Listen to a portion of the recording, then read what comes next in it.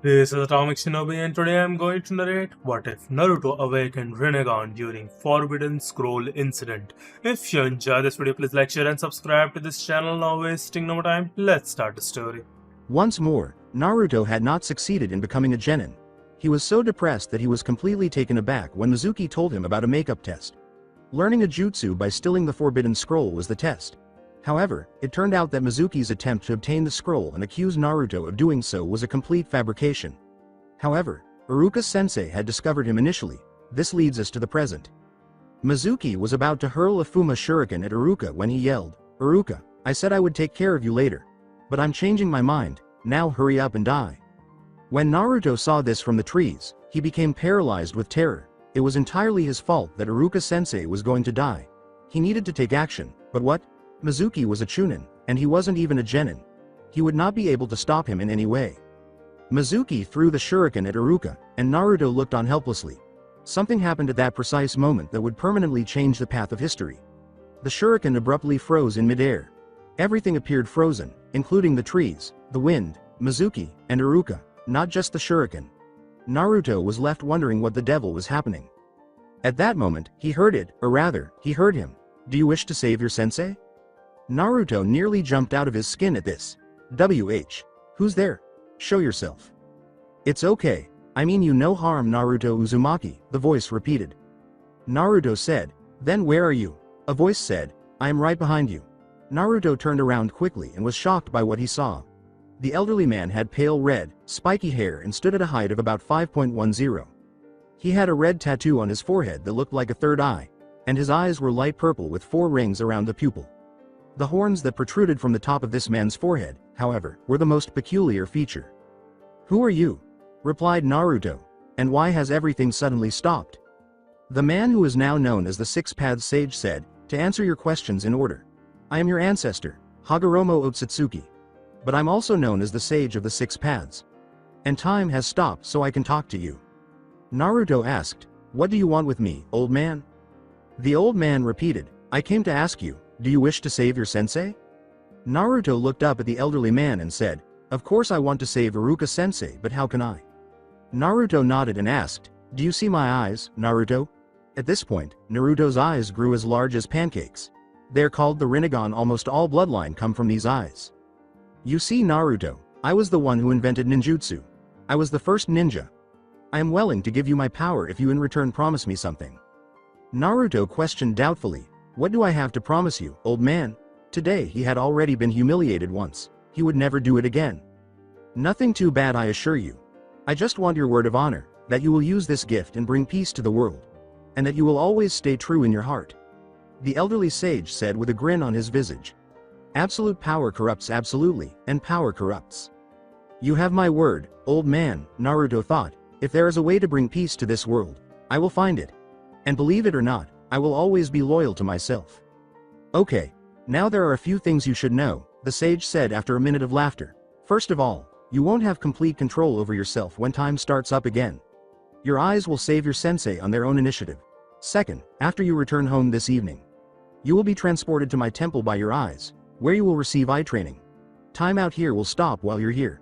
Like it is now, sort of. Naruto, are you prepared?" Naruto said, "Yes." "All right. Shut your eyes, Naruto." Naruto followed his instructions and shut his eyes. Returning to the present.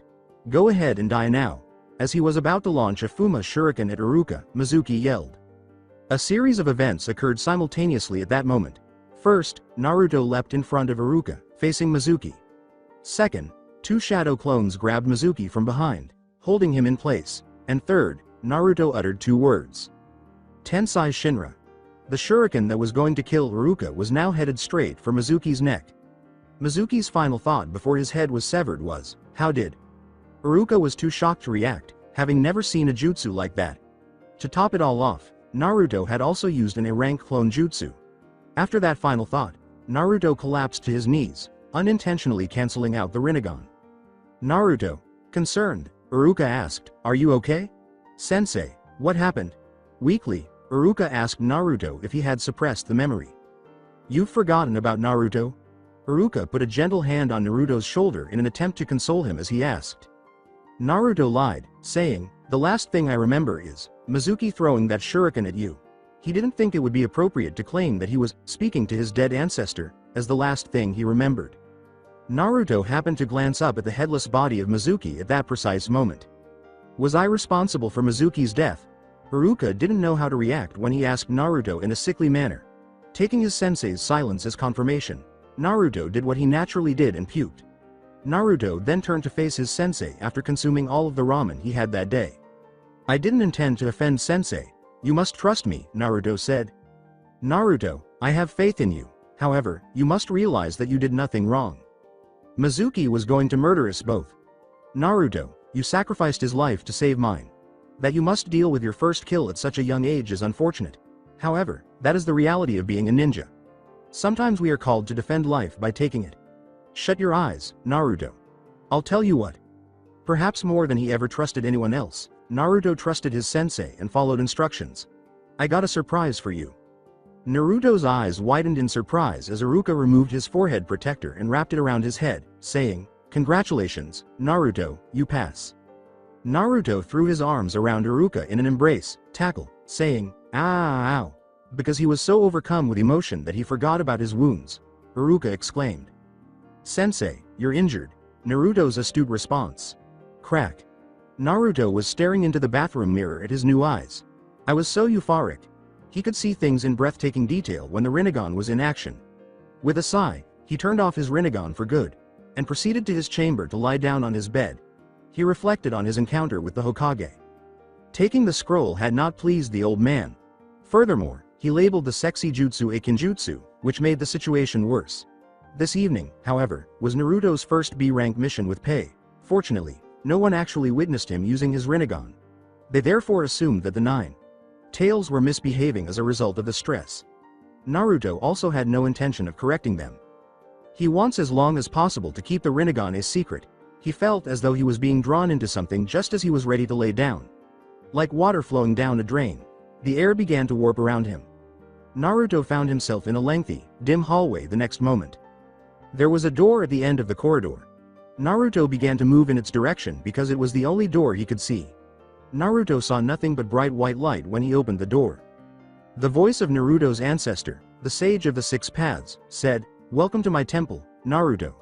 Or more specifically, welcome to the Chamber of Time and Spirit. "Old man," Naruto exclaimed, his eyes adjusting to the light. He looked around, and his jaw dropped to the ground when he realized he was in what looked like a balcony of some kind of house, with white light encircling the building as far as the eye could see. "What is this location?" Naruto asked. "Naruto, this is where you will train. Time has stopped in the outside world while you are in this room. You're going to train for the next year," the elderly man said. "Will you be the one teaching me?" asked Naruto. "Not exactly. This room serves as a portal between this world and the next, Naruto. Thus, here, spirits like me can take on physical forms. Because of this, you will have more than one sensei. Shisui Uchiha, Izuna Uchiha, and Tobirama Senju. To mention a few. However, the two who will train you the most will arrive shortly. You had better give me thanks, since I had to negotiate with the Shinigami to bring one of them here." Naruto heard something from behind him that he never imagined he would ever hear again. "My son, Naruto." "Hi, son." Looking in the direction of the newcomers, a man and a woman were spotted by Naruto. The woman had purple eyes, fair skin, and long red hair. On the other hand, Naruto had never seen her. She was really gorgeous, he had to admit. But Naruto would have recognized the man with her right away, even though he wasn't exactly the best student. Naruto recognized him despite his blue eyes and spiky blonde hair because of his long, white haori with flames adorning the bottom. He was the fourth Hokage, Konoha's Yellow Flash, and Minato Namikaze. And the man he aspired to most was Naruto's hero. He simply referred to Naruto as his son. Naruto was obviously unsure of how to respond to that. Was I just referred to as his son by him? Naruto thought. However, how is that possible? I doubt that the village would have treated me like a leper all the time if I had been a Hokage's son. If old man Hokage was aware, why did he tell me a falsehood? He told me he didn't know who my parents were, but why? Who is the woman with him, and is she my? The sage cut him off in the middle of his thoughts. "Ah, and here they are now. Naruto, allow me to introduce you to Kushina Uzumaki and Minato Namikaze, your mother and father." "Mom? Is she my mom?" Naruto thought.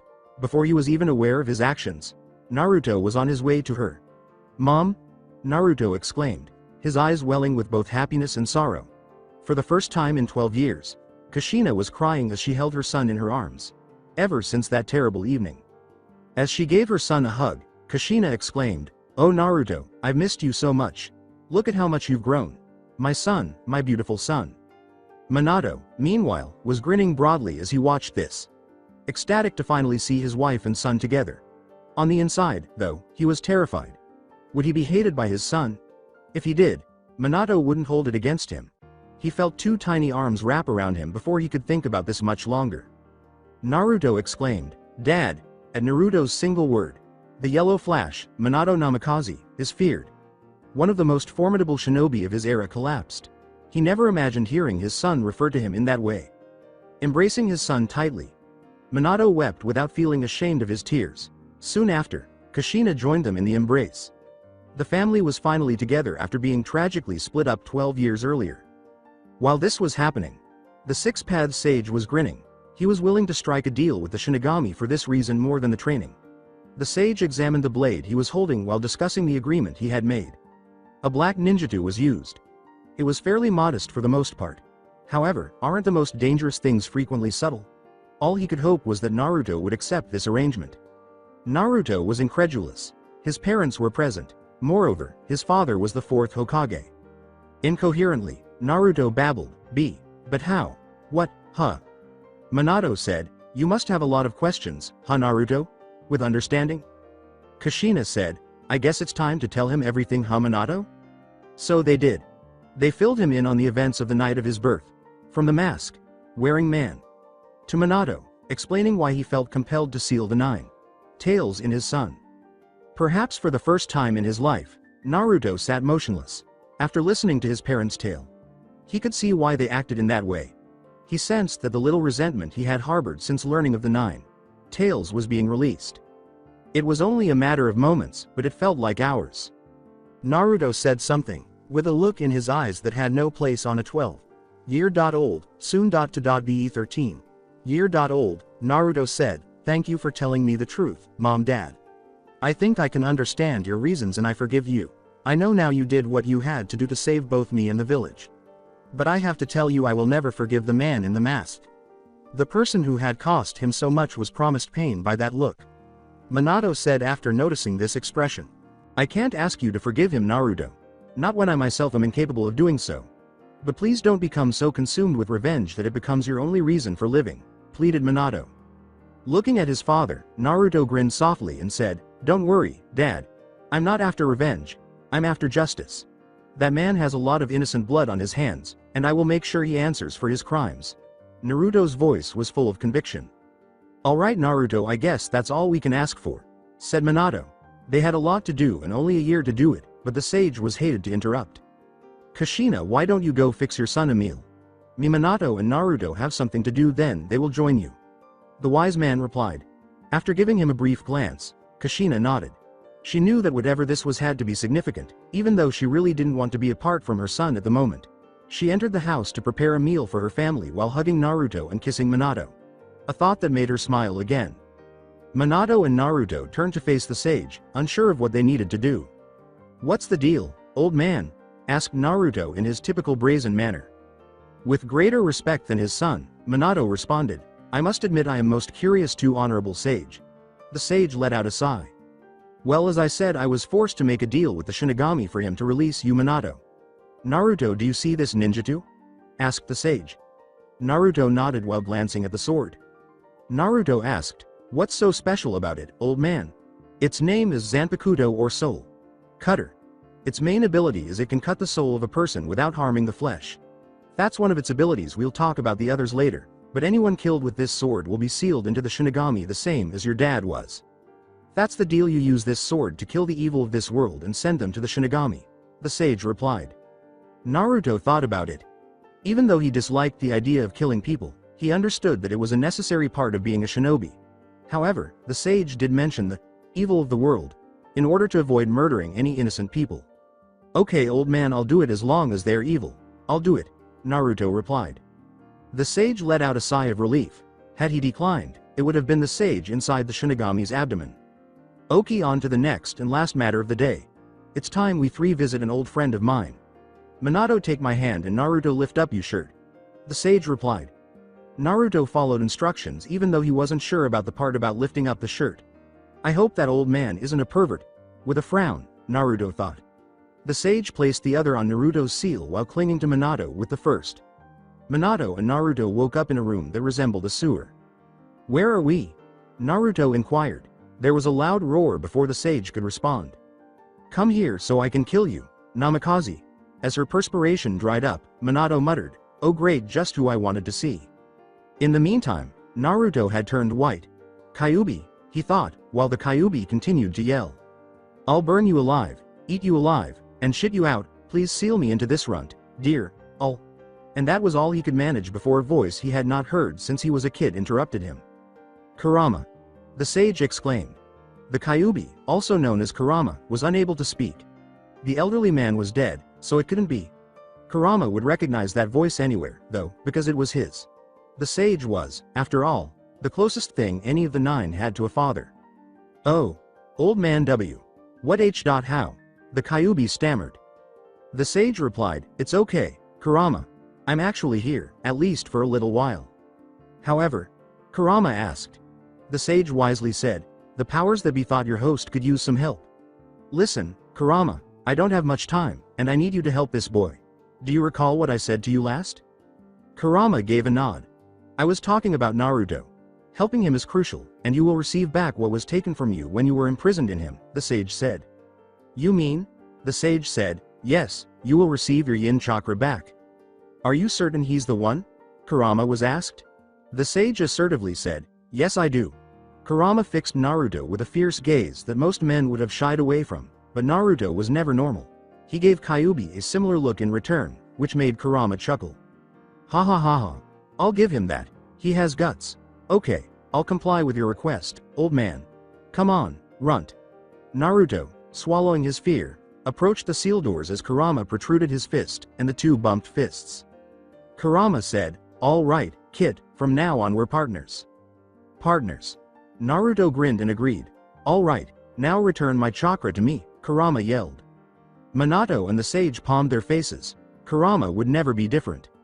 The sage said, okay Minato, I need to see your seal. Following instructions, Minato presented his seal to the elderly man.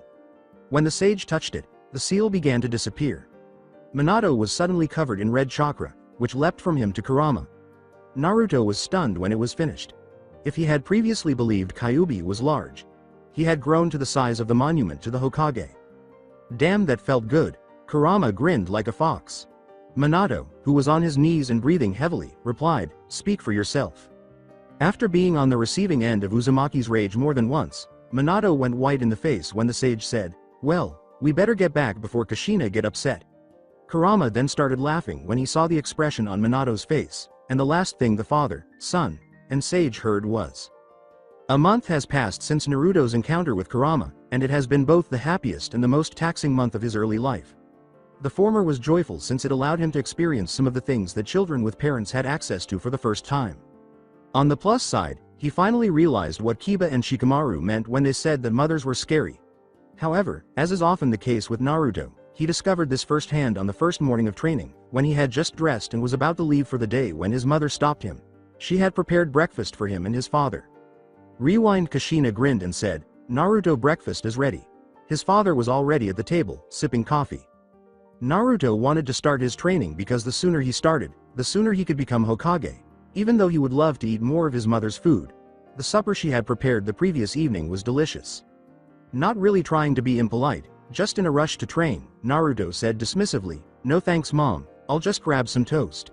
It seems that his mother did not prepare food for him to eat, because just as he turned to go, he experienced a tremendous bloodlust that would have caused Kurama to run with all 9 tails between his legs. Naruto froze in place when he heard his mother's surprisingly endearing voice. Naruto. Kun, you wouldn't throw away all of the food I prepared, would you? With a falsely sweet voice, Kushina said. His mother's hair was waving behind her like 9 tails of death, and the expression in her eyes promised pain to whoever had offended her. Naruto turned around slowly, and what he saw would be permanently inked on his mind. Minato was referred to as the smartest shinobi of his era for good reason, and Naruto could have sworn he saw the Shinigami's shadow behind her. Naturally, his father was not present either. Of course not, mother, all of a sudden, I'm starving, Naruto stammered rapidly, and then his mother returned to her usual self. What a lovely boy. His father returned to the dining room and took a seat at the table after his mother said, grinning. Where have you gone, sweetie? As she prepared Naruto's plate, Kushina was asked. The bathroom. Minato spoke a bit too hastily. Finish the flashback. Naruto trembled when he recalled that incident, and he was cautious to avoid upsetting his mother ever since. Unfortunately, this also meant that he was no longer allowed to wear what his mother referred to as a kill me orange jumpsuit. Now, he dressed like his father did when he was a genin, but Naruto's was black rather than white, and the jacket had 3 stripes down each sleeve, yellow, red, and yellow, because his mother wouldn't let him wear orange. He had his clan patch on his right shoulder and a red Uzumaki swirl on the back of his jacket.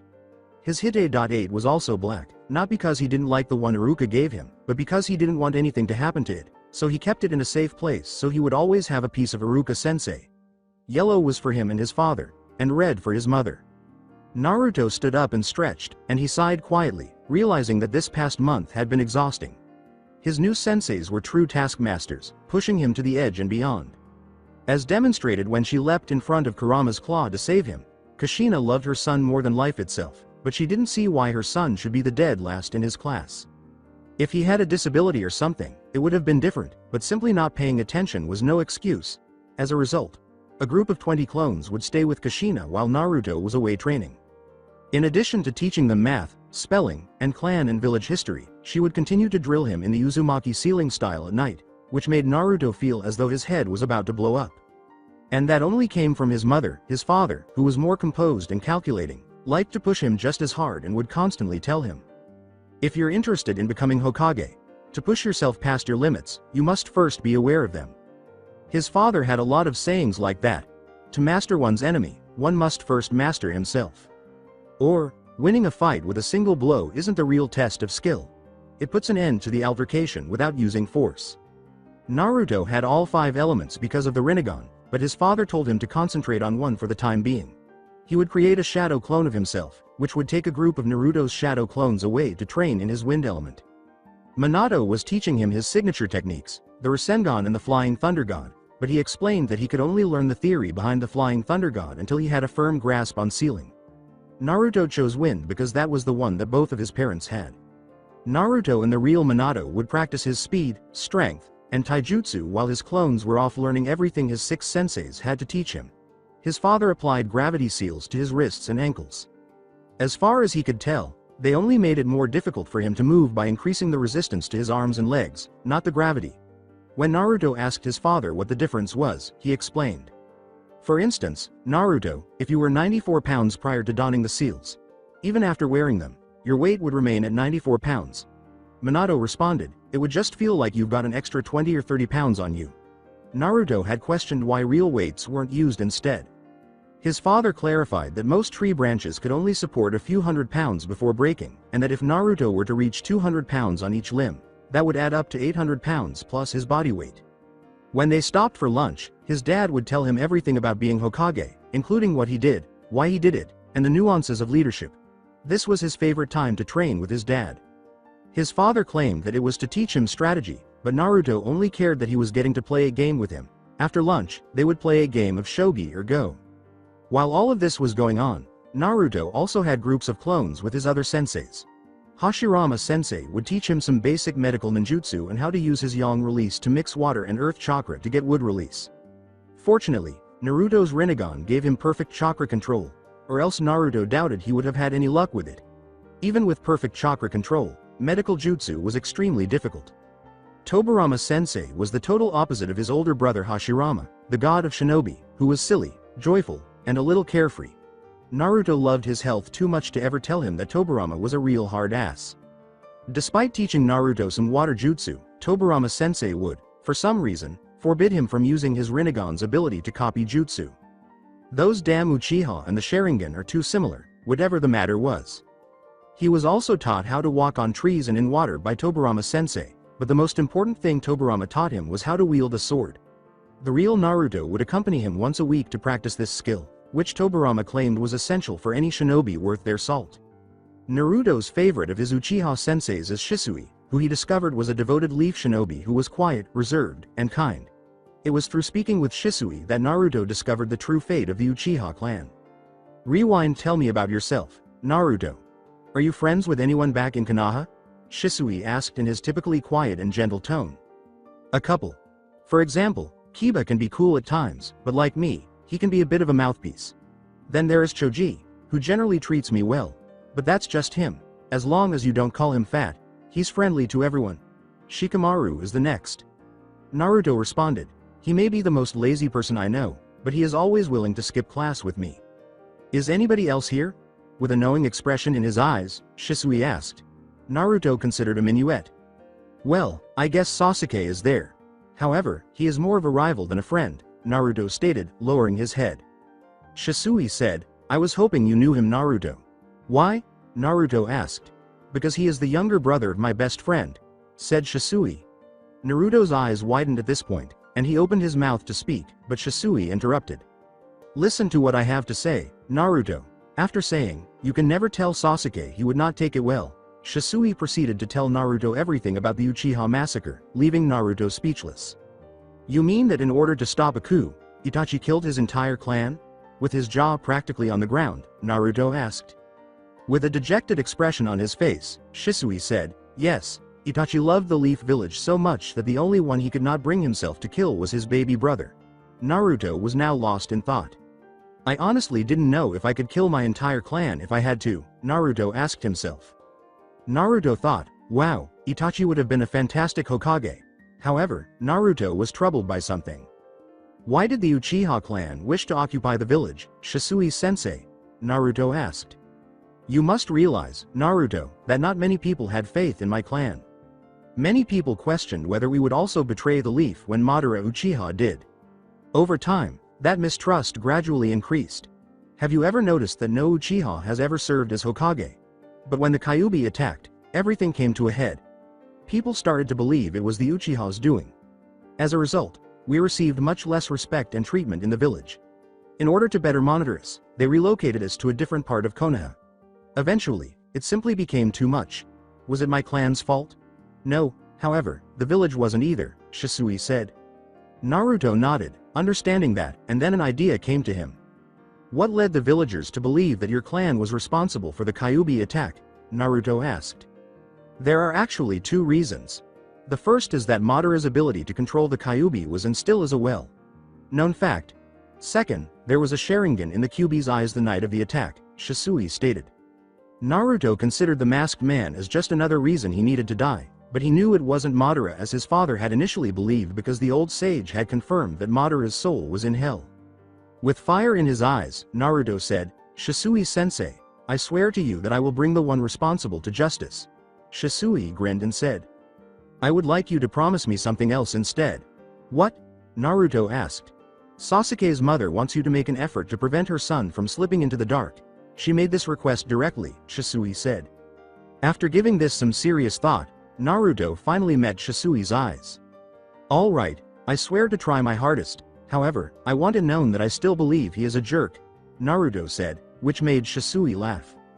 Oh yeah, one other thing Makoto-sama would like you to do, Shisui replied. What is that? Asked Naruto.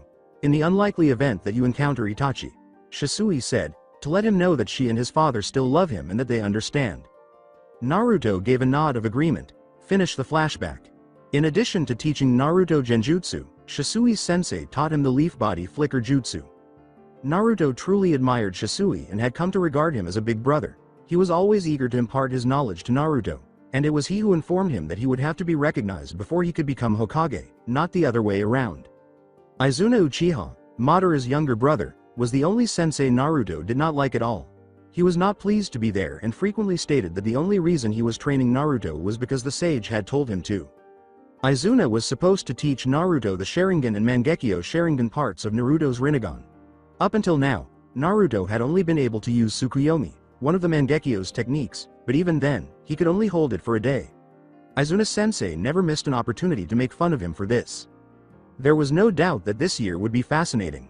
Although Naruto would always love his ramen, his mother had been forcing him to eat a more balanced diet, which wasn't always the tastiest, but he couldn't argue with the results.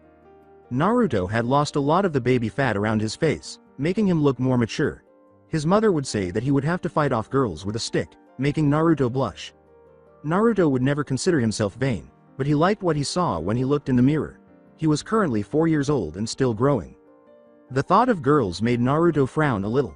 The downside of having his intelligence increased was he could now see things.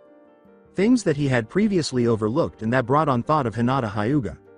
Before his transformation, so to speak, he had always thought that Hinata was dark, sickly, and just plain weird. Now, though he knew the truth, she wasn't weird. She was shy. The blushing, the stuttering, and fainting all made sense to him now that he thought about it. What hadn't made sense to him was why it seemed to be worse around him. So Naruto had what he thought was a good idea. He would ask his mom. I mean, look at it from his perspective. His mom was a girl and so was Hinata. So surely his mom would know why she would always blush and faint around him. Yeah, that turned out great, thought Naruto sarcastically. It turned out his mom did know why Hinata would blush and faint around him, and she took great pleasure in explaining it to her son, then teasing the life out of him. It's not my fault I didn't know. It's not like I got a lot of experience with girls, thought Naruto. The issue with knowing that Hinata had a crush on him was that Naruto wasn't entirely sure how he felt about her. When I get back, I'll try to get to know her. If all it turns into is friendship, that's fine by me, Naruto thought. Sakura Haruno was another girl that he thought was attractive, but in retrospect, her attitude left a lot to be desired. In reality, when he first developed feelings for her, she wasn't that bad, but that was before she became obsessed with Sasuke.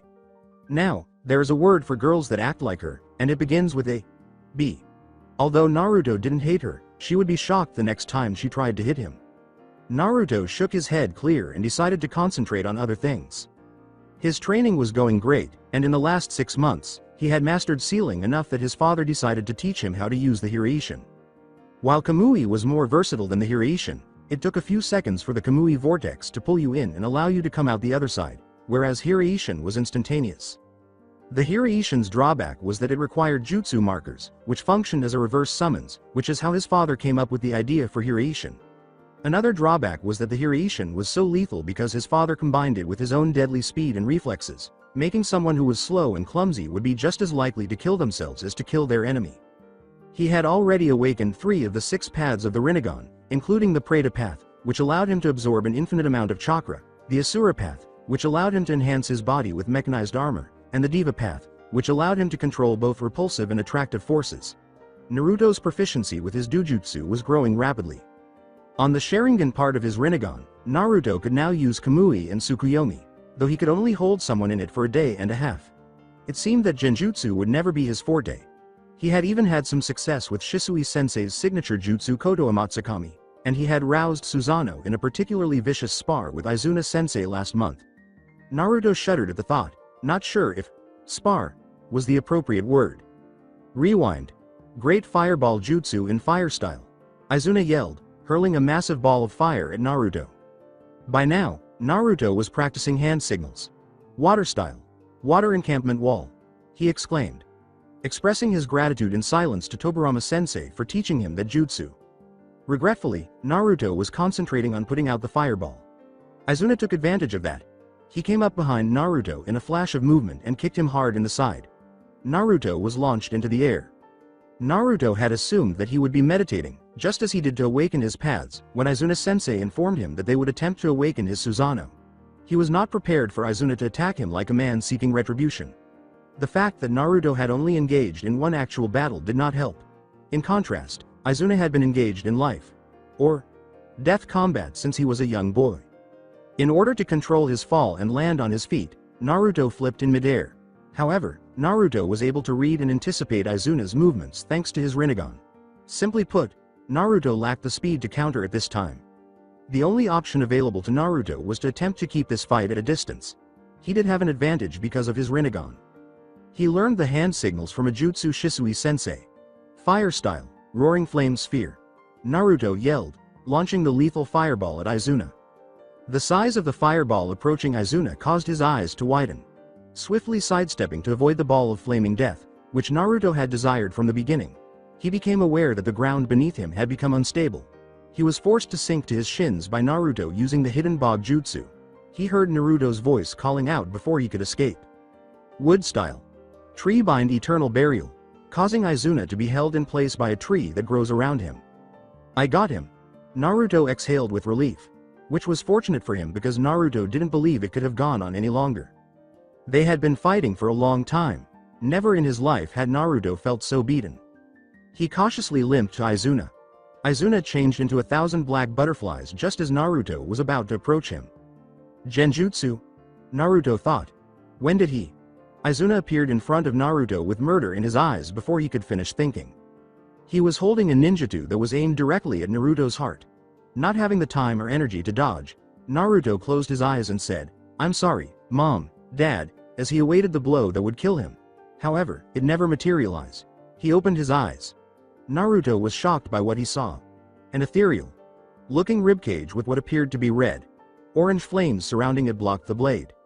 Izuna said, "We're done for today." His murderous expression had vanished, leaving his face in its typical impassiveness, but Naruto noticed something odd in his eyes. Was pride involved? Finished the flashback, Naruto shook his head and went out of his room to deal with whatever the day had in store. Skip in time. Naruto had been training in the Spirit and Time Chamber for a year at this point. Naruto had undergone significant change in that year. At a respectable 5.2, he had grown his hair to resemble his father's, but it was different enough that Naruto could still be himself. It looks like Menma's from Road to Ninja. His face was thinner, and he now had a serious expression in his eyes that he had not had before. At a farewell party held in his honor yesterday, he bid farewell to each and every one of his sensei. Old Man Sage came to wish him well, and all of his senseis were present. With the exception of Izuna Sensei and Tobirama Sensei's constant glaring at one another throughout the evening, the party was a lot of fun. All of his senseis, including Izuna Sensei, had grown close to him. After Naruto had overcome the barrier he had erected around himself. In actuality, he was a decent man. The two people he didn't want to have to say goodbye to the most were the two that were now the only ones left, his parents. Minato asked with a dejected expression, "Have you got all your things, son?" Naruto looked at the ground and said, "Yeah, Dad, I'm all packed." Minato said, "Well, we better not keep your mother waiting." To get his father out of the chamber, Naruto dragged him out of the house and to the door. His mother had tears in her eyes as she waited. Naruto approached his mother and embraced her, causing his own eyes to well up with tears. Naruto sadly said, "I wish I didn't have to leave." "I know, Naruto, we wish the same. But you belong with the living sun, they need you. We will see each other again someday. Until then, just know that we love you and we always will. Now promise me you will take care of yourself, Naruto," Kushina replied. "Remember what you have learned, Naruto. Stay strong and achieve your dream.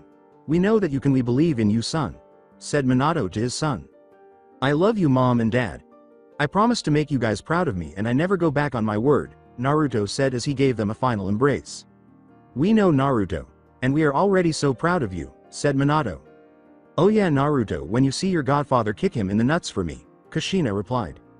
Naruto agreed, laughing. One final time before Naruto left, he told his parents how much he loved them, returning to his life and embarking on an entirely new journey.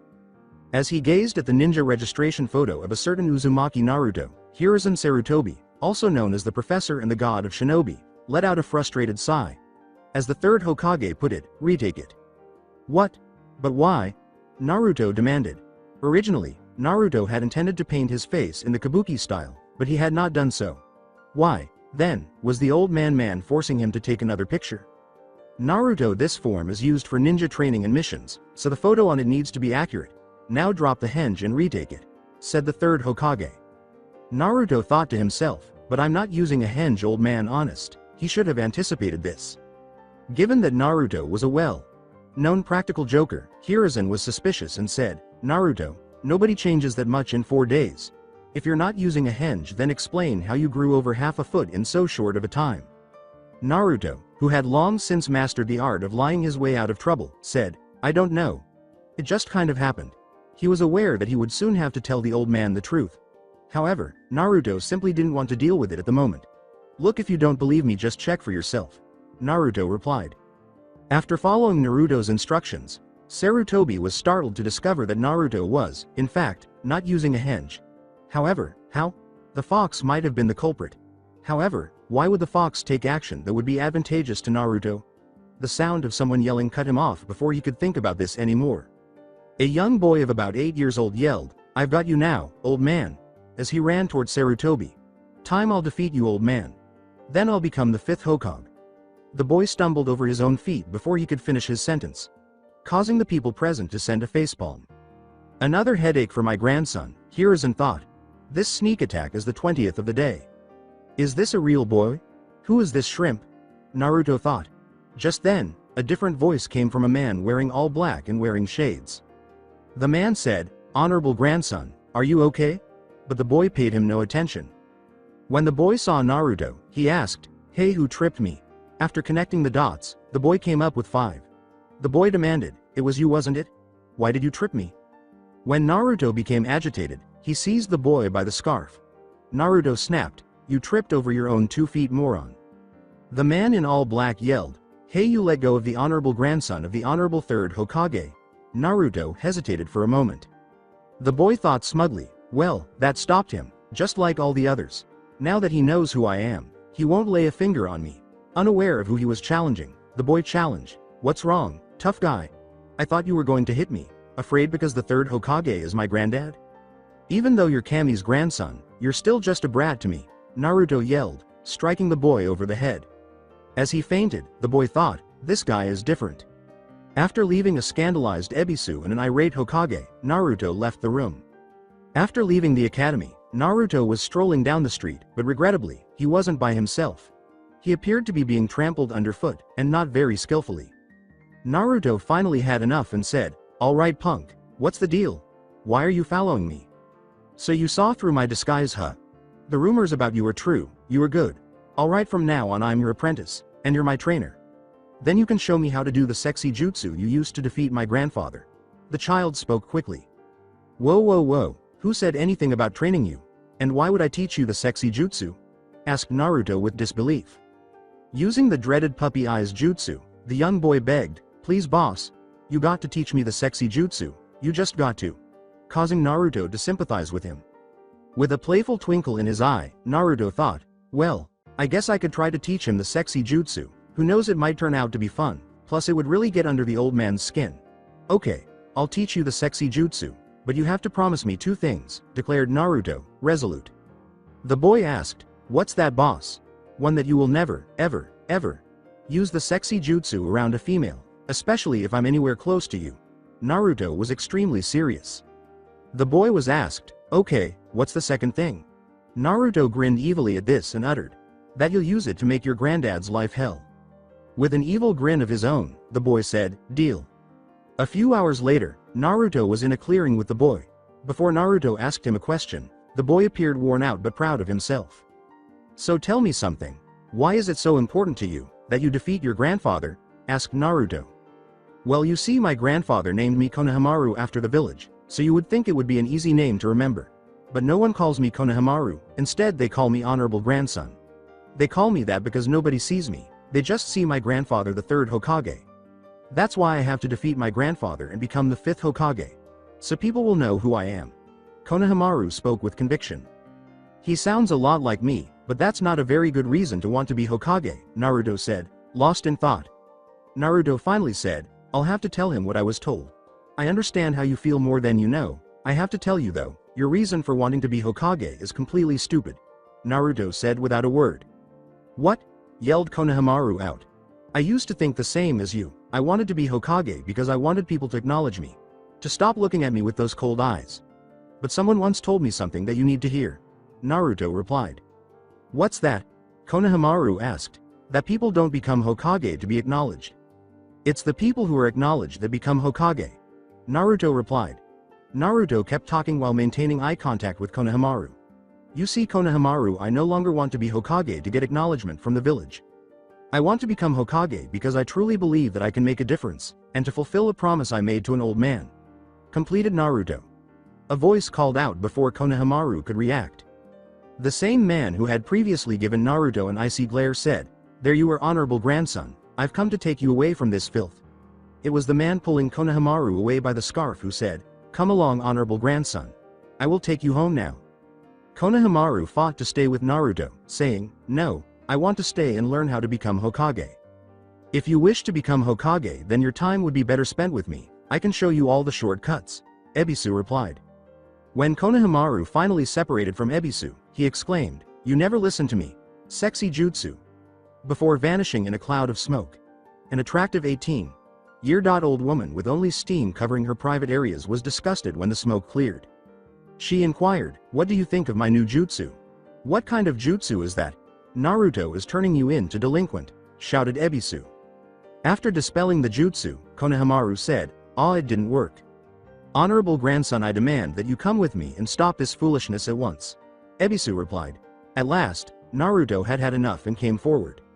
Naruto exclaimed, "Shadow clone jutsu," as he was now encircled by 20 replacements. When Ebisu saw this, he said, "Hey, I'm not impressed. I'm a Chunin, an elite. I'm far above some lightweight like Mizuki. Watch how a real ninja defeats an upstart," finishing Ebisu pompously. The clones all shouted at once, giving in to 20 Naruto's sexy jutsu. "I told you already I am above such tactics. You will have to do better than that to take me down. I am an elite," shouted Ebisu. The clones served only as a distraction as the real Naruto suddenly exploded out of the ground and delivered a powerful uppercut to Ebisu's chin. The blow knocked Ebisu back into unconsciousness. Naruto said icily, "Yeah, you're an elite all right, and yet you still got knocked the hell out." Konohamaru exclaimed, "Wow boss, you did it," with a strong hint of hero worship in his voice. "Yeah, hey listen Konohamaru. I've got to go home now. I'm finding out who my sensei is going to be tomorrow. But remember what I said about becoming Hokage. There are no shortcuts to it, okay? If you want to be Hokage you have to become strong, and that takes time and hard work. You got a long road ahead of you full of sweat and tears, but if keep at it you'll make it one day. You and me will fight for the title of Hokage," Naruto replied. Although Konohamaru yelled, "Fine then, from this moment on we're rivals," he was grinning on the inside because he had at last found someone who didn't see him as his grandfather.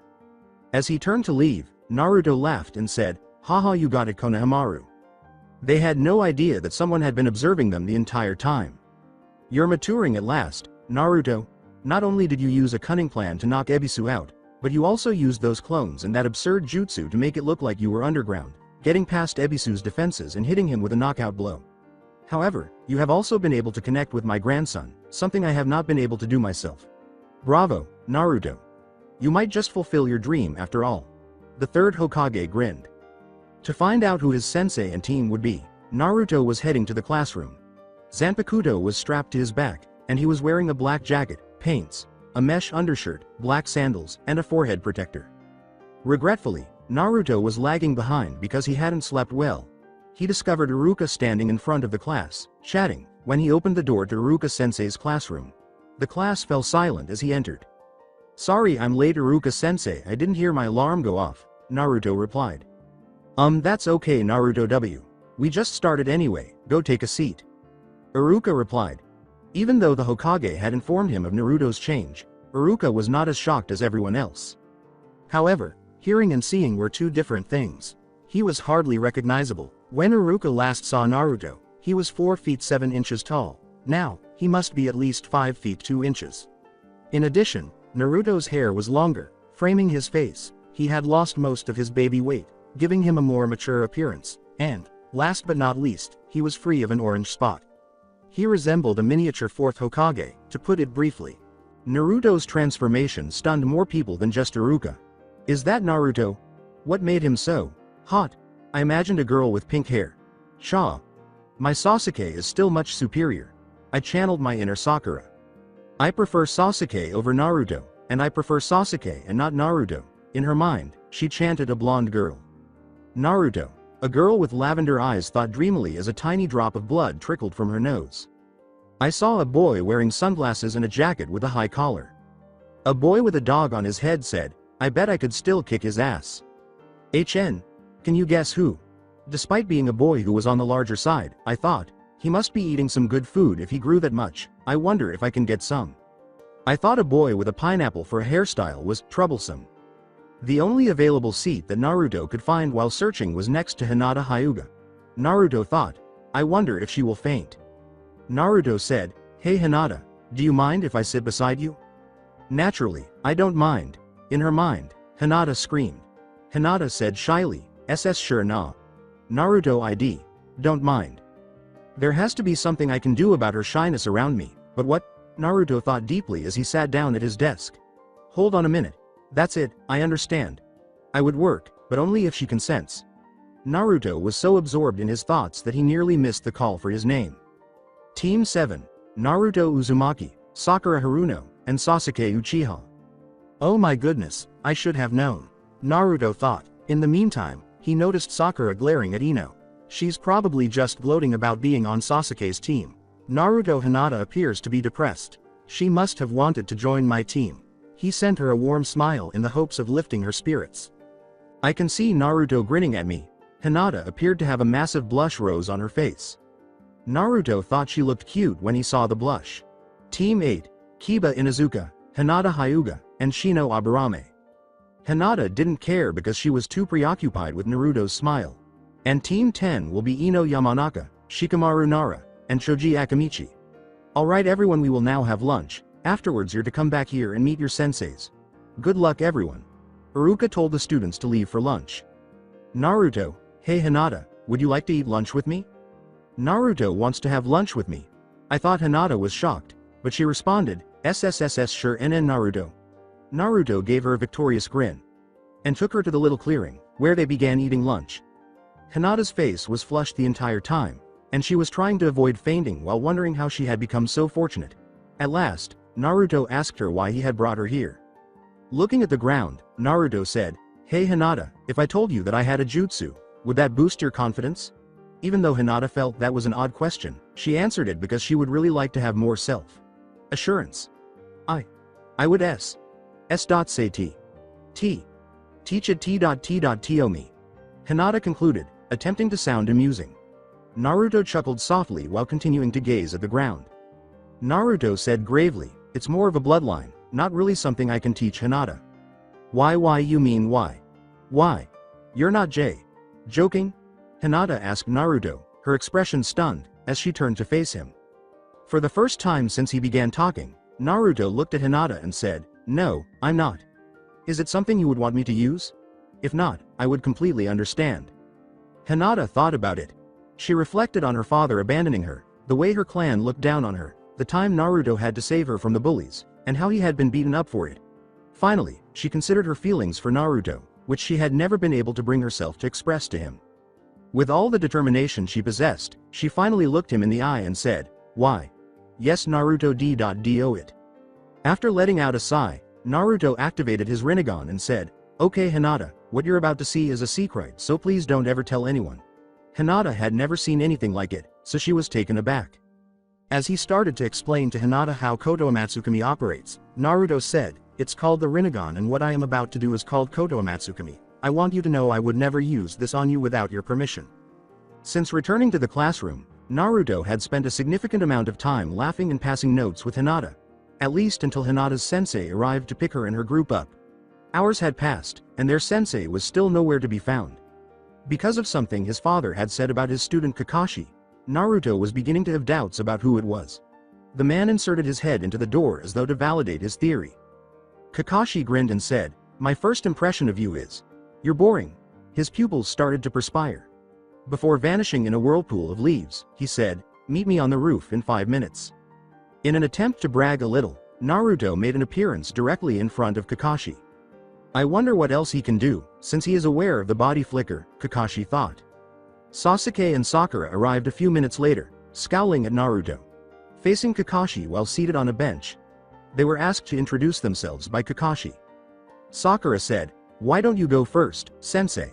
My name is Kakashi Hitaki, and I have a lot of hobbies. My likes are nothing to do with you, and my dislikes are nothing. We only found out his name, was the thought that ran through all 3 genera. Kakashi said, Okay, now why don't you go blondie?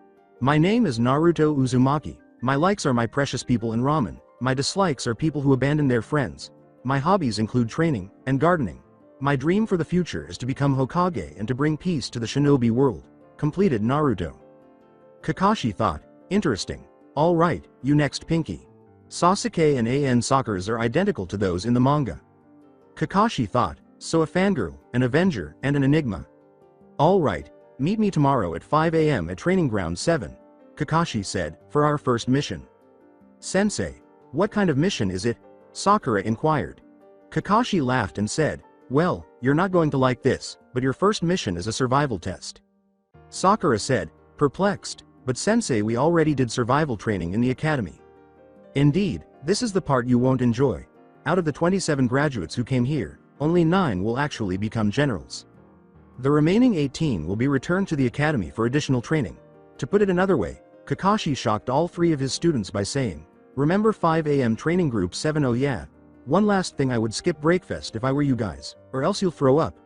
This is a make or break, pass or fail exam with at least a 66% chance of failing." Before he body flew away, leaving his students lost in contemplation, Kakashi said this. Sakura thought, "This is a test of love, and I won't be separated from Sasuke. I will pass and become stronger to defend my clan. I won't fail," Sasuke thought. "Don't eat breakfast, is that what kind of advice?" Naruto thought. Naruto was agitated when he woke up and noticed that it was only 3:30 AM when he checked his alarm. Naruto detested rising early. His father had told him everything about his students, including how Kakashi began to arrive late for everything but missions after Obito's passing. Naruto was giving him one chance, though, and he would not be waiting for him again if he failed to arrive on time today. He was heading to his shower. Perhaps it wasn't appropriate to use Konohamaru on Hinata, he thought as he began to run the water yesterday.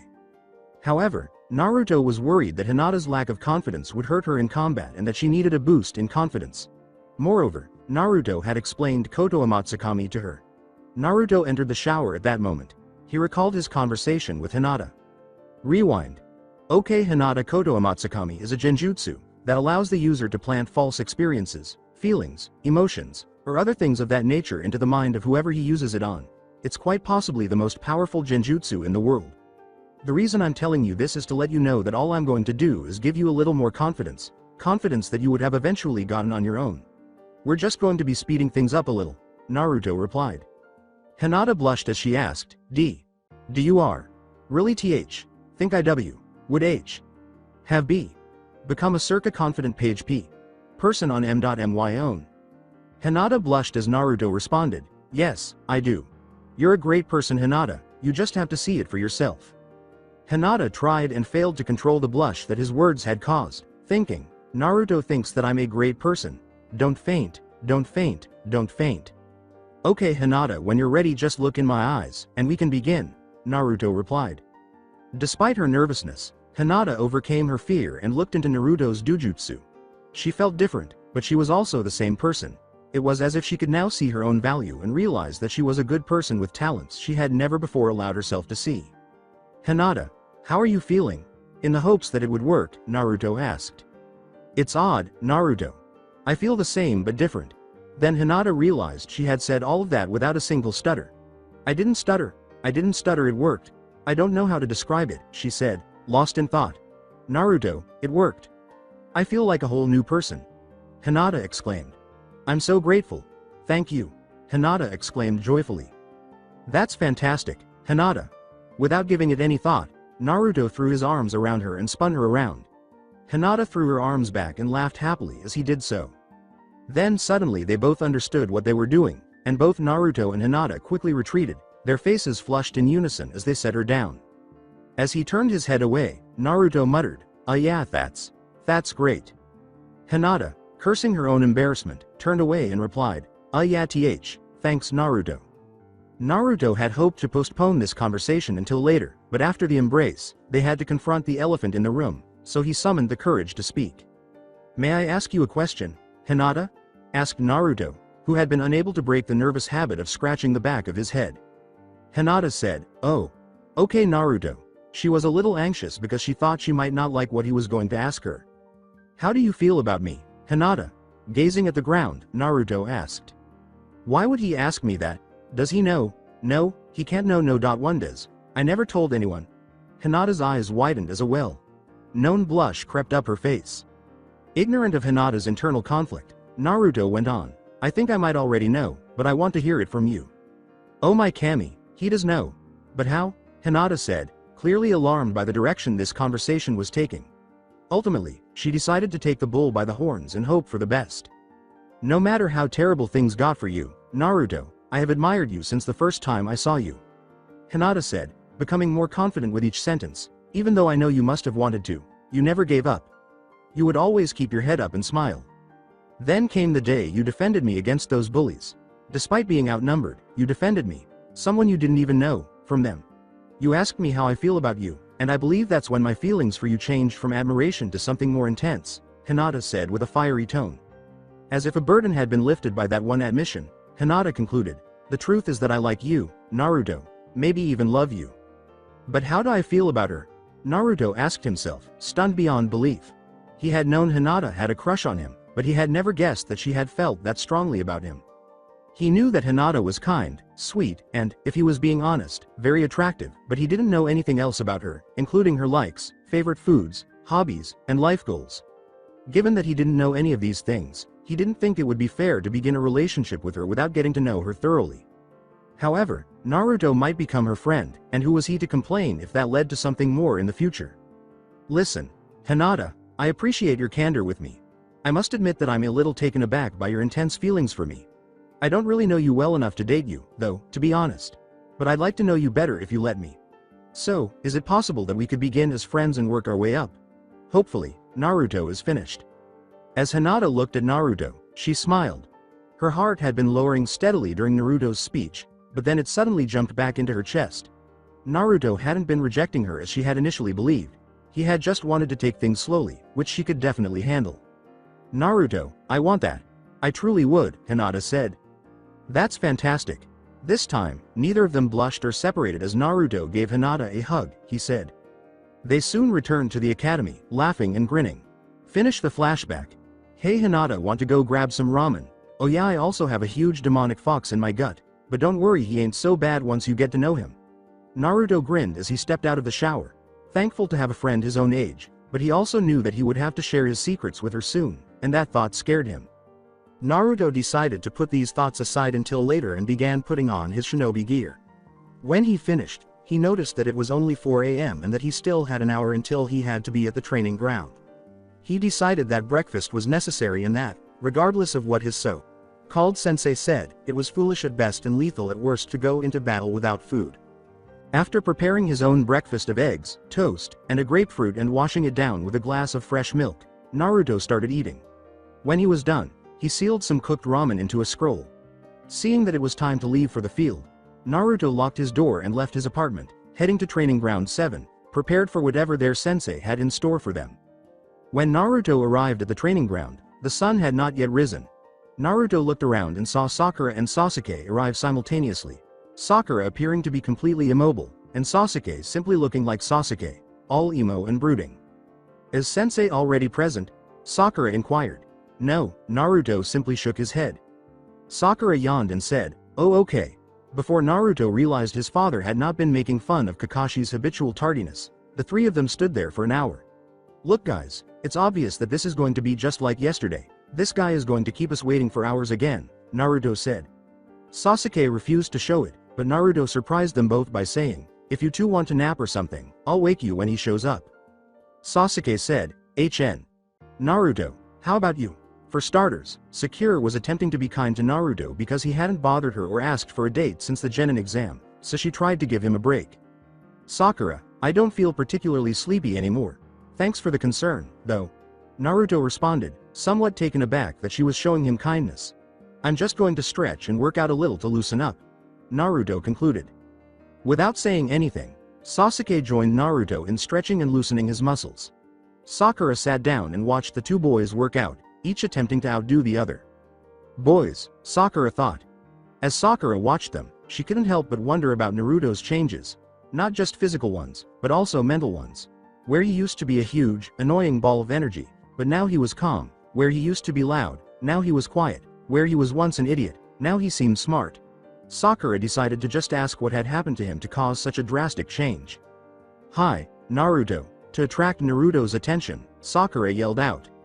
When he saw that Sakura wanted to ask him a question, Naruto stopped in the middle of his push up and got up to approach her. Sakura, yes? Naruto asked. I wanted to know why you seem so different, Naruto. Sakura remarked, you seem like a completely different person. You're taller and more composed. Knowing that Sasuke was also listening in, Naruto shrugged and said, not quite knowing how to respond. Puberty? Sakura blushed to the roots of her hair after Naruto gave her a slashing response. "I hope you forget that I asked Naruto," Sakura said, embarrassed that she had asked. Naruto shrugged once more and returned to his battle with Sasuke. Sakura closed her eyes and leaned against a tree, deciding to take a nap. The sun was beginning to rise in the sky when Sakura was awakened by Naruto and Sasuke after they had finished their workout. Sakura became agitated and asked, "Where is he?" When Kakashi appeared in front of them, he said, "Right here." "You're late," Sakura yelled. Kakashi lied cheerfully, "Well, you see, a black cat crossed my path, so I had to find alternate route." Liar. All three of them were thought of. Kakashi decided to change the topic after noticing his students staring at him. With a sudden alarm, Kakashi said, "Okay, let's get started." He placed the alarm on a post for training. "You've got until noon to pick up one of these bells from me." Kakashi finished by displaying 2 bells for his students to see and saying, "Whoever doesn't get a bell before the alarm goes off will fail this test and go back to the academy. They will also be tied to the post and have to watch as the others eat lunch." Sakura and Sasuke thought, their stomachs growling, so that's why he told us not to eat breakfast. Naruto said, "I'm glad I ate breakfast." Everyone gave him a disbelieving look. Kakashi asked in a distressed tone, "Why did you disregard my order not to eat, Naruto?" As if it were the most obvious response in the world, Naruto said, "Because you didn't order us not to eat, you advised us not to eat, and I don't take bad advice, so I ate. Besides, it's foolish to go into battle on an empty stomach." He worked that out, huh? How will he respond to the test, though? Kakashi thought. When I didn't figure that out, how did the Dobi? Not sure how to handle this, Sasuke asked himself. Did Naruto simply apply reason? Naruto has been using logic since when? Thought Sakura was taken aback. Inner Sakura was equally perplexed. Sakura noticed something and shook her head clear. Sakura said, "Hey sensei, how come there are only 2 bells?" Kakashi said in a malevolent tone, "Noticed that, have you? It's so one of you fails no matter what." All 3 genin were shocked. "I will succeed. I must exact revenge on my clan. I refuse to return to the academy," Sasuke fiercely thought. "I can't fail. I will not be able to spend time with Sasuke if I fail," Sakura thought in a panic. "Shaw! Regardless of who we have to destroy, we will receive a bell," Inner Sakura yelled. But Naruto was lost in his thoughts. His father had told him that a shinobi should always look beneath the surface. This also had a fishy smell. This sounds incorrect. If one of us has no chance of passing, why would they put us on a 3-person team? It seems as though he is attempting to set us against one another, and it makes no sense. However, why would he deliberately set us against each other? Unless, of course, a test within a test, that's all. Even though one of us will still fail, he wants us to work together, Naruto thought. With seriousness, Kakashi said, "One more thing before we start, come at me with intent to kill, otherwise you will lose." Sakura asked, "But sensei, what if you get hurt?" Kakashi responded boredly, "Oh, don't worry about me, somehow I think I will be fine." Kakashi exclaimed, "All right, ready? Begin," as the 3 genin vanished. As he searched for any indication of his students, Kakashi thought, a shinobi must be able to move and hide undetected. Well, at least they mastered that. As he took out a signed copy of Uchiha, Kakashi thought, I wonder if I got time to read a chapter. He laughed perversely and continued on his way, unaware that a beetle had just puffed out of existence up in a tree. Naruto is back. When Naruto got his clone's memories, he was searching for his teammates. When Naruto recalled something his parents had said, he grinned a genuinely malevolent grin. A small flashback around the kitchen table, Naruto, his father, and mother were chatting. His father was discussing Kakashi Hatake, one of his best students. It's sad, but after Rin and Obito died, Kakashi changed. He became more like Obito, always arriving late to things that weren't missions, making up terrible excuses for being late, and even, his wife interrupted his father before he could finish. Kushina remarked slyly, became hopelessly addicted to that smut your sensei, writes Minato.kun. Final mini flashback. Naruto thought, if only he could locate his teammates. He heard a shrill scream that could only have come from Sakura, as if to address his issue. Kakashi appeared to have discovered her first. Sakura and I had a few minuets earlier. I must locate my Sasuke. I will not allow Kakashi to take him. Sakura thought as she dashed through the woods.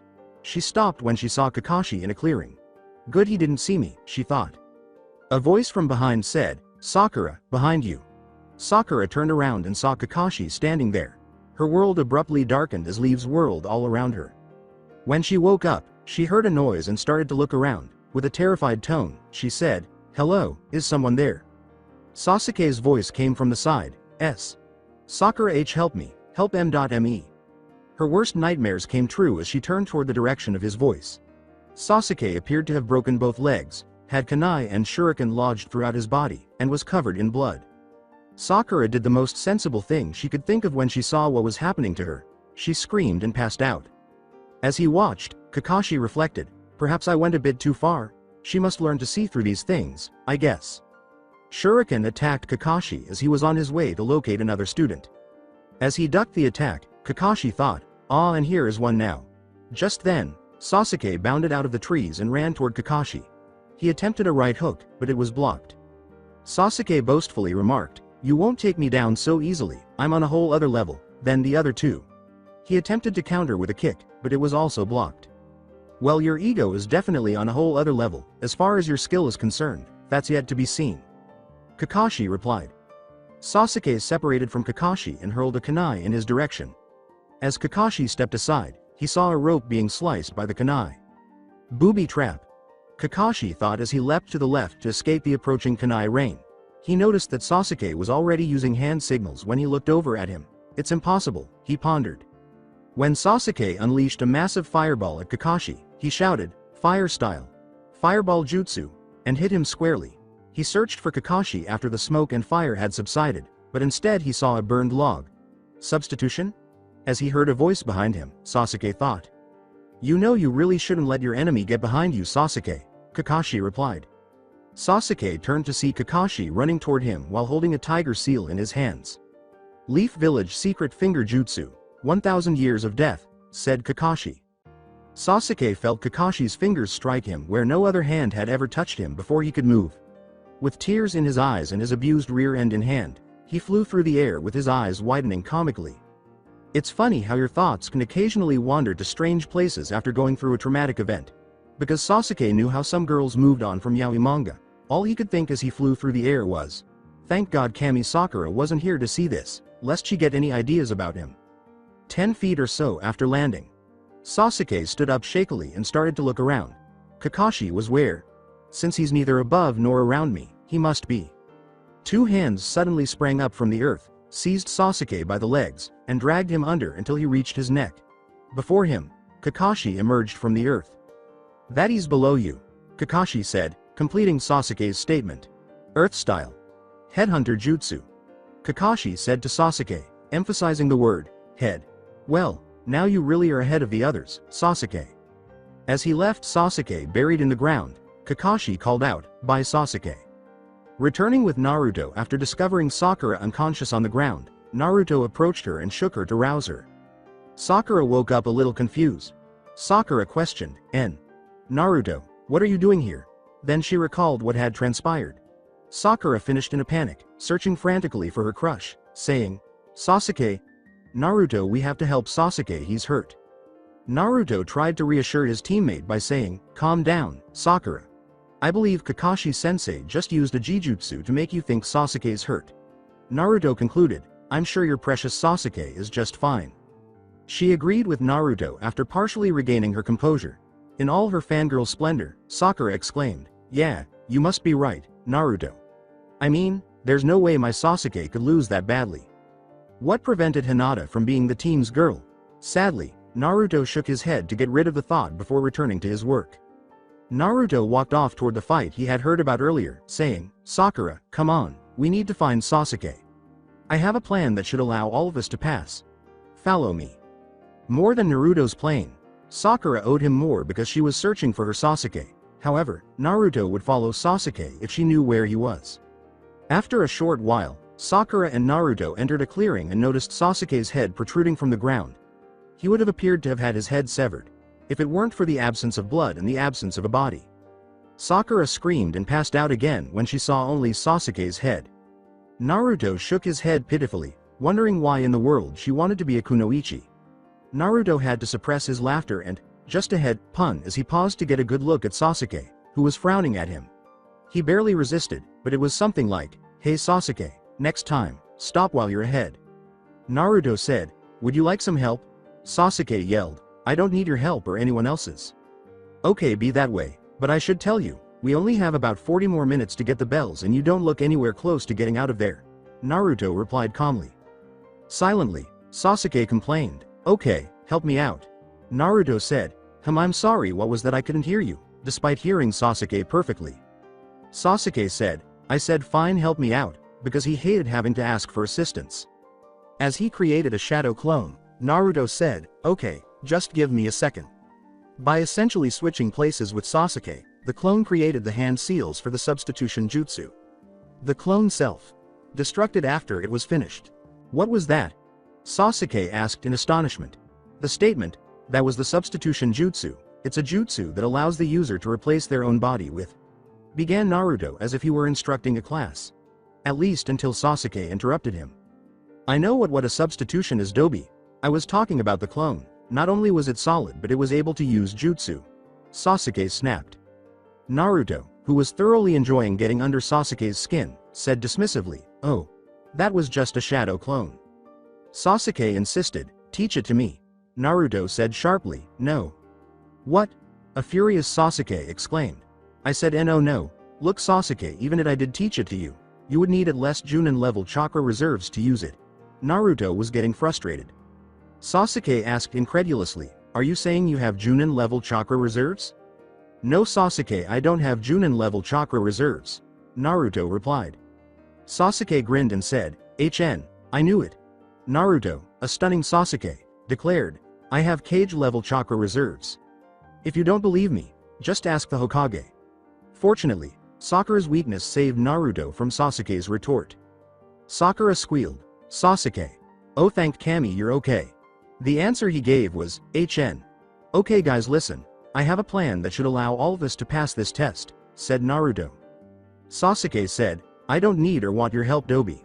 Sasuke's biggest fan yelled, yeah, Sasuke.kun doesn't need your help, idiot, in an attempt to win over Sasuke. Yes, that Sakura we all love to hate was there. Naturally, Sasuke chose to ignore her.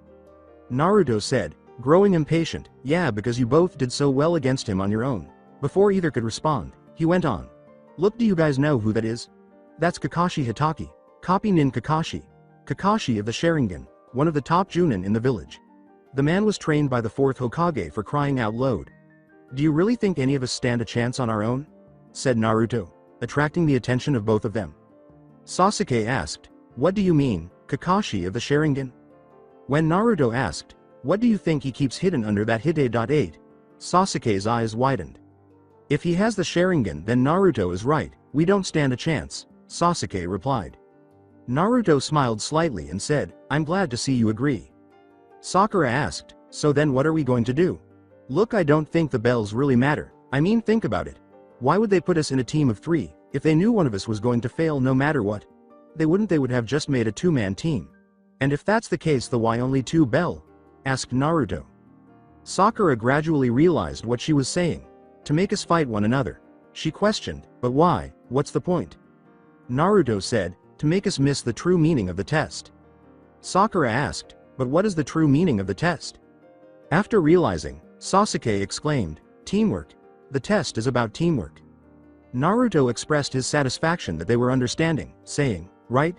The bells were just a red herring, to keep us from seeing the truth. Sasuke said, so all we have to do to pass is work as a team. Sakura asked, but what if we are wrong? What then? Naruto said, that's where my plan comes in. Sasuke asked, and what is your plan? Kakashi brought something with him today, something that he values as much as his own life, something that has no place on a battlefield, something that he wouldn't expect us to go after, said Naruto with a wicked grin. With an evil grin that matched Naruto's, Sasuke suddenly remembered Kakashi putting a small book away while they were fighting. Sasuke, anticipating his revenge for Kakashi's little ass poke, said, let's do it. Time was nearly up when Kakashi returned to the training logs. Kakashi lamented, looks like another group of genin is going back to the academy. He had hoped that this would be the group that made it in the end. Kakashi's danger suddenly exploded. Jumped to the left as he was struck by a kunai. He was about to pursue Sakura after spotting her when he heard one of his students yell. Saying, fire style. Fireball jutsu. Sasuke exclaimed. Because of Sakura's steady flow of kunai, Kakashi was only able to jump to the left once more as a fireball approached him.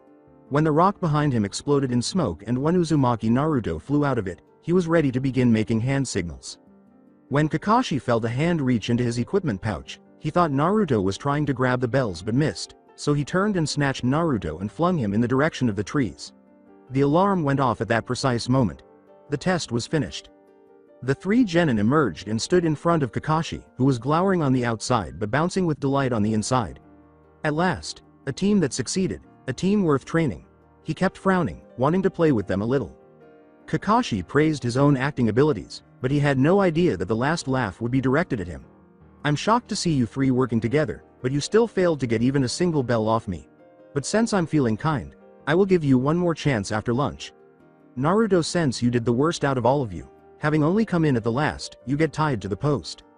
As if he knew something you didn't, Naruto said, I don't think so, Kakashi-sensei, in fact I think we all pass. Oh, and way is that? Kakashi asked, feeling a little uneasy due to the three malevolent smiles on the genin's faces. Naruto then displayed Kakashi's most valuable item, a signed copy of Uchiha. In fact, Kakashi discovered that his book was missing when he reached into his equipment pouch. Naruto stuck an incendiary note on the book and said, because if you don't pass us, the book gets it. Kakashi was unaware that Naruto had placed a Hiashi seal on the book when he reached into his equipment pouch. Naruto pulled the book from the pouch after Kakashi threw him. What makes you think I care about some book? Kakashi asked, hoping to bluff his way out of this situation. Acting as though he was going to set the note off, Naruto said, oh okay, then I guess you don't mind watching it burn. Kakashi, on his knees and crying, yelled, okay, you all pass. Just give me my book back. The genins were ecstatic because they were now actual ninja, and Kakashi was ecstatic because his book was back. He got up and said, okay team, meet me here tomorrow for training and our first team mission, before he departed in a flurry of leaves after inspecting it for damage. Sasuke and Sakura from the bento boxes Kakashi brought, Naruto the ramen he brought, and the genins to finish their lunches.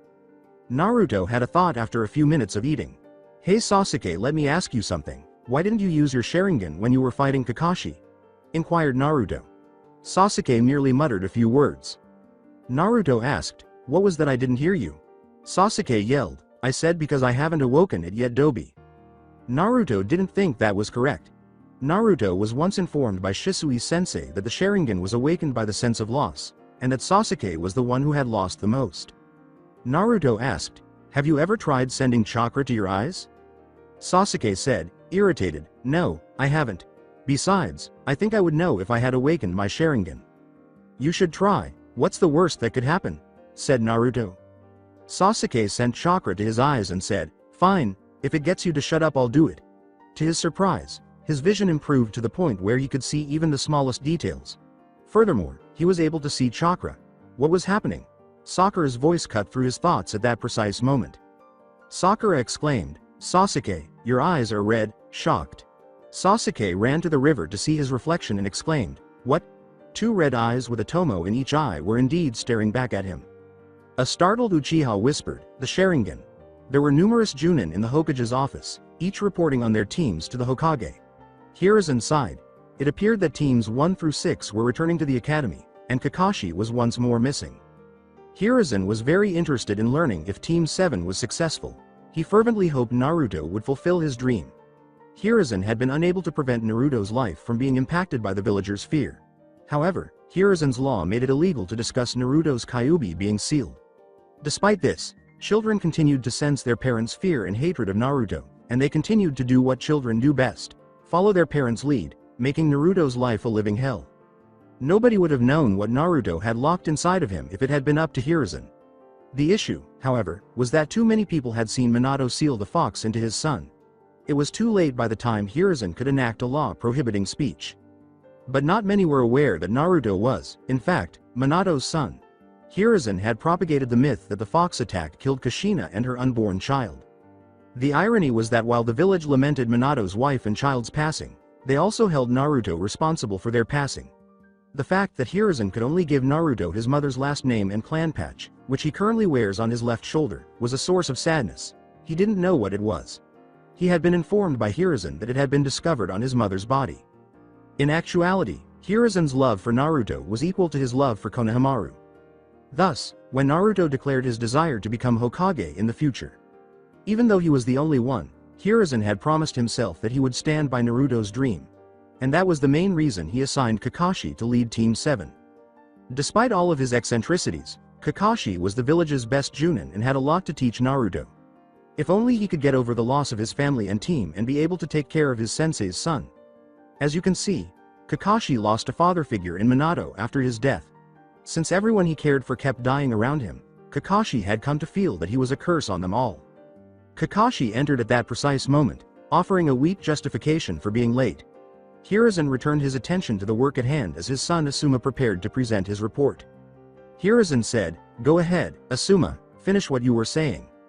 Asuma lit another cigarette and said, "Team 10, consisting of Ino Yamanaka, Shikamaru Nara, and Choji Akamichi pass." Curious about the new generation of the Ino Shika Cho trio, Hiruzen asked, "And what is your assessment of them?" "Well, as you would expect from the kids of the previous Ino Shika Cho trio, they complement each other well as a team.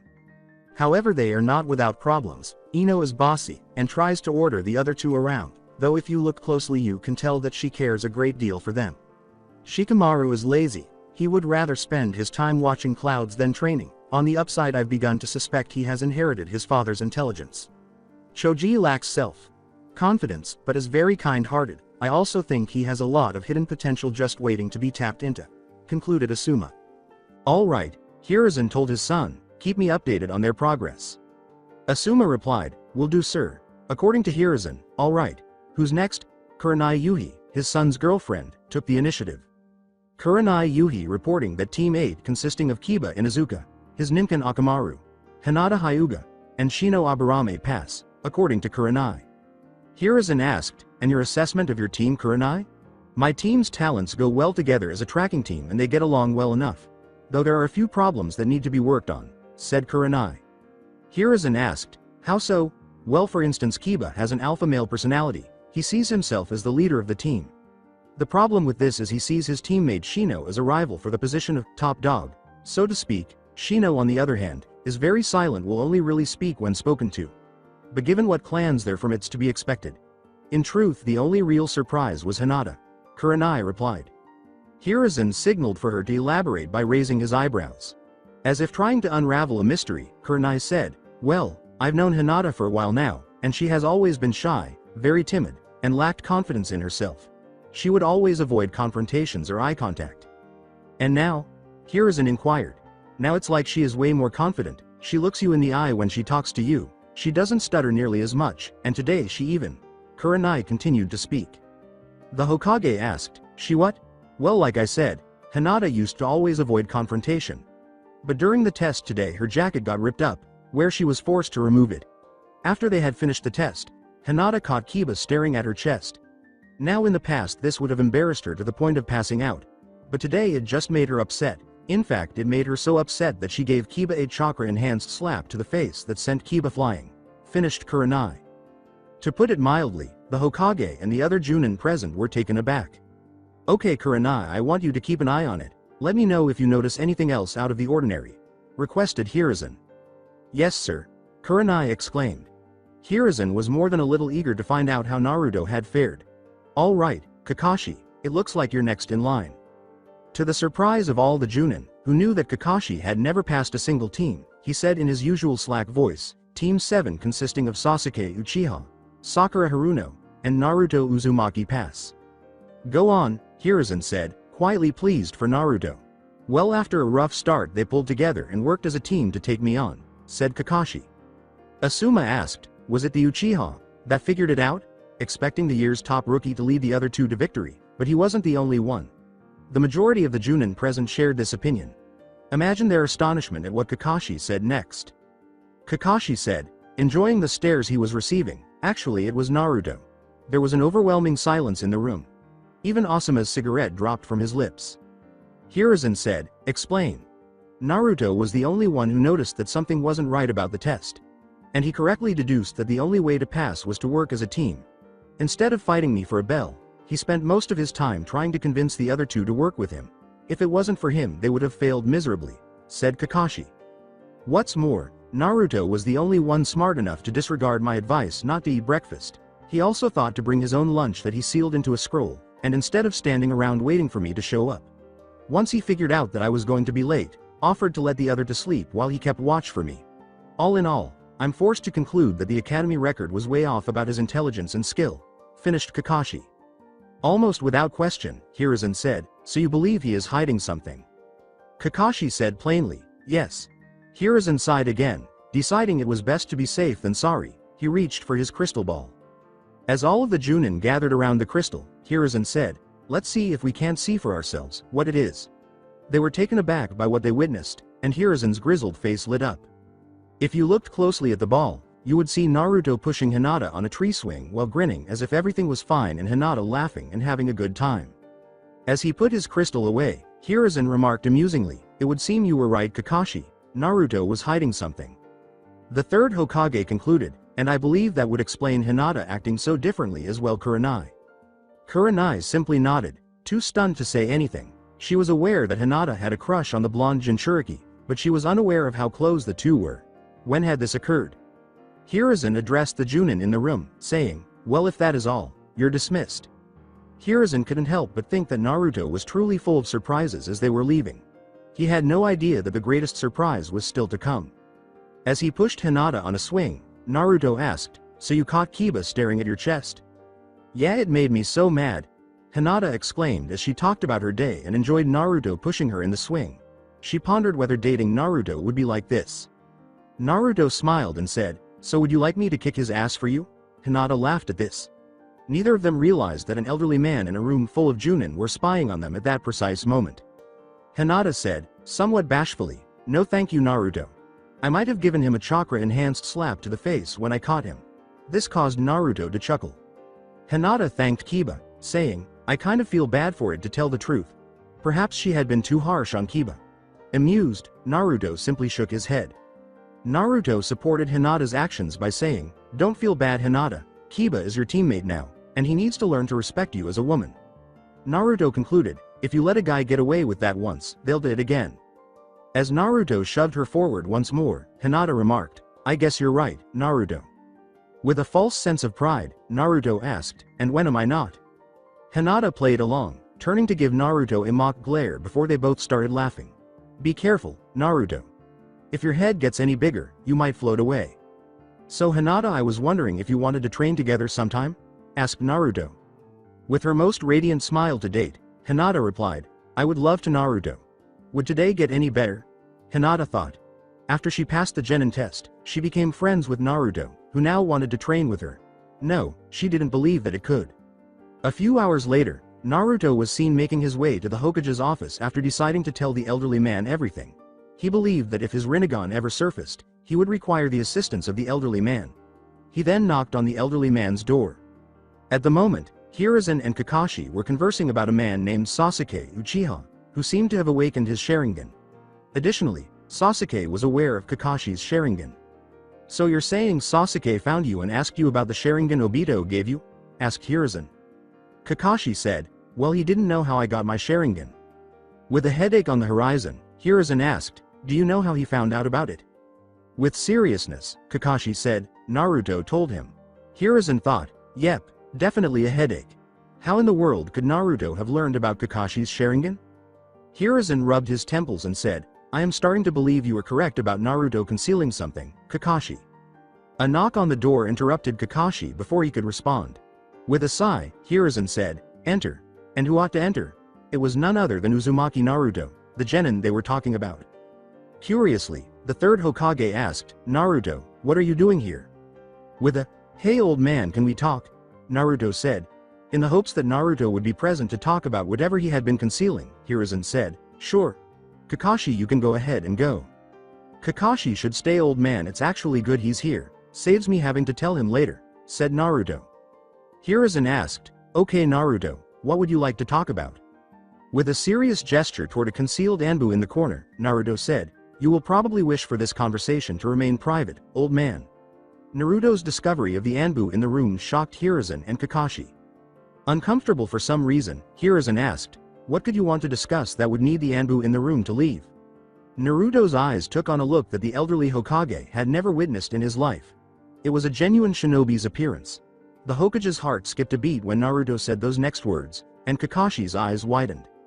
With a tone more solemn than he had ever used, Naruto said, Minato Namikaze, Kushina Uzumaki, and the Sage of the Six Paths. The Hokage gestured for the Anbu to leave, activated a seal on his desk, gave Naruto a direct look, and uttered a single word. According to the god of shinobi, explain. Thus, Naruto told them everything he knew, including how the sage had approached him and given him his power, his training year, the person who had trained him, and everything else.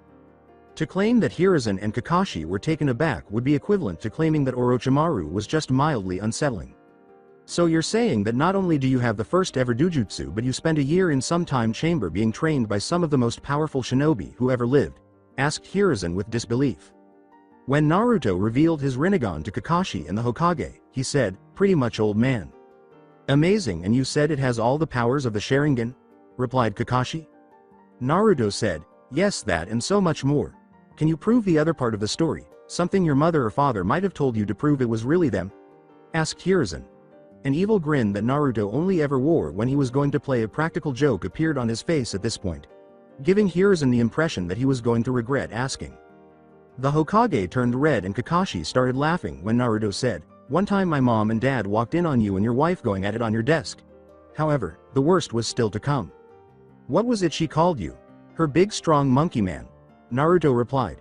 Kakashi was now rolling on the ground. Okay, I believe you, hurriedly exclaimed Hiruzen. He called out to Kakashi, you can stop now, Kakashi. Kakashi said, oh, that was great, I so needed that, as he recovered.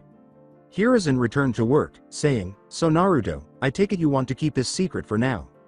Yes sir, the longer no one knows the better. Shisui-sensei told me of how someone on your advisory council named Danzo attacked him and took one of his eyes. Naruto addressed the Hokage. Danzo did what? Exclaimed Hiruzen, who should have anticipated that his former rival would act in such a manner. Then, suddenly, he had an idea. Uneasy, Hiruzen asked, did Shisui tell you anything else? Without having to say it aloud in front of Kakashi, who Naruto was certain was unaware of the truth about the Uchiha massacre, Naruto looked Hiruzen in the eye and said, he told me everything, old man. With a sorrowful nod, Hiruzen gave Naruto a look that suggested they would discuss it later. The Hokage asked, is there anything else you wish to discuss, Naruto? No, that should be just about everything. Well, actually there is one other thing, my parents' house, Naruto replied. The Hokage smiled as he reached into his desk and took out a set of keys, saying, ah, I was wondering if you were going to ask about that. The Hokage asked, I assume you know where it is? Naruto merely gave a nod. As he tossed Naruto's keys, the Hokage couldn't help but feel proud of him because he had made such progress in such a short period of time. Hiruzen said, they would be proud of you, you know. For the first time, Naruto smiled and showed the man he saw as a grandfather the respect he deserved, saying, I know Hokage. Sama. As he left the office to return to his apartment to begin packing, Naruto said, I'll talk to you later, and I'll see you tomorrow, sensei. As Hiruzen and Kakashi watched Naruto go, Hiruzen reflected, there is one thing about Naruto that will never change. He will always surprise you. The bell test and that fateful encounter with the Hokage had been over for a month. Sasuke said into the radio, this is Sasuke at point C. Sakura said, this is Sakura at point B. Naruto said, this is Naruto at point A. Target is in sight. Kakashi said into his radio, all right, team, proceed with my directive. Naruto declared, target is the move. Okay, team, now, exclaimed Kakashi. When Kakashi approaches his team, he notices that they are covered in claw marks and appear to be very frustrated. Kakashi declared, mission retrieve lost cat Tora is complete. Madame Shijimi, the fire daimyo's wife, was the owner of the Hokage and Tora when they entered the mission office. The wife of the fire daimyo said, oh my baby Tora, mommy was so worried, yes she was, yes she was. Watching Madame Shijimi squeeze that hellspawn of a cat was Naruto's way of getting even. He wasn't the only one, judging by the expressions on Sakura's and Sasuke's faces. Before Hiruzen could finish, they heard a loud shout. All right, Team 7, for your next mission, we have babysitting, gardening, painting a fence. Madame Shijimi shouted, Tora, come back here. The Hokage concluded, and retrieving the lost cat Tora. Naruto was going to act like a responsible, mature adult and do these dumb D ranks instead of complaining. Until the old man mentioned finding that damn cat again, that is. No, no, no, no, no, I've had it up to here with these stupid D ranks. They're not missions, they're choirs. I want a real mission, said Naruto, who was losing it. Sakura and Sasuke both agreed with Naruto, but they didn't say so out loud. How dare you? You're just a brand new genin, with no experience. Like everyone else, you start with simple missions to improve your skills and prove yourself. Iruka screamed. I'm not that same brat I used to be, Iruka-sensei. I've changed a lot. What's more, I truly think my team and I are ready for a real mission. Naruto was calming down. The Hokage asked, Kakashi, what do you think? Though it would only be a C-rank mission, Kakashi believed that Naruto's Rinnegan and Sasuke's Sharingan could handle it. Sakura was actually the only weak link. He would also be present to ensure everything went smoothly. Unaware that this C rank would be anything but straightforward, Kakashi said, I think they are ready. Their teamwork has been improving by leaps and bounds. They should be able to handle a simple C rank. Alright, Team 7, your mission is to act as bodyguards for a bridge builder from the Land of Waves. Send him in now. Hiruzen replied. A man carrying a bottle of sake entered a few seconds later. With a drunken slur, the man said, This is all I get, a group of worthless kids and a scarecrow. In a split second, Naruto was behind the man, holding a kunai to his throat because he didn't like being called worthless. His speed startled Sakura and Sasuke. All Sakura could think was, fast. Sasuke thought, where did the Dobi get that kind of speed? Since he knew that even he was not able to move that quickly. Who exactly was Naruto Uzumaki? In a somewhat reprimanding but somehow calm voice, Kakashi stated, Naruto, we don't kill our clients. While making the drunken man perspire, Naruto said, I wasn't going to kill him, just teach him a little lesson. In a lethal whisper, Naruto said, insulting a shinobi, even the younger ones can be bad for your health. After putting his kunai away, Naruto moved to stand next to his group. The elderly man cleared his throat and said, I'm trying to save a little face. After giving Naruto a wide berth, the man we now know as Tazuna concluded, my name is Tazuna and I am a super bridge builder from Wave, and I expect super protection. Even if it means your life. If that boy is anything to judge by, this just may work after all, Tazuna thought. Unaware that this one mission would permanently alter their lives, Kakashi said, okay team, go home, pack for a month, and get a good night's sleep. Be at the West Gate at 8 a.m. sharp tomorrow morning. The following morning, Naruto felt prepared for his first real shinobi mission. Naruto still couldn't believe his new home was his as he looked around it. His parents lived in a small, 2-bathroom, 5-room home. It wasn't very big, but it was still much larger than Naruto was accustomed to. He sobbed when he saw the nursery his parents had prepared for him on the first night he stayed here. Baby Naruto would never witness the nursery. Naruto didn't think his parents would object to him taking the master bedroom as his own. It was too much of a reminder of the life taken from him, even though he now avoided the nursery. The image of Naruto's parents on their wedding day was his favorite feature in the master bedroom. His mother looked stunning, and Naruto could tell who gave him his silly smile by observing his father. Even though the house had many photos, Naruto would always treasure these two the most. The other photo shows his mother beaming as it was taken, probably around 8 months into her pregnancy. Naruto retrieved a scroll containing the items he would need for the mission after taking a shower and getting dressed, and he placed it in his jacket. Naruto strapped Zanpakuto to his back, went for a quick snack, and then went to the gate to meet his team. Naruto was in for a minor shock when he arrived at the gate. Kakashi arrived on schedule. Kakashi did only arrive on time for missions, so I suppose his father was correct. Everyone arrived after a few more minutes. Kakashi said, alright team, everyone packed and ready? The 3 genin ECOED, yes sensei.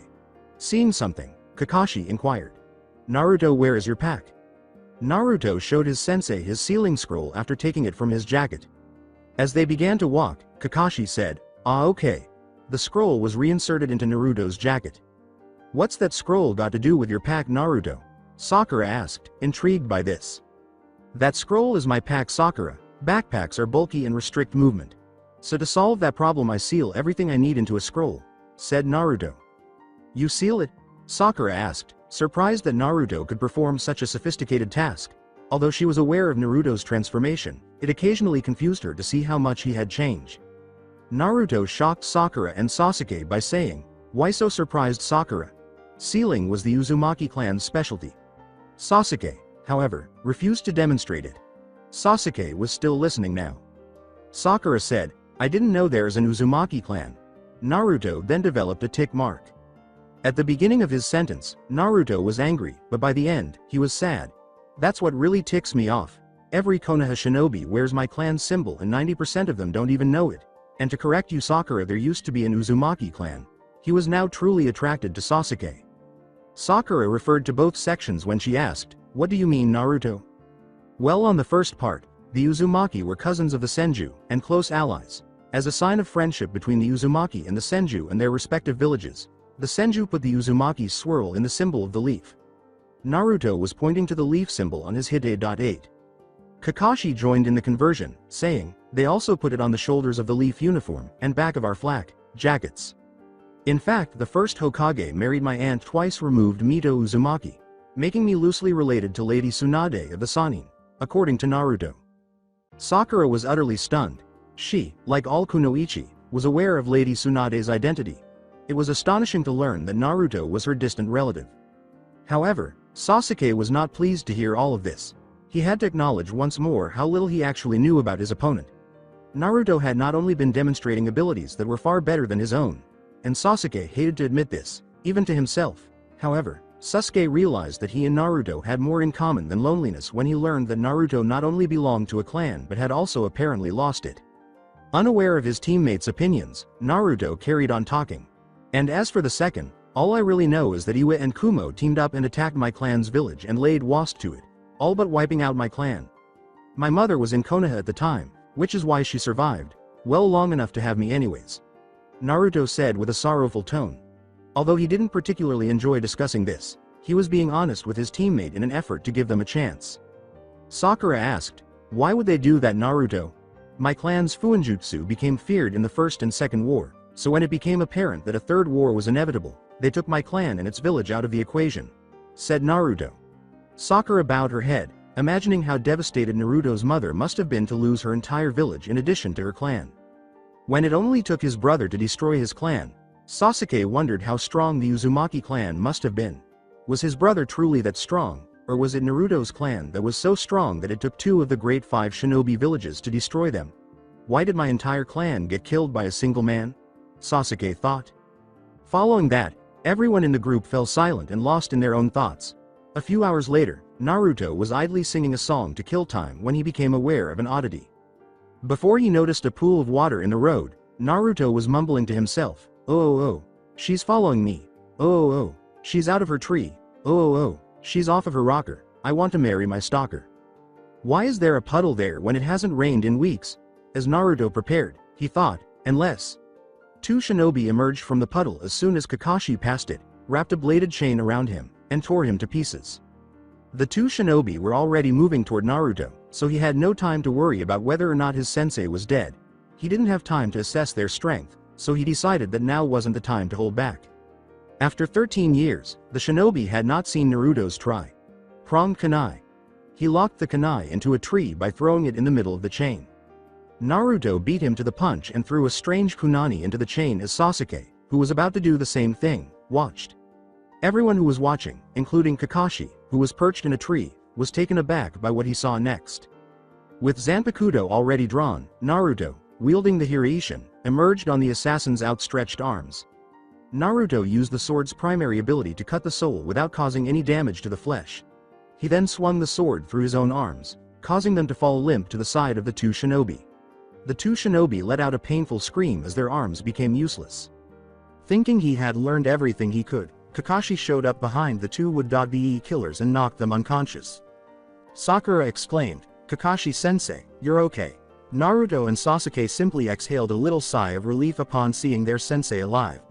Naruto noticed a chopped up log where Kakashi had died when he looked over there. Naruto thought, substitution, should have known. "Sorry if I worried you, Sakura. I needed to try to find out who their target was, plus I wanted to see how you 3 would handle the situation. I must say I'm proud of the 3 of you. Sakura, you, despite your fear, jumped in front of our client, ready to give your life for the mission, like a true kunoichi," said Kakashi as he smiled at Sakura, making when he spoke. "Naruto, Sasuke, I am also proud of the 2 of you. Naruto, you reacted quick and decisively, disabling but not killing the assassins, so they could be interrogated later. And Sasuke Yuta were ready to go on the offensive, should Naruto have failed. All in all, good job everyone. Finished Kakashi, and then turned to look at Tazuna. Mind telling me why you have shinobi after you, Mr. Tazuna? Asked Kakashi. Playing dumb, Tazuna asked, just what are you trying to say? If I had been their target, they would have left when they thought I was dead. None of my genin have ever left the village, so these two would have no reason to go after them, that only leaves you. So again I ask you, why are they after you? Said Kakashi with a rasp in his voice. Assuming he had been apprehended, Tazuna then told them all about how a tyrant named Gato had taken over Wave's shipping lanes and was robbing the nation of its vitality. And how Tazuna became a marked man because his bridge was his nation's only chance to overthrow Gato. So you see, my country has become poor, we simply didn't have the money for a higher ranked mission. Tazuna desperately replied. All the same, you lied about the scope of this mission, thereby voiding the contract we have with you. This mission is now a B rank or higher. If we had known that from the start, we would have staffed this mission differently, with more experienced shinobi. By all rights we should turn around and head back to the village. Kakashi replied. Even though Sakura didn't like the idea of abandoning a man to perish, she said, this mission is beyond us, Mr. Tazuna. We're just genin, we don't have the experience for this kind of mission. Tazuna tried to play on their sympathy and guilt them into continuing the mission by saying, you're right, you should head back. I'll just go on without you, if I die, it's not your fault. Of course, my grandson will cry, and my widowed daughter will be sad, likely cursing the Leaf Shinobi as cowards for leaving her father to die. Naruto, who had been listening, spoke at that moment because he knew what Tazuna was attempting to accomplish but still refused to give up on the mission. Naruto shocked everyone once more by saying, I'm not going to leave him to die, sensei. This was becoming increasingly common. Sakura began, Naruto, I understand how you feel, but Naruto cut her off. Naruto made Kakashi think of his own father for a moment when he said, no Sakura, you don't understand. I all but begged old man Hokage for this mission, if I were to abandon it now. The shame would be so great I would have to commit seppuku, just to be rid of it. Look, you three can leave if you want. But I'm going to stay and see this mission through, even if it costs me my life. Completed Naruto. For once, Sasuke agreed wholeheartedly with his rival. With Naruto, we wanted to prove ourselves as shinobi. How are we supposed to do that if we run away just because the mission got harder? Plus I won't let an innocent man die just to save my own life. Sakura changed her mind after hearing Sasuke support Naruto and because she didn't like leaving Tazuna to die. Trying to lighten the mood, Sakura said, well, I can't let the two of you go off on your own. Without me, who knows what kind of trouble you would get into. This made Sasuke smirk and Naruto smile. Kakashi was genuinely pleased with his pupils. Who was he to stop them if they wanted to go ahead with the mission despite knowing it was dangerous? Kakashi grinned at his students and said, well, it seems we are all in agreement. He spoke while glancing at Tazuna. All right Tazuna, we will see this mission through. But you will have to pay the full price of an A-rank mission as soon as you are able. Kakashi responded. Touched by the genin's words, Tazuna bowed his head. Tazuna said, a little choked up, you have my word, as soon as we get the money you will have it. Kakashi said, all right, let's tie those two up and head out. And they did. The group started to move as soon as the demon brothers were restrained. Sasuke had an idea later that night as the group set up camp for the night and gathered around the fire to eat. Hey dog. I'm referring to Naruto, may I ask you a question? Before calling Naruto Dobi, Sasuke asked, catching himself. Sure, said Naruto, catching the slip but choosing to overlook it. What is it? Your sword went straight through those shinobi's arms without injuring them when you used it on them. After that, their arms simply seemed to give out. Why is that? Asked Sasuke, grabbing everyone's attention because they were all curious. My sword is called Zanpakuto, which translates to soul cutter, and it does just that, it slashes the soul without harming the flesh. It used to belong to the Shinigami, according to the legends of my clan, and when you kill someone with it, their soul is sent to the Shinigami. It can now cut flesh if I want it to, among other things. Naruto mixed lies in half truths when he said, but those are clan secrets. I am actually showing you guys a lot of trust just telling you this much. Knowing clan secrets, Sasuke let it go and asked about something else that had been bothering him. How about their initial attack? In the blink of an eye, You moved from where you were standing to standing on the attacker's arms without my Sharingan even noticing your movements. Sasuke said, staring at Naruto, my Sharingan should have seen you move even if you were moving really quickly. Ignoring Sasuke's Sharingan, Naruto cursed his own foolishness, intending to pretend that he had been simply moving quickly in order to avoid being questioned about it. When Naruto turned to Kakashi for advice, the man shrugged and said, "It's your secret." Naruto made up his mind and spoke. "All right, I'm going to reveal an S-class secret to you. No matter what, you can't tell a soul, okay?" With nods from Sakura and Sasuke, Naruto said, turning to face Kakashi. "Sensei, would you perform the honors?" Kakashi nodded to Naruto as he moved ahead of Tazuna and raised his Hidai.8. The next thing they knew, the man was snoring. "Don't worry Naruto, he'll wake up tomorrow and won't remember a thing," Kakashi replied. After applying some hand seals, Naruto created a soundproof barrier by slamming his hand to the ground. "Okay, so you witnessed me using the Hiraishin no Jutsu. The Yellow Flash was the fourth Hokage's nickname, and it was his signature jutsu." Naruto prepared for the question that he knew was coming by saying, because when using this jutsu he would appear and disappear so fast, that all people would see is a flash of his yellow hair. However, why would you be familiar with a fourth Hokage Naruto jutsu? Sakura asked, not disappointed. "Sakura, let me ask you a question. The fourth Hokage had a wife, did you know that?" Naruto asked, glancing at Sakura. Sakura was a bookworm, so she didn't really understand what this had to do with anything. "Yes, Kushina Namikaze was his wife," Sakura said. "She perished in the Nine Tails attack." "Are you aware of her maiden name?" Naruto asked. "No, no book ever wrote about it." "Naruto, why are you asking?" Sakura inquired. "Uzumaki was her maiden name." Sakura, "Uzumaki Kushina, she was my mom," Naruto declared. Both Sakura and Sasuke had wide eyes now. Sakura said, "Why? You mean why? You're the because she couldn't say what she wanted to." "The fourth Hokage's son, indeed, I am." To an astonished Sakura and Sasuke, Naruto said. In his home study, Hiashi Hyuga sat staring at a picture, and not just any picture. It was the final photo he would ever have with his wife, whom he loved. Only a few months after this photo was taken, she passed away. The image showed Hiashi standing with his arms crossed and a frown on his face. His wife was 2 feet away from him, clutching a baby Hanabi. She was smiling warmly and softly as she clung to the new life they had built. There was a little Hinata, all smiles and blushes, between her parents. He recalled his oldest daughter's excitement upon learning she would be a big sister. Rewind. Hiashi was about to go check on Hanabi, who had been placed in her crib to nap, when he heard his oldest child's quiet voice approaching the nursery door. He crept slowly to the door and took a quick peek inside. His heart warmed at what he saw. His eldest daughter had wonder in her eyes as she gazed at her younger sister. Hiashi listened intently to what his daughter had to say. Hinata said in a childlike voice, "Don't worry, big sister's here, I'm going to always look after you, baby sister." Hiashi turned on his Byakugan so he could watch them while he went to his study to finish some work so as not to ruin the adorable scene.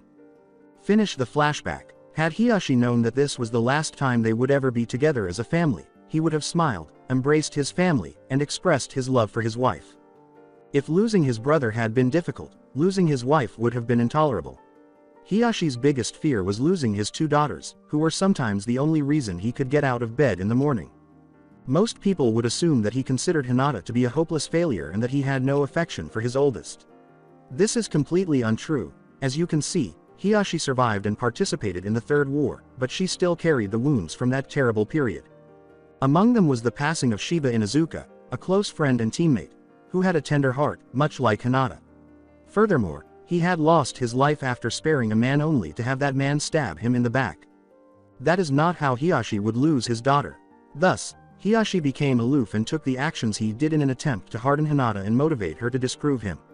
To Hiyashi's dismay, however, it only seemed to exacerbate the situation. Then he realized that perhaps Hinata's lack of a mother figure was the issue. In a desperate attempt to help her, he went to the Hokage and asked for a kunoichi to mentor Hinata.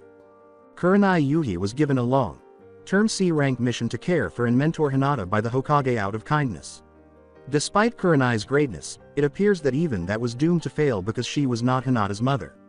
Hiashi started to genuinely lose hope at that point, so he concentrated on saving the daughter. That is how things have remained. with Hinata being overly gentle, shy, timid, and self-conscious. Additionally, Hiashi had dedicated all of his time to training Hanabi, who had begun to develop into a formidable fighter under his guidance. Hanabi used to be a courteous and respectful girl, but when she got into a fight, she changed completely.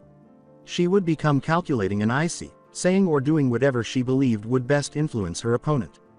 This is the reason Hiashi is in his study. About a month ago, he had noticed that Hinata was starting to change. All things considered, she was turning into the girl Hiashi had always dreamed she would be. She no longer looked down when she spoke, she stopped stammering, and she carried herself more erect. He had sent Ko to follow her, wondering what might have worked where he had failed. To put it mildly, he was shocked by what Ko had reported. Rewind. Hiashi heard a knock on the door while he was settling into his desk. Hiashi said, "Enter." Ko then came into the room. Ko bowed low and said, "Lord Hiashi, I followed Lady Hinata as you requested." Hiashi asked, "What did you find out, Ko?"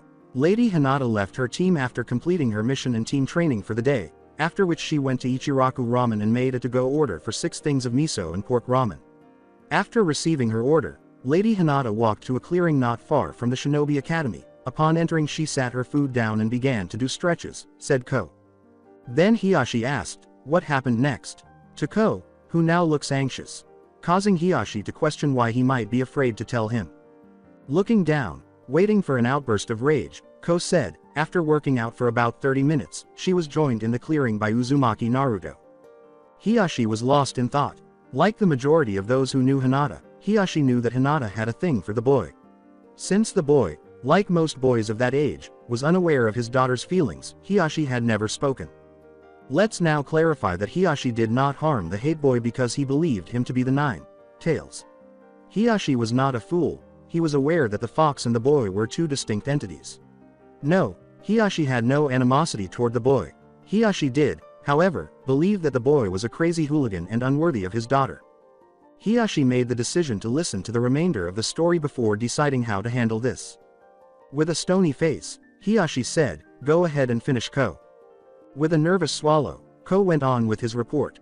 After she was joined by Uzumaki, they sat down and ate the ramen as they talked. Uzumaki told her that he would be leaving on a C-rank mission for a month, and would not be able to train with her as he had to go pack, but had wanted to let her know before he went. Lady Hinata looked sad by the thought of him leaving, but said that she was happy he was getting a mission to prove himself. After they finished eating, they hugged goodbye. After the Uzumaki had left, Lady Hinata came back to the compound and is currently in her room. Completed Ko. "So, did he give my daughter a hug?" Hiashi thought angrily. "No, I'm not going to let that boy near my daughter." Hiashi thought, she's too good for him. Attempting to control who their teenage daughters fall in love with, a mistake that fathers have been making since the beginning of time. Hiashi requested that Ko go get Hinata on his behalf. Hiyashi's oldest son knocked on his study door a short while later. In his characteristically stoic tone, Hiashi said, "Enter." "You asked to see me, father?" Hinata asked, unsure of what she had done to earn her father's summons. "Yes, come in and shut the door, there is something I wish to discuss with you," Hiashi replied. Hinata followed instructions, unaware that a young girl would decide to eavesdrop as she passed by a moment later. As Hinata stood in front of her father's desk, she asked, "What is it that you wish to discuss with me, father?" Her heart fell to the floor at what she heard next. As evidence of his genuine distress, Hiyashi's voice had a hint of edge as he said, "I know who you have been hanging around with, after team meetings, Hinata." Hinata attempted to say, "Father, let me explain," but her father cut her off. Hiashi snapped, "Silence." Hinata closed her mouth as a result. "You may not be the heiress of this clan anymore, but you are still a member of the main house. And as such, you cannot be seen with Raf like Uzumaki Naruto. He is bad news, Hinata, and will only bring you down." Heishi was attempting to calm down. One day, his daughter would realize that he only had her best interests in mind, even though he hated himself for hurting her. But father, please," she said, struggling to stop the tears from streaming down her face. Her father interrupted her once more. "No, Hinata, as your father and head of the clan, I forbid you to associate with Uzumaki Naruto any further. From now on, you are to come home after training. If you have need to go someplace, a member of the branch house will accompany. You are to come home and focus on your juken. Is that understood?" Hiashi responded without hesitation. "Yes, Hiashi. Sama," Hinata said, her voice carrying a tone of hatred that Hiashi had never heard before. Hiashi chose to let his daughter vent in a healthy way, assuming that she was simply upset and would eventually move on, by engaging in combat with her sister. He believed that since Hanabi was the stronger of the two, he could handle anything Hinata threw at him. Oh, how wrong he was. The two sisters' spar began like most, with Hanabi attacking and Hinata on the defensive. Hiashi didn't realize that Hinata simply didn't want to harm her younger sister. That is, until Hanabi began to provoke Hinata in an attempt to get her older sister to defend herself and perhaps win over their father. Since Hinata was the only one who treated Hanabi like a girl rather than the future head of the clan, Hanabi cherished her big sister dearly. Every day, Hinata would take a break to dress up or play doll with Hanabi. Having overheard Hinata's meeting with their father, Hanabi wanted nothing more than to see her sister happy. She also believed that if their father was impressed by Hinata's fighting, he might allow her to see her crush. She therefore said something that almost cost her dearly while keeping that in mind. Unbeknownst to her, Hinata's father cringed inwardly as she was picking herself up off the ground when she heard something that made her stomach turn.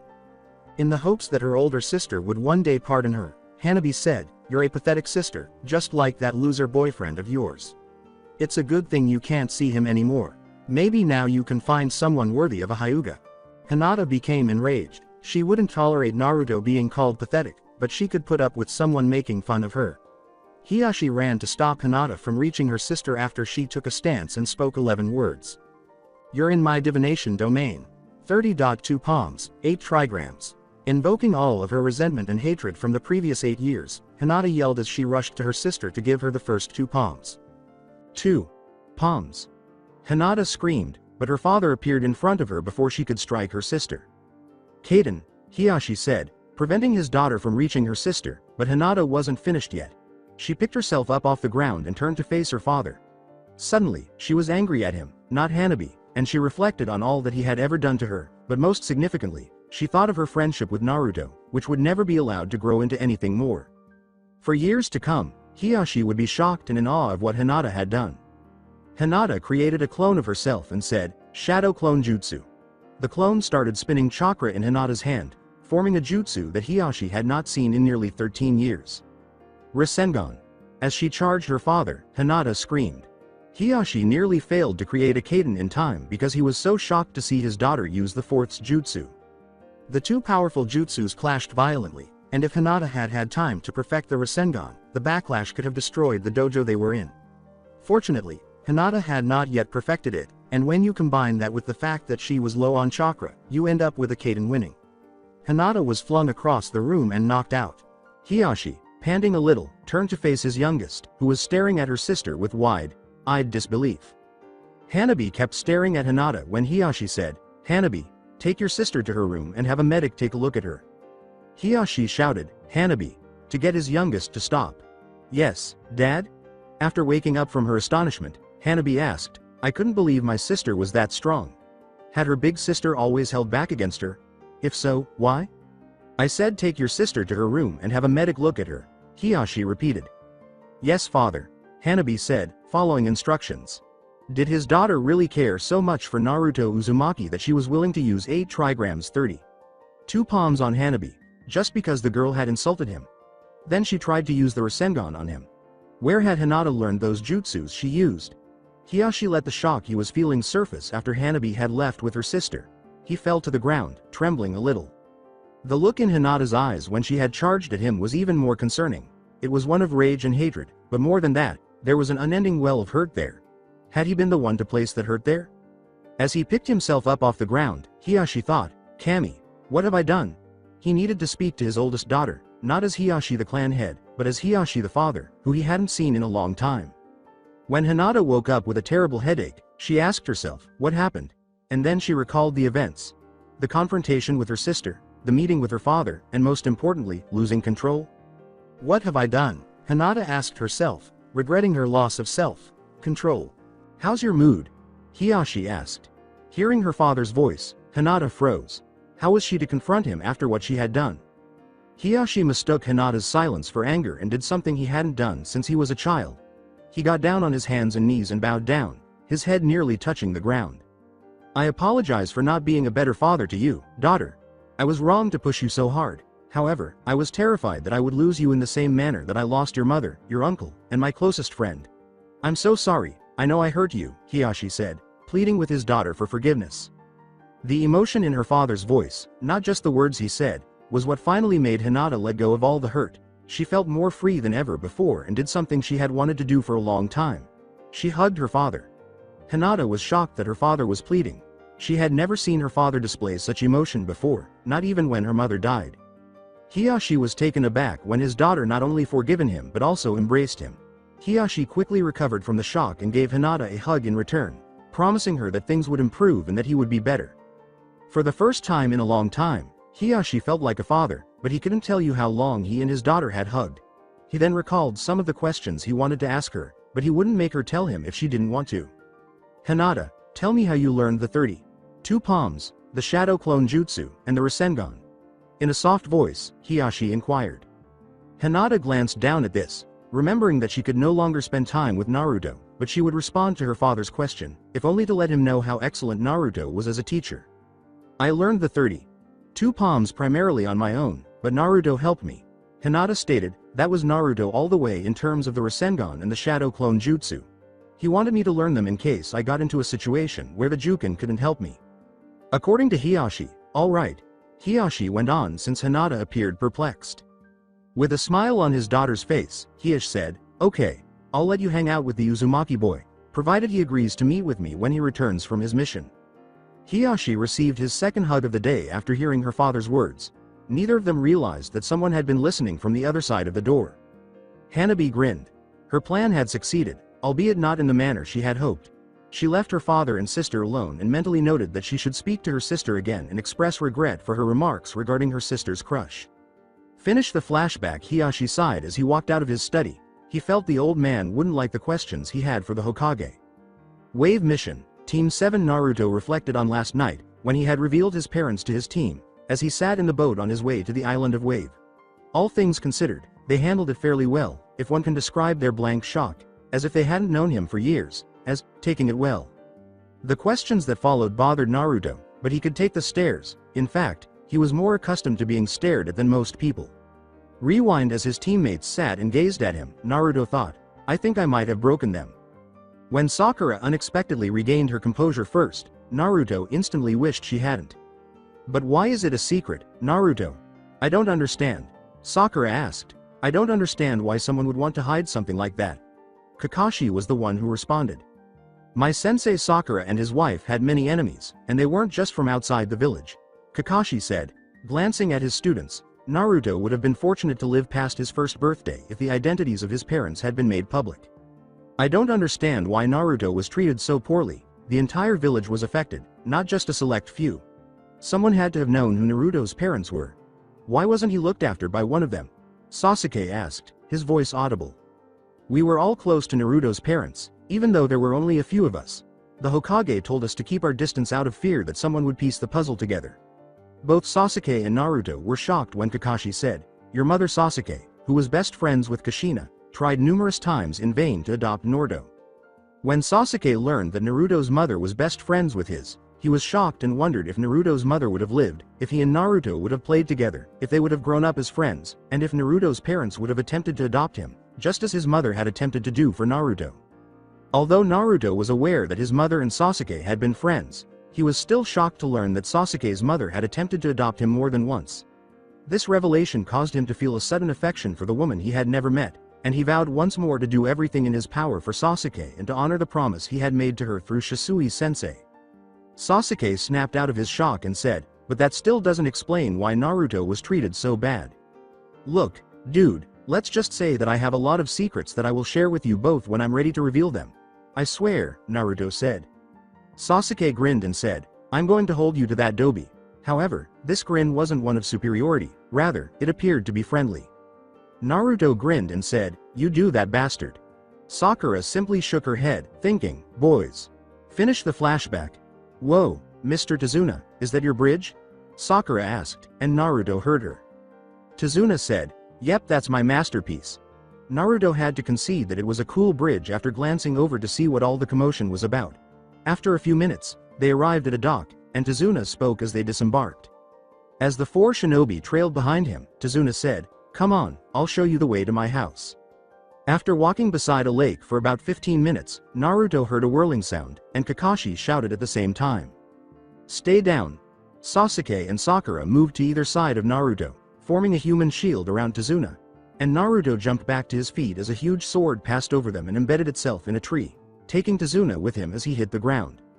A tall man without a shirt and with bandages covering his face caught Naruto's attention as he looked at the sword.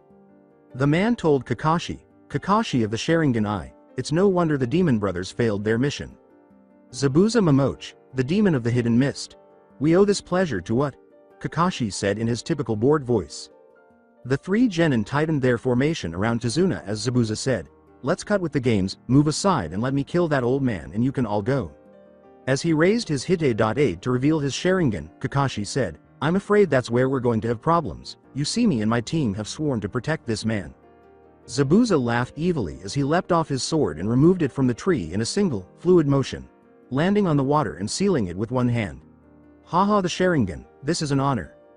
Naruto pulled out Zanpakuto as the mist surrounding them began to thicken, making it nearly impossible to see.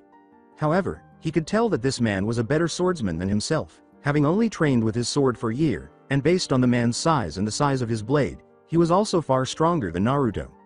This meant that a sword fight was out of the question. If it came to that, Naruto would simply have to use his Rinnegan and suffer the consequences. However, he would let Kakashi handle it for the time being, and he would join in if he saw an opportunity. "Listen, Zabuza Momochi, a former member of the 7 ninja swordsmen of the mist, is superior to all of you." The man's killing intent was strong. Naruto would grant him that, but it was nothing compared to Izuna-sensei's. Plus, he is a master of the silent killing technique. "If you drop your guard for a second you'll be dead before you even know that you slipped up," said Kakashi. "Sasuke." Kakashi said, "Calm down, I won't allow my teammate to die." He relaxed after Kakashi's brief speech, at least until they heard what followed, and Naruto turned to face Sasuke, who was about to stab himself in the heart with his kunai. There are 8 places on the human body where a knife stab wound instantly results in death. Zabuza's voice emerged from the haze. "What is that?" Scared, Sakura asked, and Zabuza went on talking. At this point, Naruto had had enough. "The head, the jugular vein, the heart, the..." "Sensei, get ready." Kakashi had the audacity to do just that, using his chakra to adhere to the ground, after hearing Naruto yell as he began going through hand signals. "Wind style. Outstanding development."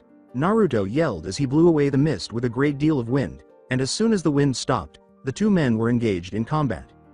The ensuing battle was both hilarious and terrifying, and even Naruto, who had trained under some of the most formidable shinobi in history, found the sight of the 2 Chunin clashing to be breathtaking.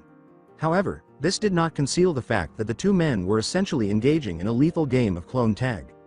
In a back and forth, Zabuza would kill Kakashi only to become a clone, and Kakashi would kill Zabuza only to become a clone. Things quickly went south when the real Zabuza and Kakashi finally clashed. Kakashi had to jump into the water to save his head, but that was a trap. As soon as he surfaced, Zabuza had him in the water prison jutsu, which brought them to their current predicament. The real Zabuza was right next to Kakashi-sensei, and since most of the Rinnegan's best attacks were wide area attacks, he could have just as easily hurt Kakashi-sensei as Zabuza. Naruto was certain he could take out that water clone, but did Zabuza have more hidden? No. What he really needed was a way to get around that water clone and right on top of Zabuza. Damn, he thought, it was almost too late. "You guys should leave. Run. Take Tazuna." Kakashi cursed himself for becoming stuck. "Sensei, we won't run away and abandon you. We're not garbage," with fire in his voice, Naruto said, receiving nods from Sakura and Sasuke. Kakashi was proud of his team, but would it kill them to follow orders just once? "Hold on, don't respond." Zabuza looked amused as he said, "Well, would you look at that? It looks like the blonde wannabe swordsman wants to play ninja."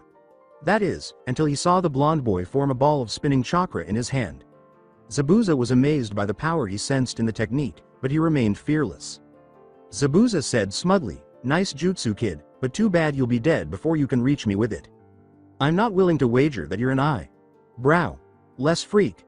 The next time Naruto spoke, he gave Sasuke and Sakura a hint as to what he had planned. Yelled Naruto, causing Zabuza's eye to twitch. "Hi, Sasuke. Do you recall the present I gave Sakura and you last night?" Naruto asked, which made Sasuke snicker. Sasuke took out the pronged kunai he had received from Naruto the previous evening, aligned his shot to make it appear as though he was aiming for the clone, and threw it with a precision that only a Sharingan user could achieve. The real Zabuza saw the same thing his clone had, and the clone, believing the kunai was meat to take him out, jumped out of the way, only to realize too late that he was not the target. "Ha! You believe that a foolish kunai will cure me?" As he caught the kunai, Zabuza yelled. If he could have seen Kakashi's face, he would have seen a smirk, but all he saw was the blonde appear directly in front of him. The boy struck Zabuza with the spinning blue ball, and Zabuza had no time to dodge. Rasengan. As he pushed his jutsu into Zabuza's stomach, Naruto yelled. Zabuza was launched into a tree while spinning violently. As he came up out of the water, Kakashi remarked, "Good job, Naruto." He also mentioned that Naruto was proficient in water walking. "You should thank Sasuke. If it hadn't been for his quick thinking in making that clone think he was the target, that clone would have taken the blow for Zabuza and ruined my one chance to catch Zabuza off guard," said Naruto. Zabuza groaned before Kakashi could reply, and although Naruto knew he was tough, it was incredible that he was still conscious after that. After drawing a kunai, Kakashi advanced on Zabuza to eliminate him. "I see Zabuza, your future, and its demise," Kakashi said, threatening to slit Zabuza's throat. "Kakashi, screw you," Zabuza said, his teeth clenched in agony. Two senbons suddenly struck Zabuza in the neck, causing him to go limp and die. The voice from the trees said, "Well, I suppose you were correct. His future was actually death." When Kakashi woke up in an unfamiliar house, he groaned and asked himself, what happened? A voice to Kakashi's right said, "I see you're awake, sensei." When Kakashi turned to face the voice, he noticed that all three of his students were staring at him. It was then that he recalled what had happened. He had been about to kill Zabuza when he was struck by a hunter nin, who, after speaking with him and his group for a short while, took Zabuza's body to dispose of. Wait a minute, why would that hunter nin take Zabuza's body? I thought hunter nins always destroy the bodies on the... Kakashi assumed he must have fainted from overusing his Sharingan as a thought suddenly struck him with the force of a hurricane. Shit. Kakashi swore aloud, frightening his group. "Sensei, what is it? Are you all right? Who was the one who spoke earlier?" Sakura asked. Kakashi stunned all three genin and his client, saying, "Zabuza's alive." "Kakashi-sensei, what are you saying? How can Zabuza still be alive if you checked his heartbeat yourself?" Sakura thought her sensei was going crazy, so she asked. This one didn't, but Sakura hunter nins immediately dispose of a missing nin's body. Additionally, I'm shocked that I was unaware of this when it occurred. In order to defeat Zabuza, the phony hunter nin used senbon, which, although lethal, requires precise placement, which isn't where Zabuza was struck.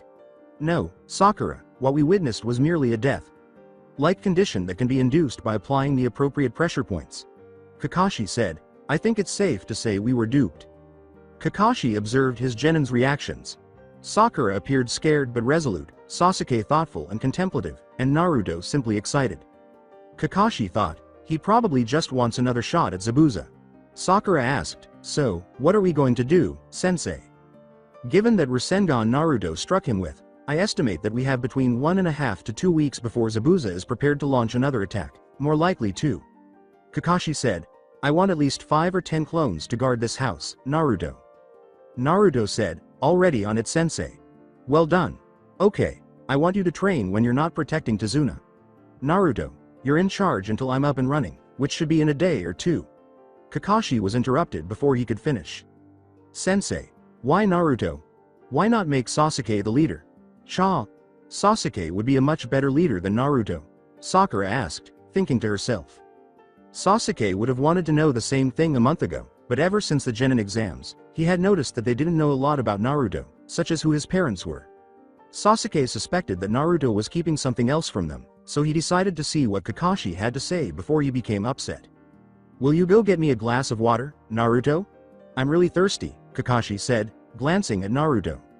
Even though Naruto knew that Kakashi only wanted him to leave the room, he still complied, and after Naruto left, Kakashi turned to Sakura and looked at him with a stern expression. "Any preconceived ideas you may have about Naruto must be abandoned, Sakura. The Naruto you believed you knew in the academy does not exist. This may seem unbelievable to you, but in some respects, Naruto is even more powerful than I am." Kakashi was cut off once more.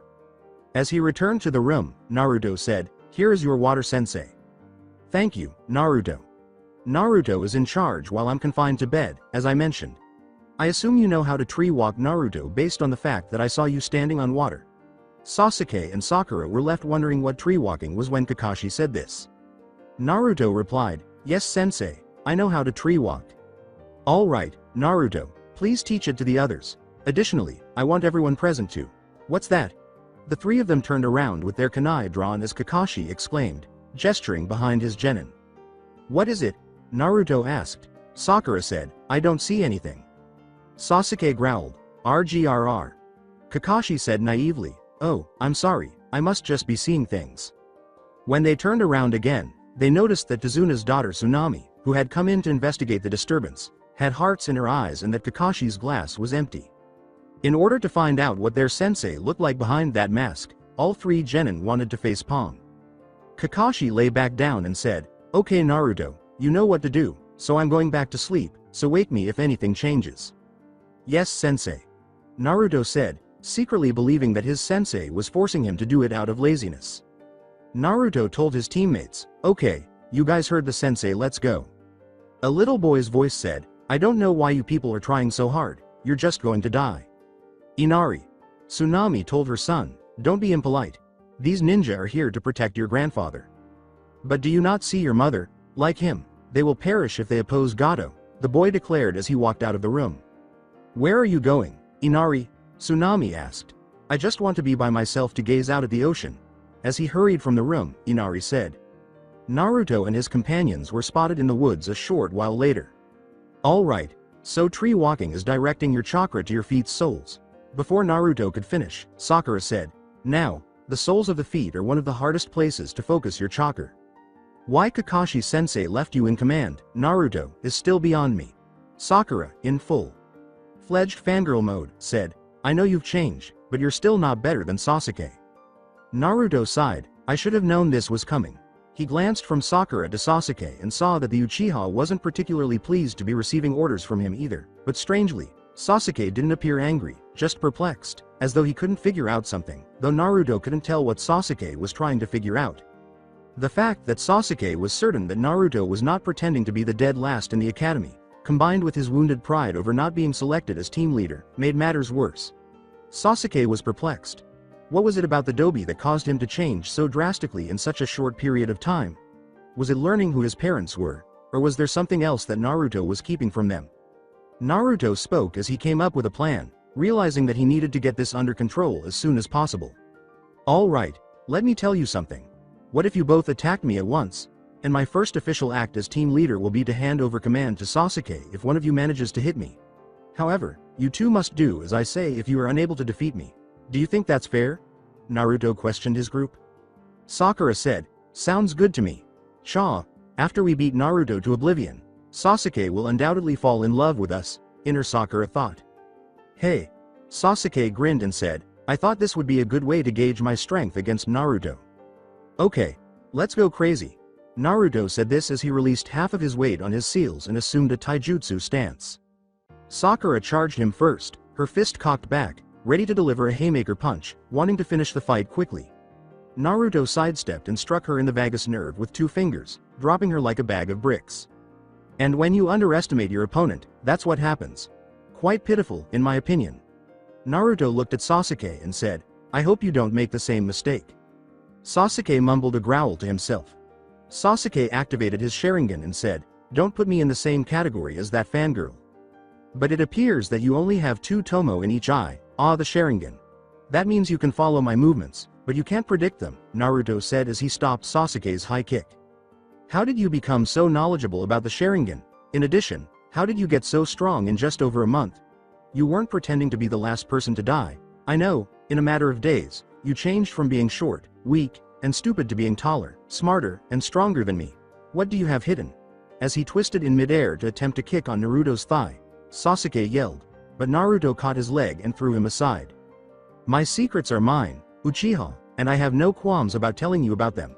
I need to be able to trust you as a friend as well as a teammate if you want to know my secrets. As he ran towards Sasuke, Naruto said. Sasuke raised his defense, but Naruto slid under his defense and kicked him in the chin, a move Naruto had seen a boy in a repulsive green outfit employ. Sasuke was launched into the air by Naruto's kick, but he was knocked back to the ground and rendered unconscious when Naruto appeared above him and gave him a forceful kick to the head. When Sasuke and Sakura woke up a short while later, they discovered that they were bound to a tree. Naruto looked at his teammates and said, "Ah, good, it's about time the two of you woke up." In this minute, "Naruto, untie us," Sakura screamed. "Well, give that some thought." "No, I don't think I'll untie you, at least not until you give me a minute's attention." With a scowl on his face and a hint of bloodlust directed at Sakura, Naruto said. Sakura became quiet and began to perspire. She felt as though she was being choked. "Sakura, you've seen time and time again how much I've changed over the past month, but you still believe that a blind punch would defeat me." Naruto was now standing directly next to Sakura's head, whispering so that only she could hear, "You don't really train on your off time, you don't try to improve yourself. Hell, you're 12 years old and on a diet." When Naruto whispered, Sakura's eyes widened. "I know you want Sasuke to notice you, Sakura, but why don't you try the one thing you haven't tried yet, getting stronger?" Naruto then addressed Sasuke. "You ask me to trust you with my secrets, Sasuke, but you never do anything to earn my confidence. After every mission, I've offered to take the team out to lunch and even paid for it, but neither of you has ever accepted. In an attempt to gain your trust, I told you who my parents were. Have you given that trust back? No, you haven't. During our introduction to Kakashi, you mentioned that your goal is to kill a certain man. However, you did not specify who this man is or the reason behind your desire to kill him.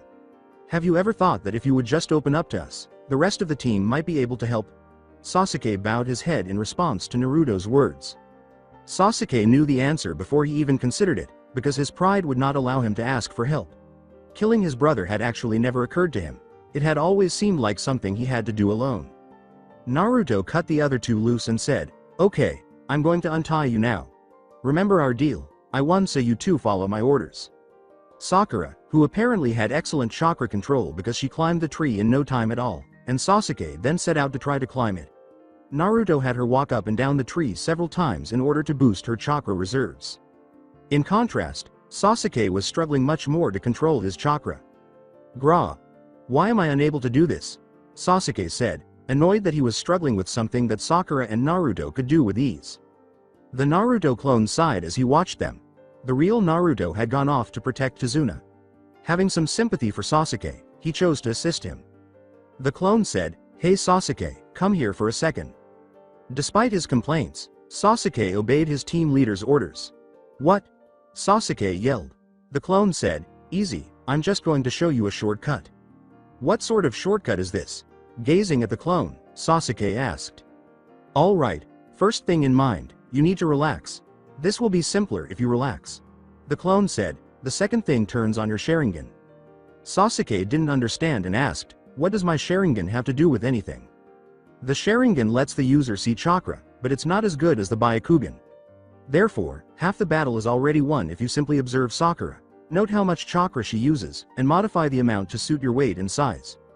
The clone then stated, "All you need to do is work on it until you can hold it without losing your concentration." After following the clone's instructions, Sasuke ran up the tree again, reaching halfway before losing his grip.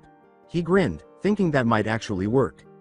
"See, you're already halfway there. If you ain't mastered it by tonight, you'll have it by tomorrow for sure," the clone replied. When the real Naruto and Tazuna were at the bridge, he was watching for trouble when he noticed a worker approaching Tazuna. "Hey, Tazuna, could we talk for a minute?" asked the employee. "All right, Gichi, tell me what it is," Tazuna asked, and Gichi, the man, looked down as if he were embarrassed by something. "You and I have been friends for a long time, Tazuna, but we have been trying our luck as it is, so I don't think I can keep working on this bridge." Gichi said, "If we continue, Gato will send his thugs, and we will all be killed. So that's it? Are you simply going to give up on me now, after we've made such progress?" Tazuna asked angrily. "Tazuna, please try to comprehend that our friendship is the only reason I stayed this long. However, I had to consider my wife. If I passed away, who would take care of Agari?" "I apologize, Tazuna," Gichi said. "No, Gichi, I apologize that you are unable to recognize the significance of this bridge. Until this bridge is completed, our nation will remain impoverished. We're building here commerce, trade, and hope," Tazuna said passionately, attempting to explain to his friend. "Tazuna, there ain't going to be much hope if we're all dead," said Gichi. Naruto had observed that Gichi's desire to resign was having an impact on the group's morale and that many employees were listening in on the two men's conversation. Naruto thought, I have to do something or Tazuna will be building this bridge himself. Tazuna is correct. If you give up, Gato will triumph. This bridge is your nation's only hope. You must not allow anyone to frighten you. Not only will you suffer if you don't take a stand, but your children and grandchildren will also be affected by your cowardice. Naruto spoke loudly enough for everyone to hear. And, child, what would you know? Gichi said, you're not even from here. I am aware that you will have to keep running if you flee from a bully. Look, I'm a shinobi, and I'll make sure that none of you get hurt if Gato or his men show up, Naruto said to Gichi. How will you accomplish that? Gichi said, Gato will bring an army, and you're just one kid. Naruto began to laugh. He had just had a brilliant idea from this man. Yes, but the thing about me is that if you fight me, you'll always be up against an army. Making a cross seal with his hands, Naruto said. Jutsu with multiple shadow clones, created 100 clones of Naruto and called him out. When Tazuna and his employees saw how many Narutos were now on the bridge, they gaped. Would you look at that, there has got to be at least 100 of them, a worker replied. With that many to guard us, there's no way Gato could get to us, another person replied. After he calmed down, Tazuna turned to face his friend and began to laugh, which quickly escalated into full-fledged laughter. Now, Gichi, what are your thoughts? Is there any hope left? Tazuna asked. Gichi stammered, Well I, and then shook his head to clear it before trying again. Gichi said, okay, Tazuna, I'll stay on. Gichi looked at Naruto and said, I hope you know what you're doing, kid. Our lives are now dependent on you. Oh, don't worry about that, Gichi. I saw this kid fight firsthand, he's really that good, Tazuna replied. Naruto turned and started to command his clones. To a thunderous, yes sir boss. From his clones, Naruto said, okay, I want 10 of you to guard the perimeter, the rest of you go to Tazuna and see where he wants you. Naruto shocked the man by saying, okay, Tazuna, here are some free laborers for the day. Just tell them what to do. Is this kid for real? He's going to protect me and my entire team, and he's willing to help build this bridge, Tazuna thought, now sincerely regretting his remarks about Naruto back in Konoha. And not just because the child scared the living daylights out of him. Upon seeing Naruto and Tazuna strolling through the village on their way to the market a few hours later, Naruto was horrified by the condition of the village and its inhabitants, feeling as though Gato was suckling the life out of them. Naruto then entered the food market. When Naruto saw that there wasn't much food there, he turned to Tazuna and asked the man. Are all markets like this, Tazuna? Naruto asked. Sadly yes, ever since Gato took over all the trade routes, he charges the shopkeepers more than they can afford for produce and wares, and since they cannot afford to get much, they don't make a lot of money, so the next time they go to get supplies they can afford even less than the last time. Tazuna spoke with a voice full of rage. Naruto turned around when he felt a tug on his jacket as they were leaving the store, and what he saw devastated him. When Naruto noticed that a boy no older than 6 had his hands out in a begging position, he realized that he was pleading for food. Naruto reached into his pocket, took out the only edible item he had with him, a box of Pocky, and gave it to the boy. The boy smiled at Naruto with such sadness and sincerity that Naruto knew he couldn't watch this country go hungry. As the boy fled, Naruto turned to face Tazuna, and the expression in his eyes caused Tazuna to back off. That is all there is to it. Mr. Tazuna, gather all the physically fit men you can find and meet me in that wooded clearing about half a mile away. Do you know which one I'm referring to? Naruto asked. Yeah, I am aware of the clearing you are referring to, but what is this kid about? Asked Tazuna what was going through Naruto's mind. As a clone puffed into existence next to him, Naruto said, don't worry about it, just please find as many men who are willing to come. I'm going to leave a clone to guard you while I'm gone. Naruto's body flickered to the clearing. He didn't want the town people to pay for what he was about to do, so Naruto looked around the clearing, which was large enough for what he had planned, and hoped that by doing this here, he wouldn't attract the attention of Gato's thugs. After taking a deep breath, Naruto decided to visit an old friend because he had never used this jutsu on such a large scale before and he knew he would need some assistance. Naruto found himself in a room that resembled a sewer when he opened his eyes. Hi, Kurama. Get up! To attract the fox's attention, Naruto yelled. Kit, what is it? I was dreaming a wonderful dream, Kurama said, irritated. Naruto told the fox, I need some of your chakra, I'm about to use that jutsu. This time, what are you making? More kunai? Kurama asked. No, nothing quite so trivial, the village we're in is in some bad need for food, Naruto replied. Alright, I'll help you this time, but next time you wake me from a dream, your life better be in danger, or it will be. The fox grumbled. Naruto said in a conciliatory tone, I know, and then left his subconscious. He activated his Rinnegan as Naruto felt Kurama's chakra coursing through him, dividing it into its yin and yang forms. Naruto knew that by using this jutsu, he was actually displaying his hand, but he couldn't just stand by and do nothing. Using the jutsu known as creation of all things, which gives life to the imagination, Naruto visualized a clearing filled with crates, filled with various foods, including rice, pork, beef, fish, vegetables, fruits, and bread. He held this vision in his mind and used Kurama's yin chakra to give it shape before giving it life with his yang chakra. Naruto opened his eyes and saw that it had worked. There were boxes and boxes of food in the clearing. He deactivated his Rinnegan and sighed, that jutsu really took it out of you. At that moment, Naruto heard Tazuna enter the clearing. Holy shit. Take a look at everything, Tazuna said. With that jutsu, you can never be too sure. One slip of the imagination and you're doomed. Naruto turned to face Tazuna and what appeared to be 20 men, who were all staring at him as if he had grown a second head and checking to make sure he hadn't. He thanked the stunned audience when all he could see were his shoulders. All right, everyone. I want you to begin distributing this food to families. Debts are prioritized for families with children, but there ought to be enough for everyone. Okay, let's feed this island, Naruto said. As one villager put it, I can't believe it, look at all this food. How did he get it, in your opinion? Asked someone else. I don't care how he obtained it. Everyone on the island could be fed for a week with the amount of food here. Gichi, whom Naruto had just noticed, said. The man was heard. Get people to try this food. Tazuna took command and said, and for Kami's sake, try to keep it quiet, we don't want Gato getting wind of this. They then started an all-night operation to feed the people of Wave, with more men joining in to pass out the remaining food as they went. It would appear that Wave was gaining another hero to believe in, but Naruto had no idea that by the time he went to sleep that night, his name would be mentioned in homes all over Wave. Tsunami and Tazuna appeared to be in a good mood at the dinner table later that evening.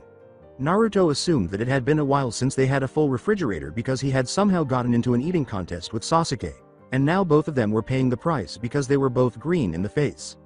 Sakura, on the other hand, was lost in thought. Naruto had humiliated her today by merely tapping her on the side of her neck, and his subsequent remarks to her were like salt on an open wound. Despite her desire to deny them, all of Naruto's statements were accurate. Later, however, on their way back to the house, Sasuke had said something that had really affected her. Rewind. The Naruto clone had already dispelled itself, and Sakura and Sasuke were making their way back to Tazuna's house. Sasuke was grinning because he had mastered the tree walking exercise. Sakura decided it might be a good time to ask Naruto out after noticing how content her crush appeared to be and how he was nowhere to be seen. Hey Sasuke, I was wondering if we could go on a date once we returned to Konoha. Sakura looked at Sasuke and saw his smirk turn into a frown, shattering her hopes before he had a chance to respond. I don't mean to offend you, Sakura, but you should know that I'm not really looking for a girlfriend at the moment. Even if I were, I wouldn't be a fangirl who is incapable of forming her own opinions. I know you find that attractive, but it's not. It makes you seem like you don't have a brain of your own, Sasuke said, avoiding Sakura's gaze. You always agree with me no matter what. Sasuke went on talking without realizing how much his words were hurting the girl he was speaking to, and he would have noticed the tears beginning to well up in her eyes if he had. I'm going to have to rebuild my clan eventually, Sakura. The girl I choose to be with needs to be strong, and you're the weakest person on this team. I'm not sure if you realize this or not. Sasuke concluded as he turned to leave. You must put your training first and stop thinking about me, or you risk being raped or killed one day, possibly both. As he left, Sakura stood where she had stood, defying Sasuke's entire speech, even though he truly didn't want to hurt her because he was afraid she would kill herself one day and Sasuke had witnessed enough deaths of people he cared about. Sakura gathered herself and went back to the house after what felt like hours but was actually only about 30 minutes. Finish the flashback. Am I truly that weak? Sakura asked herself. However, she was already aware of the answer. Sakura chose to inquire about something she had observed in an attempt to get her mind off of it. Pardon me, but I couldn't help but notice that this picture is missing a corner. It looks like someone used to be in it, Sakura said, oblivious to the family's tense reaction. Inari, you kept looking at it all through dinner. After a minute of silence, Tsunami said softly, it's my husband. Tazuna remarked, in this land, they used to call him a hero. Inari jumped up and fled the room. Where are you going, Inari? As she pursued her son, Tsunami asked. As she walked out of the room, Tsunami said, Father, You know that you can't talk about him like that in front of Inari." "What in the world happened to Inari?" Sakura asked, startled by the response to her query.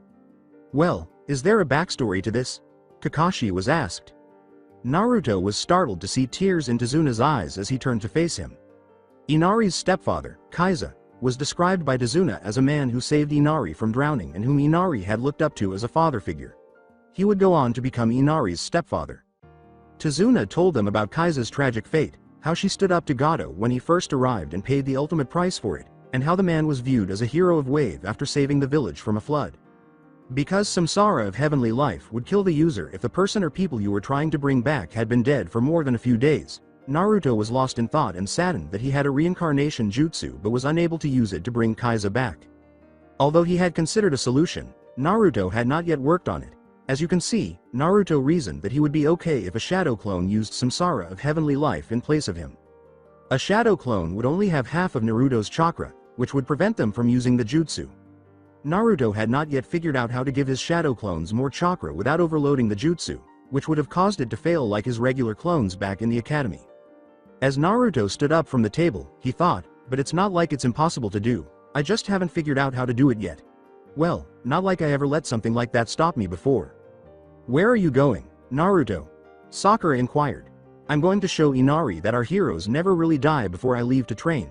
As he walked out of the house, Naruto said. Sakura asked, what do you think that is about, sensei? In his usual sluggish tone, Kakashi said, knowing Naruto, there's no telling. Haku saw a strange boy, no older than herself, with blonde hair, black pants, a black jacket with red and yellow stripes running down the sleeves, and a mesh body armor undershirt. She was out collecting herbs to make some medicine for Zabuza. Since Haku was never that cold, she chose to wake him up and see if she could learn anything from him instead of killing the boy while he was sleeping, even though Haku knew he was the boy who had fought Zabuza. She was going to shake the boy as she slowly reached for him, but she was pinned to the ground with a kunai around her neck.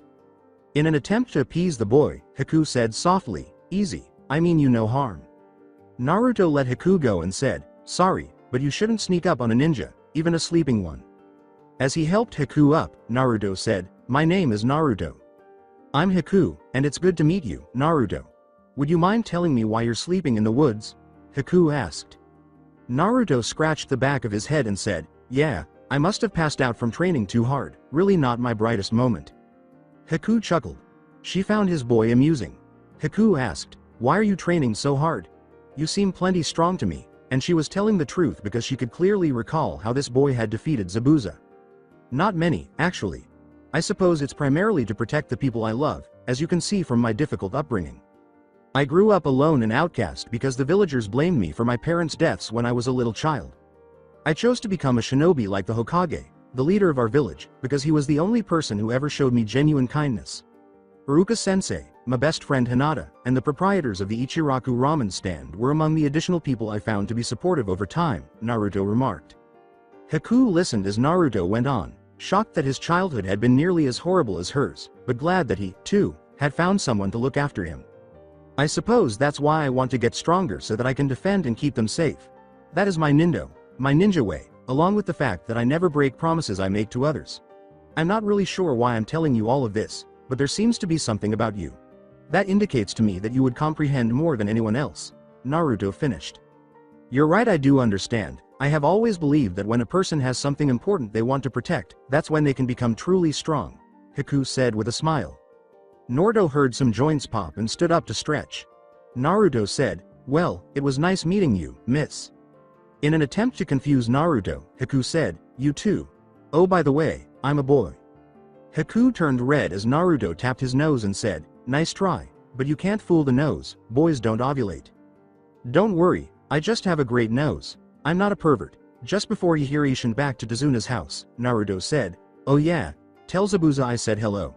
3 senbon needles struck the spot where he was standing a few seconds too late. As she vanished in a swirl of snow, Haku thought, how did he know? I need to get back to Zabuza.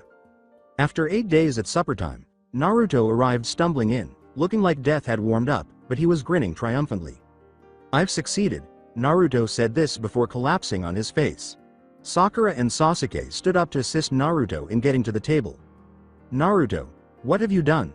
Sakura asked as she took a seat at the table again, holding a book by Tsunade Senju called, "So You Want to Be a Medic Nin?" When she had swallowed her pride and asked Naruto for assistance, he had given it to her. A small flashback. "Hi Naruto, may I ask you a question?" Sakura, Naruto, and Sasuke were defending Tazuna when she asked. "Yes, Sakura, tell me what it is." Sakura hadn't talked to Naruto much since the battle over who would lead the team, so he was taken aback by her response. "You see, I just had a quick question for you. How do I get stronger?" Sakura blurted out, moving too quickly for Naruto to catch her. "Whoa, slow down, Sakura. I missed that." Naruto waved both hands up. "How do I get stronger?" I asked. Sakura lowered her head and said, "You were correct when you said that I wasn't even trying to improve myself." It must have been difficult for Sakura to acknowledge that Naruto was nearly speechless. Sakura said, "It's just that I really do want to be a useful member of this team." She had realized that Naruto and Sasuke had been correct and that she needed to stop daydreaming and start taking her training seriously. "All right. Have you ever considered a career in medicine?" Naruto asked. "No, why?" Sakura inquired. "You want to be helpful, don't you? You possess the chakra control required to be a medic. Nin, and Sasuke, Sensei, and I have enough fighters between us. When things don't go as planned, we really need someone to help us get back on our feet," Naruto said. "Well, that makes sense, Naruto, but I want to be a fighter, medic.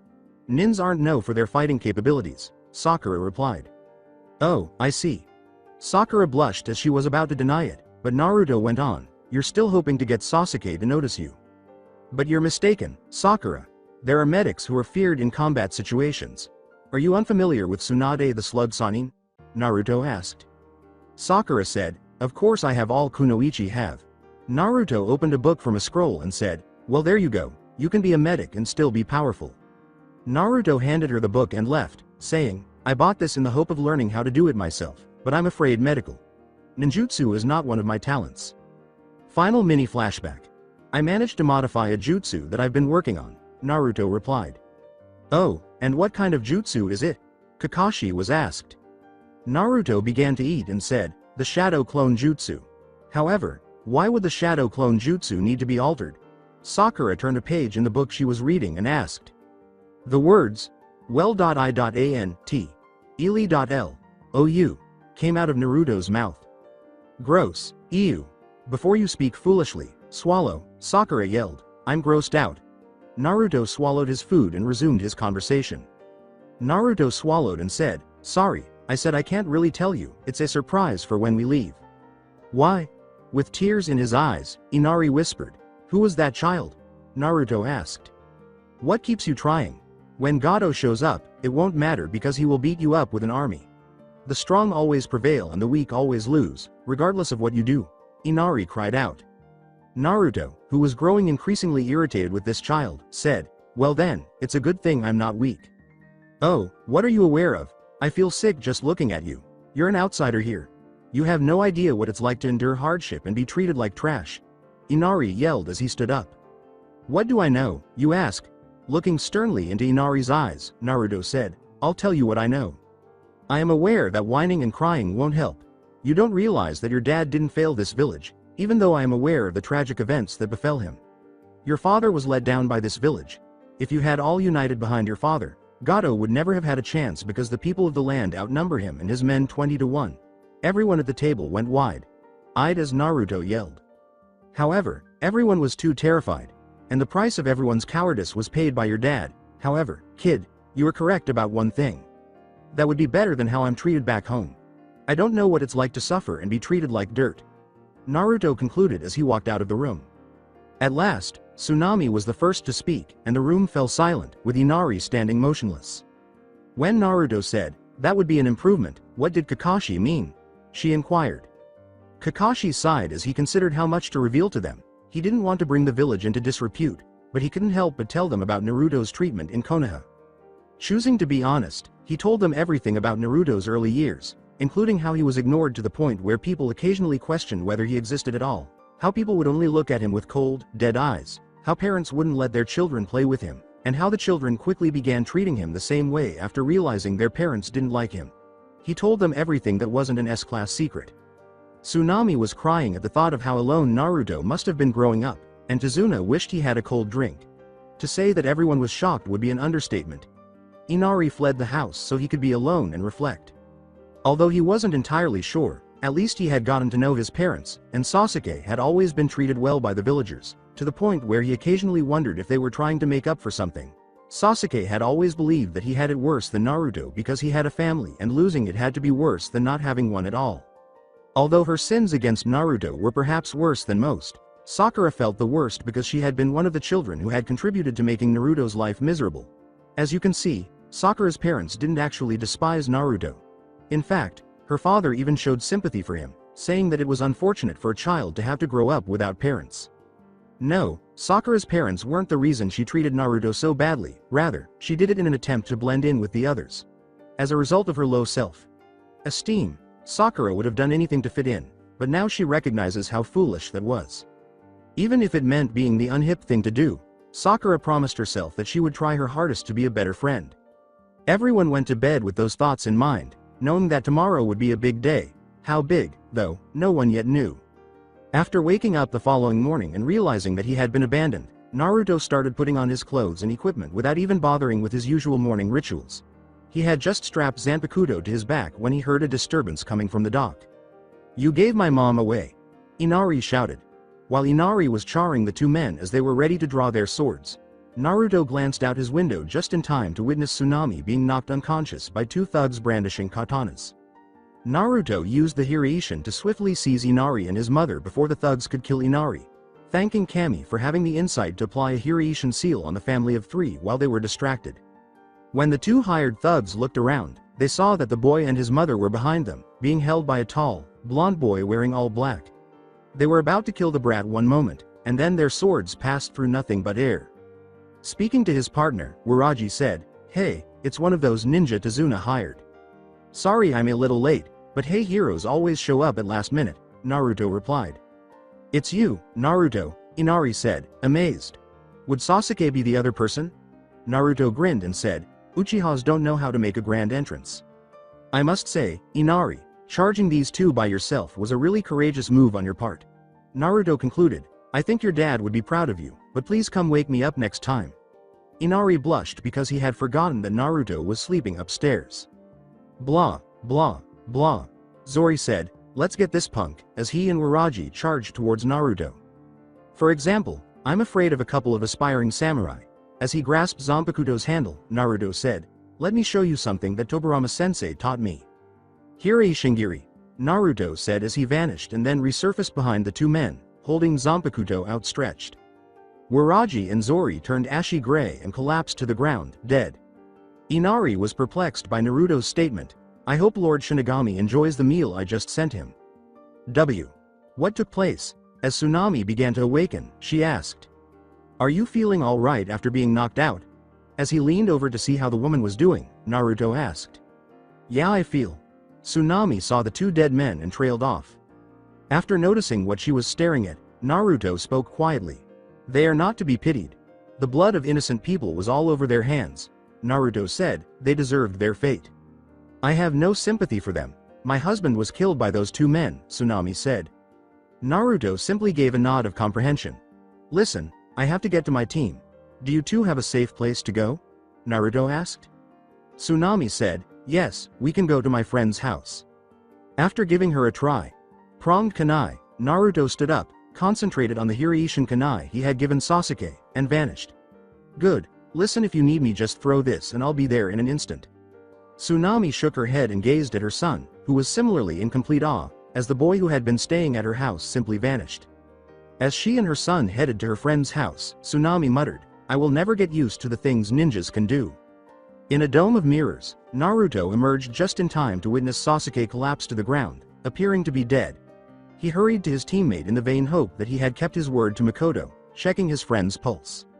Even though she didn't want to fight the boy she had met in the woods, Haku would do anything Zabuza asked of her, even if it meant killing her heart. She spoke while glancing at Naruto. "Naruto-kun, is this the first friend you lost?" Haku asked. "I didn't lose him at first." In addition to the fact that his pulse is weak but still present, Naruto stated, "I wouldn't really call us friends, more like rivals who respect each other.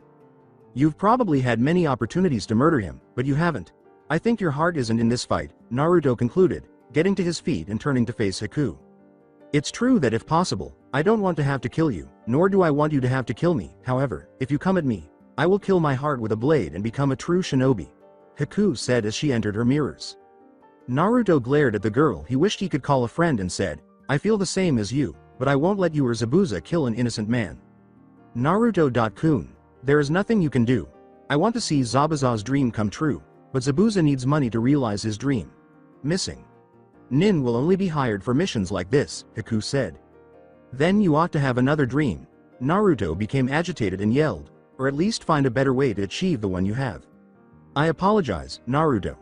I wish our meeting had taken place in a more favorable setting, Haku sadly said. I genuinely think we would have become friends, as she got ready to strike. Senbon needles began to rain down on Naruto from all sides as he said, "Me to Haku, me too." In just a few minutes, Naruto had transformed into a pincushion and even had to activate his Rinnegan. To her credit, Haku expressed no surprise beyond stating this. "So you're also descended from blood?" As she moved from mirror to mirror, Haku said. As he avoided more Senbon, Naruto remarked, "Yes, but you were only the second person to see it in combat."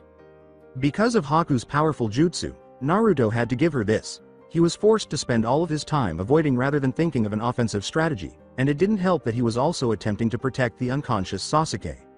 Man, Naruto would love to use Shinra Tensei, Almighty Push, but he couldn't get close enough to the mirrors to use his Rasengan. In addition to the damage it would do to the bridge, Sasuke might also be blasted away. At that moment, he recalled a quote from his father, "The best defense is the best offense." Naruto thought, of course, why didn't I think of that sooner? "Hey Haku, tell me what you think of Susanoo, my final defense," as he and the unconscious Sasuke were wrapped in a red, orange ethereal skeleton, which was soon covered in skin and armor, Naruto yelled. Susanoo's sheer power was felt throughout the bridge, and Kakashi and Zabuza stopped fighting in the middle of their duel. Kakashi thought, "What is this power I'm feeling? It's not the Kyuubi." "What is this?" Zabuza asked. Kakashi said, "If I had to guess, I would say it's Naruto." Returning with Haku and Naruto. Susanoo was the ultimate defense, and Haku was frantically trying to break through it by hopping from mirror to mirror as quickly as she could in an attempt to find a weak spot, but it was unsuccessful. Naruto had been tracking Haku's movements with his Rinnegan, and when the timing was perfect, he had one of Susanoo's arms smashed through the mirror in which Haku had just appeared. Without her to support them, the mirrors all shattered, sending Haku hurtling away from Naruto. After letting Susanoo and his Rinnegan go, Naruto began to move in the direction of Haku's fall sight. Naruto called out, "Hey Sakura, Sasuke needs some medical attention." Sakura and Tazuna rushed to where Sasuke was lying after hearing Naruto's words, and she started removing the Senbon from his body right away. Haku was lying there when Naruto arrived. Haku got to her knees, her mask in shambles, and said, "You've won Naruto.kun. Now you must kill me." "Haku, why would I kill you?" Confused, Naruto asked. "Zabuza can no longer use me because I am a broken tool."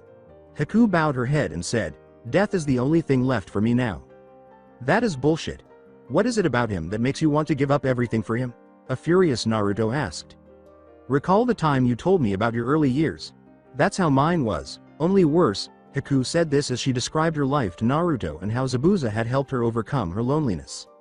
It was difficult to imagine a life worse than his own growing up, but Haku's was undoubtedly worse, which is why the girl practically worshipped Zabuza. Naruto was at a loss for words. "Will you murder me now that you know? You would be doing me a favor by ending my life, as it would be meaningless without Zabuza," Haku said. Naruto pulled out a kunai with the intention of knocking her out, but it also gave Haku the impression that he was going to comply with her request, and that's when they heard Kakashi. Naruto knew he couldn't kill this girl. She might hate him later, but he wouldn't kill her. "I warned you, Zabuza, that death is your destiny," Kakashi said. Haku's eyes widened as she saw her master about to die, but Naruto and Haku only saw Zabuza pinned by a group of dogs, with Kakashi preparing to run him through with a lightning jutsu. Right before she vanished and reappeared directly in front of Kakashi, Haku said, "I'm sorry Naruto, it seems I still have one use after all." Knowing that he would only have one chance at this, he quickly reactivated his Rinnegan and threw a Hiraishin kunai pushed by Naruto's wind element to make it fly faster. If he failed, he would die. After apologizing to the girl in silence and bracing himself for the worst, Kakashi saw the girl appear directly in front of Zabuza, but it was too late for him to stop. Using the Hiraishin, Naruto moved in front of Haku, obstructing Kakashi's path. Using the blocking technique absorption seal from the Preta path, Naruto surrounded himself with a chakra, absorbing barrier and prepared for impact. Although the barrier would absorb Kakashi's jutsu, Kakashi was still moving at a high speed, so this was going to be a huge blow. Kakashi was on the verge of losing his mind because, like Rin, another teammate was going to perish at his hands. What the hell are you thinking, Naruto? Kakashi thought, but as he approached him, a strange thing happened. The Reikari in his hand vanished, and he also felt as though the chakra was being sucked out of him. Before he could consider this, his hand struck Naruto, causing him to collide with Haku, who then collided with Zabuza, who then collided with the bridge's side rail, causing both of his arms to break. Naruto let out a groan, realizing that he had been right. That hurt like hell. It felt like his head was resting on a pillow so soft that he was tempted to lie there and pretend to be unconscious so that Kakashi-sensei could take care of the rest. Naruto opened his eyes and was about to call out to Kakashi when he realized what it was that was so soft. Apparently, his head had somehow landed on Haku's chest when he and Haku had landed, but he knew he had to get up and let his sensei know that he was okay. With a slight tilt of his head, Naruto noticed that Haku was staring at him with wide eyes, and as they both scooted away from each other as if the other was on fire, matching blushes suddenly appeared on their faces. "Sorry," Naruto said hastily. Just as quickly, Haku said, "It's fine." However, before either could say anything more, they were interrupted. "What in hell were you thinking, Haku?" Zabuza yelled, startling everyone on the bridge. "Never attempt to defend yourself against an attack directed at me," Zabuza said, limping over to where Haku was, both arms hanging limply at his side. "You are my legacy more than anything else, Haku. Training you was the only thing I ever did right." Haku started to say, "But Zabuza, your dream too," but was interrupted.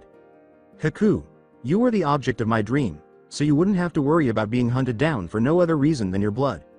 You see, my dream would be meaningless without you," Zabuza remarked. "You're the closest thing I have to a daughter, Haku." But you," Haku said, her eyes welling up with tears, "I thought I was your tool." "Not true."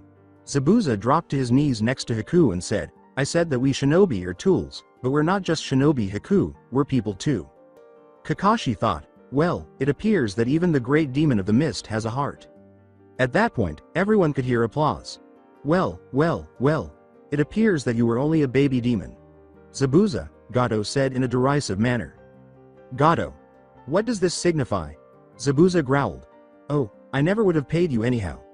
I can pay 30 men what you were going to charge me, so you missing. Nins are too costly. Even so, I hoped that these Konoha ninja would murder you to spare me the trouble." The army of thugs he brought with him all laughed as Gato said, "Then I was going to have my men kill them while they were still weak." Sakura shuddered and Haku felt like throwing up when Gato said, "Okay, boys, kill everyone but the girls. I want the one who broke my arm for later, you guys can have the pink-haired one."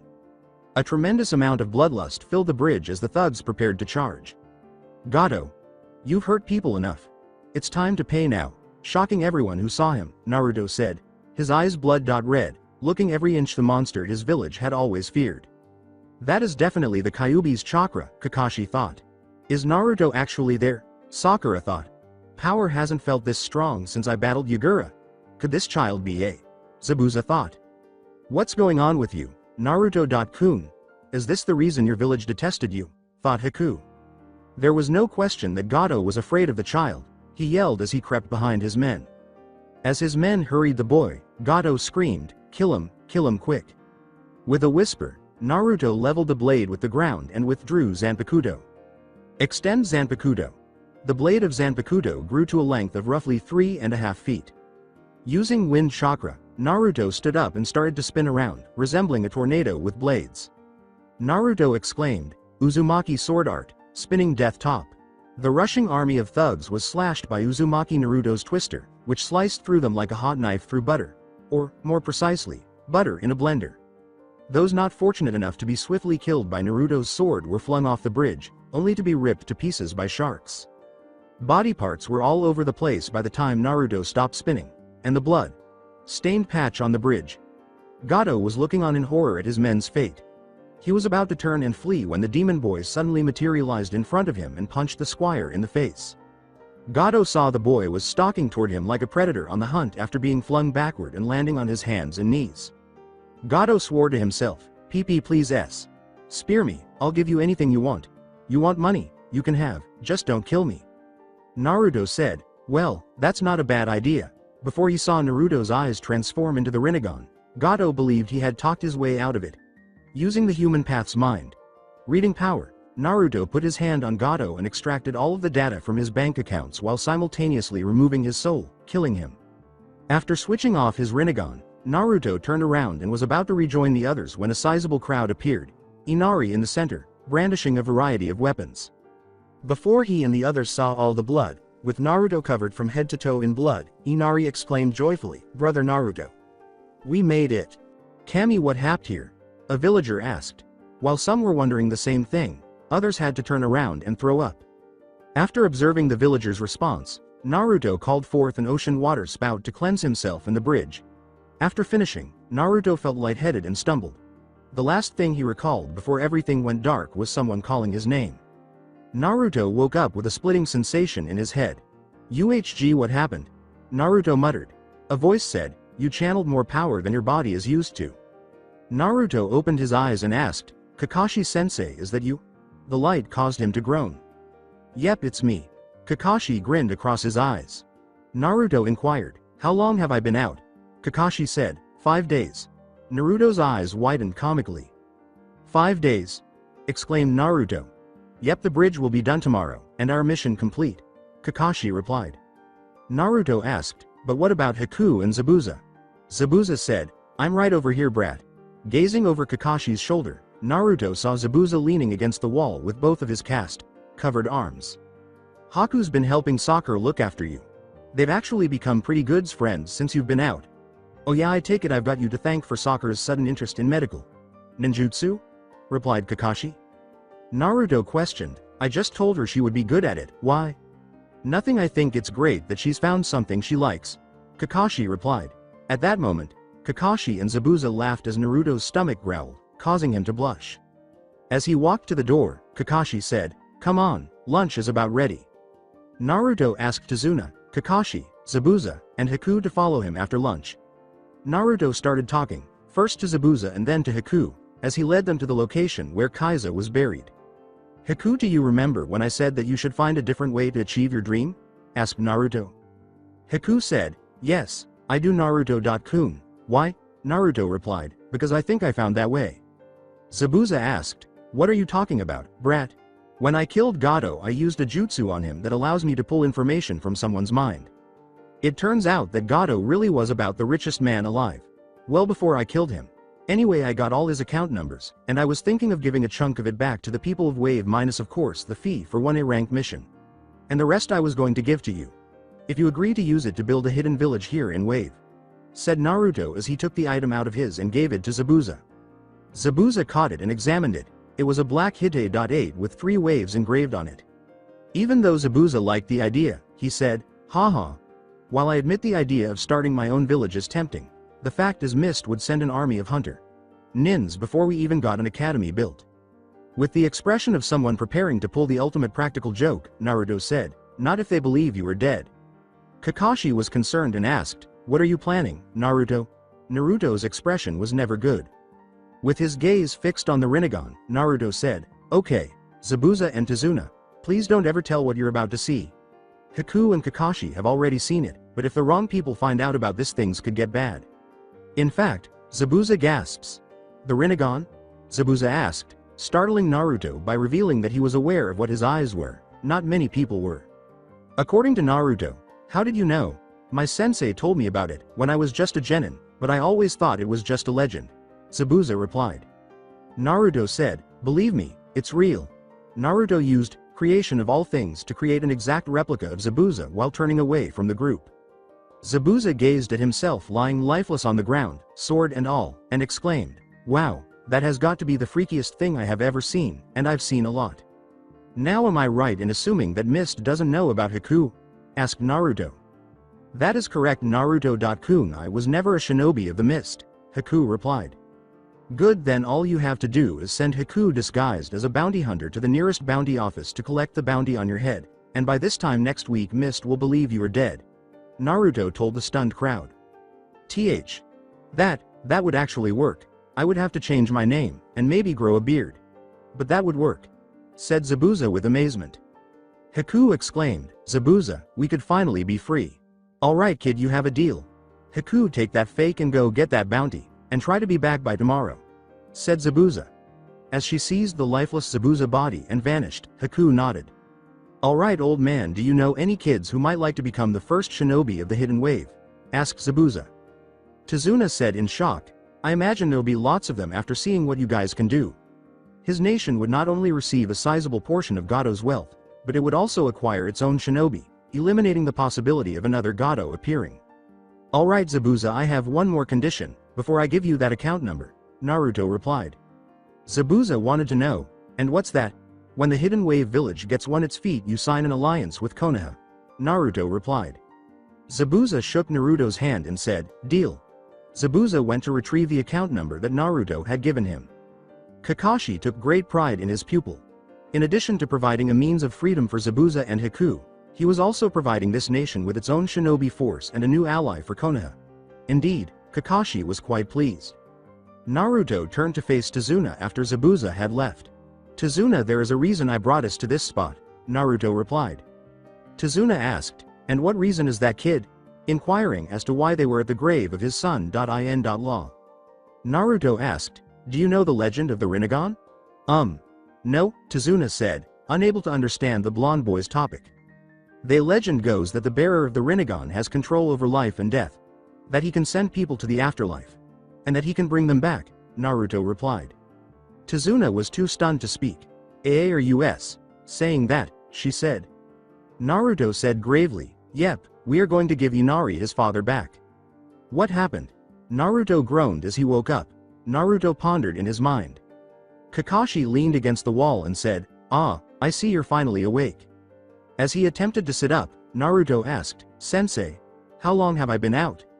Kakashi looked at his pupil and said, "About a week. You passed out from chakra exhaustion. So how are you feeling?"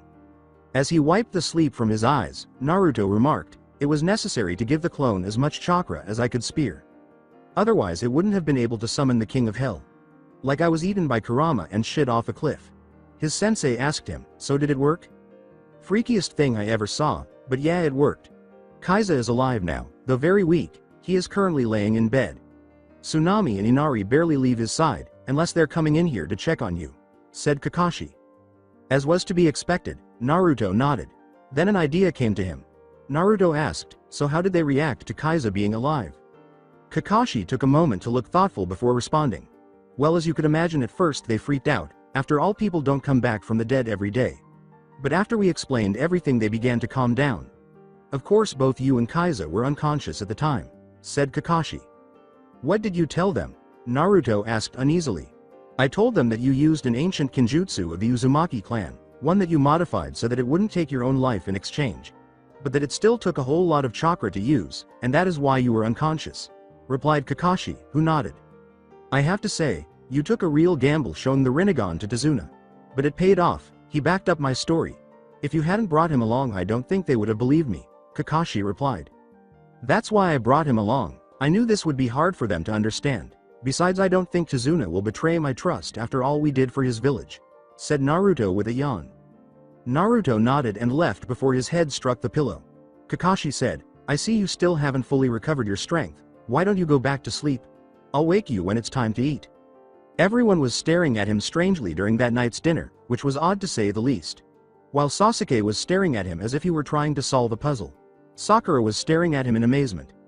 Naruto could infer his thoughts because they were the same ones he had had when he discovered that he had the ability to resurrect the dead with his eyes.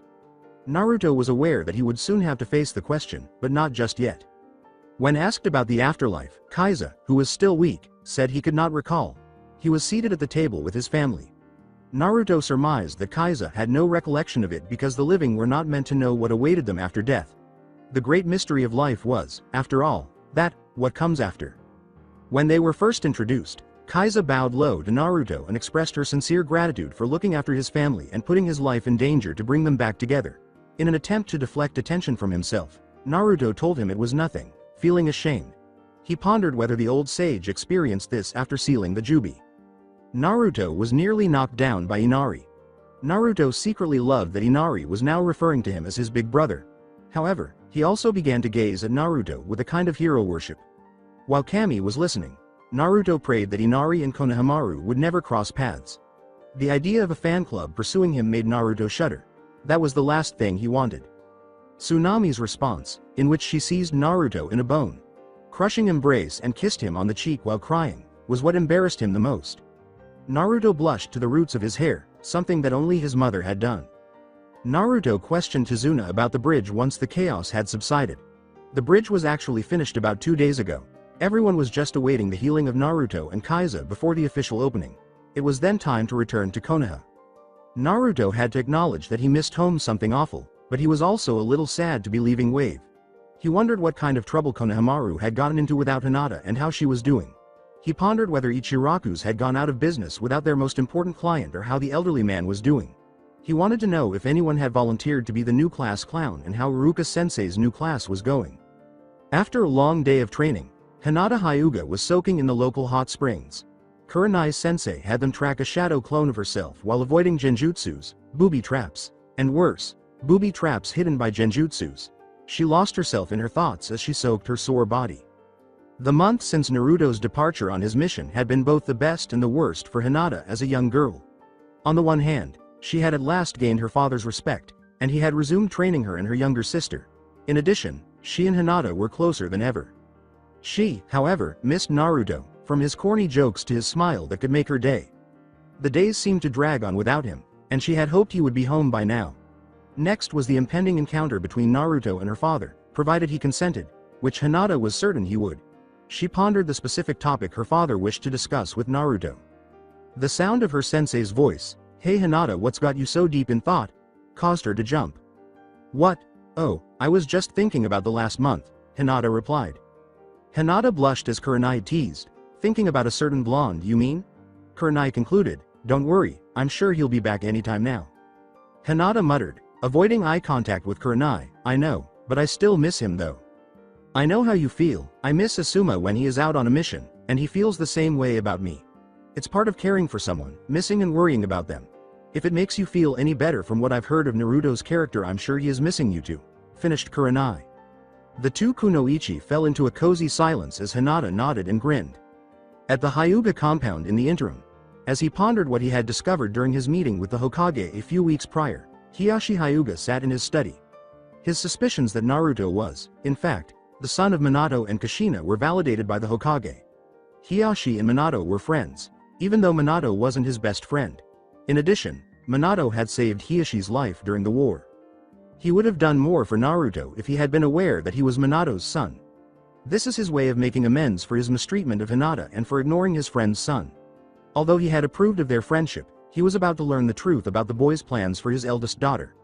Having to close all of the tenketsu in the boy's lower body would be extremely unpleasant for him. It appeared to Naruto that the entire village of Wave plus 2 shinobi had come to bid them farewell. People were cheering and bidding farewell to the shinobis who had bravely defended them all around him. "Take care. Come back soon. Be safe on your journey back." Were only a handful of the objects Naruto could distinguish from the throng. Zabuza and Haku were in front of everyone, along with Inari and his family, who had come back after collecting Gato's money. Haku said softly, "Goodbye Naruto-kun." She was sad to see her first true friend go. "Take care you guys, we'll stop by soon to form that alliance with Konoha."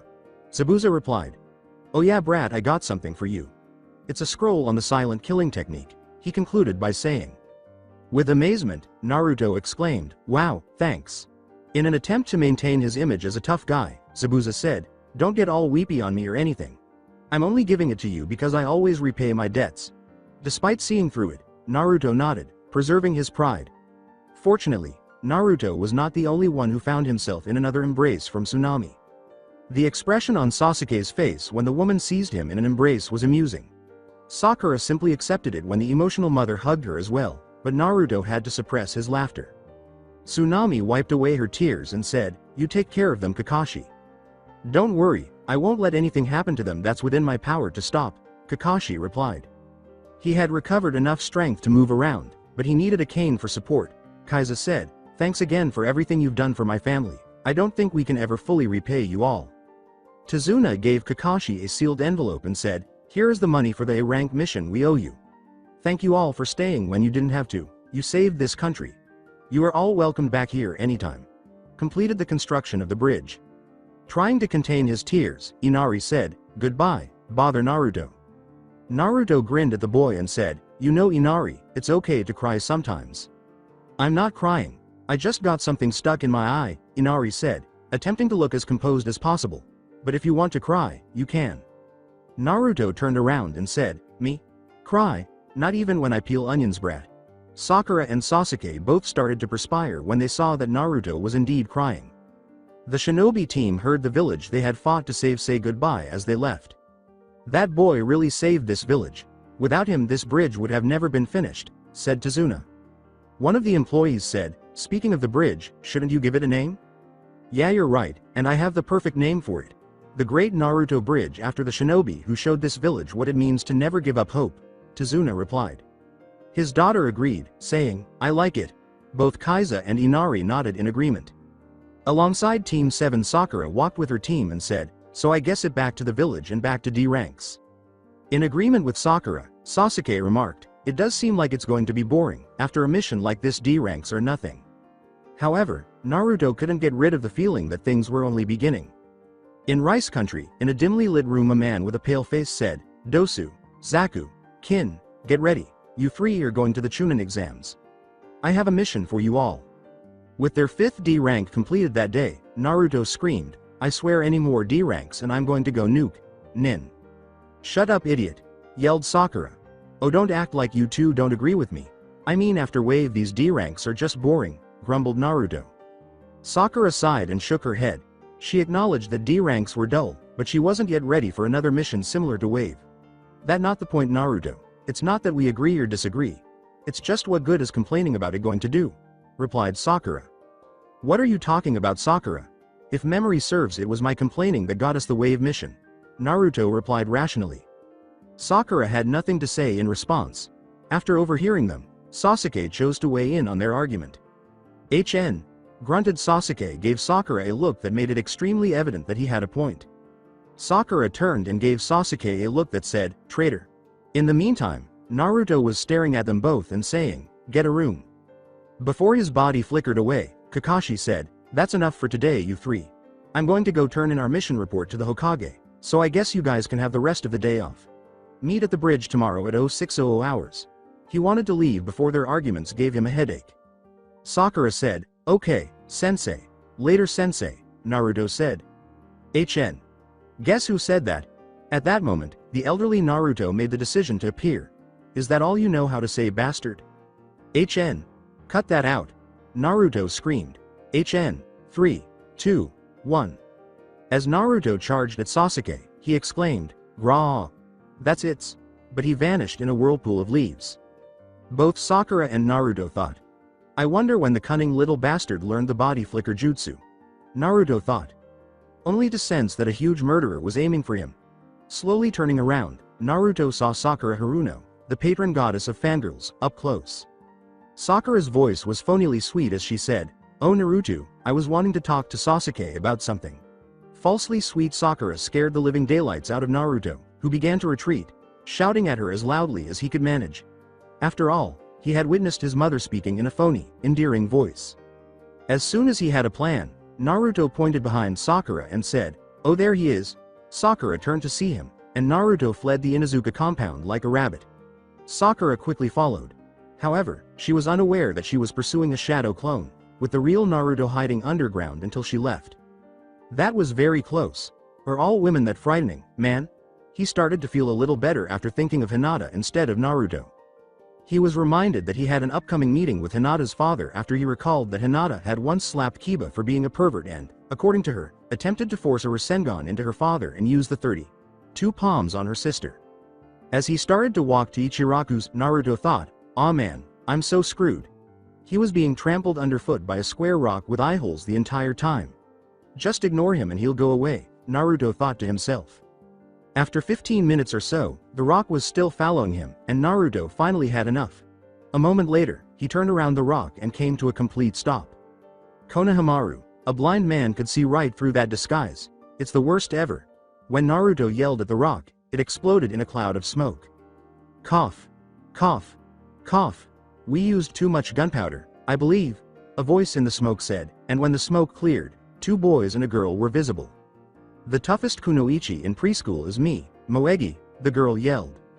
My name is Udon, and I love math, a boy with a runny nose and glasses said. Konohamaru, I'm the best ninja in the village, Konohamaru said, instead of wearing his helmet. The 3 of them were donning goggles that resembled those Naruto once wore. And the Konohamaru ninja squad is what we are together, they completed all 3.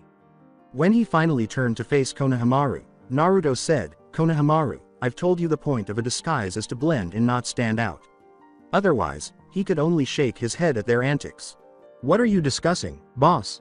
Konohamaru said, that was my best disguise to date. With a face palm, Naruto said, I know, that's what's so sad. Konohamaru ignored the implied jab at his disguises and said, anyway boss, you said you would play ninja with us today. A ninja performing ninja work? That is really pathetic, a voice said, causing Naruto to freeze. Hello, Sakura. You're not angry anymore, are you? Nervously, she asked Naruto, but she gave him a look that would have made Zabuza scream and flee. Sakura said, hey boss, who's this? Not noticing the atmosphere of want to pound Naruto into dust that pervaded the area. He looked from Sakura to Naruto and back again, exclaiming, oh, I see that she's your girlfriend, correct? Sakura's expression changed from angry to murderous, and Naruto quickly corrected him, saying, what? No, in an attempt to avoid being beaten, Naruto said, no, she's my teammate Sakura, and in addition, she likes our other teammate. Don't worry boss, if you ask me, you dodged a bullet, Konohamaru said in a carrying voice after giving Sakura another glance. I mean, that forehead is enormous. Naruto attempted to interrupt, saying, Konohamaru. Konohamaru kept digging his grave without hearing Naruto or noticing his beginning to back away. And that awful pink hair. Konohamaru. Before the child killed himself, Naruto attempted to interrupt once more. Not to mention her flat chest. Konohamaru, finally gaining his attention, Naruto yelled. Boss, what is it? Konohamaru asked. Run, Naruto pointed at Sakura and yelled. Konohamaru noticed Sakura's icy expression as he looked at the spot where Naruto was pointing. Oh, now I understand. Ah! In his haste to escape the murderous kunoichi, Konohamaru screamed as he started to run with Sakura right behind him. Naruto and the others followed to try to stop a murder, but Konohamaru failed to look where he was going and collided with a man in a black bodysuit and war paint. It hurts. You little brat, that hurt. As he raised Konohamaru by his scarf, the man in war paint said. A girl with blonde hair and 4 ponytails said, put him down Kankuro, you know this will only get you in trouble. Tamari, don't worry too much, he will arrive in a few more minutes. As Konohamaru fought to break free, the man who is now known as Kankuro said, there's plenty of time for me to teach this brat a lesson. Take care of yourself. What should I write on your gravestone, in your opinion? Acting as though she didn't give a damn, Tamari said. Put him down, please. I was at fault. Since Sakura had arrived in time to witness Konohamaru being raised by his scarf, she begged him to be honest. Kankuro grinned viciously and said, oh don't worry, I'll put him down just as soon as I teach him to watch where he is going. You'd better make me stop, Konohamaru continued to struggle, he said. Yes. Or what? Kankuro asked. Konohamaru growled, or my big brother will tear you apart. Kankuro looked around and saw only the 2 children and the girl with the pink hair. Yes. And who is that big brother? He asked, feeling cold steel against his neck at that precise moment. This older sibling. A voice spoke to Kankuro's right, and when he turned to look, he saw a roughly 5-3-year-old boy with spiky blonde hair that hung into his eyes, dressed entirely in black, standing next to him with a black ninjutsu in a reverse grip around his neck. Tamari and Kankuro thought, fast, simultaneously. I'm going to ask you this nicely once, Naruto said, turning to face Kankuro and speaking in a lethal tone. Before you make me start a global scandal, please put down the Hokage's grandson. Konohamaru, Udon, Moegi, and Sakura were all grinning when Kankuro turned to face them. Hokage's grandson. Kankuro said in a trembling tone. Yes, my grandfather is the well-known 3rd Hokage.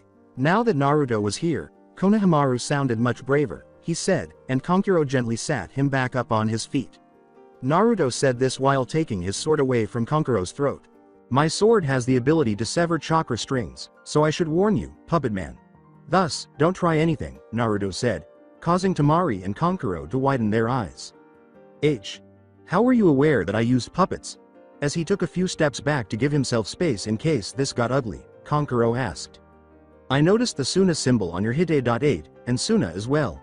Known for its puppet users, so that's one thing. Therefore, based on the fan on your partner's back, it was easy to guess what that object on your back was. She was a wind user, in my opinion.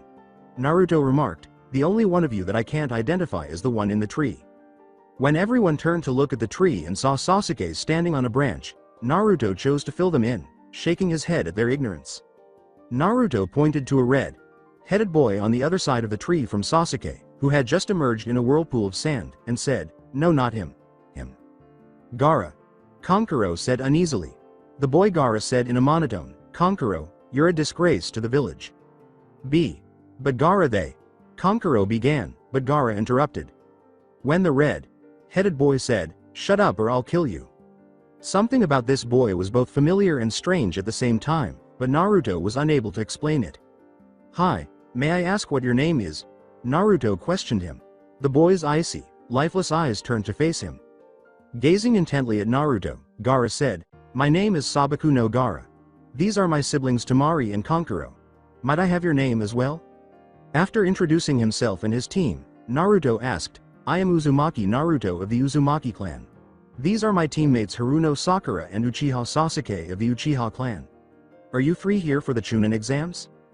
Gaara said, yes, we are, and I hope to see you there, Uzumaki Naruto. His siblings followed him as he left. Once they were out of sight, Sakura said, that guy gave me the creeps. Sasuke and Naruto just kept staring at the spot where the siblings had left. Naruto asked, I assume you felt it too, Sasuke? Sasuke looked at Naruto and then nodded his head in agreement. Sakura asked, what are you two talking about? Felt what? Sasuke said, that was no ordinary genin, Sakura. Hey, would you two do me a favor? Naruto said, supporting Sasuke. In fact, even his own brother and sister are afraid of him. What do you need? Sakura inquired. Naruto asked, receiving nods from Sakura and Sasuke, would you guys make sure Konohamaru and his friends get home safely? There is someone I need to go speak to. Naruto made a hand signal and his body flickered to his house after they had departed with Konohamaru and his friends. Naruto got into his seal and laid down on his bed. As Naruto materialized in his seal, Kurama remarked, I assumed you would be coming to see me, Naruto. So you know what that feeling I was getting from that Gaara guy was? Asked Naruto. Yes, I do. What you felt was one of my brothers, Shukaku to be exact, Kurama replied. Oh great, just what we need, another Jinchuriki running around, Naruto replied. Before kicking Naruto out of the seal, Kurama said, don't worry brat, Shukaku ain't got nothing on me. But all the same you might want to hurry up and get the key to this seal from that old perv. Naruto couldn't stop thinking about how crazy his life had gotten as he lay in bed that night.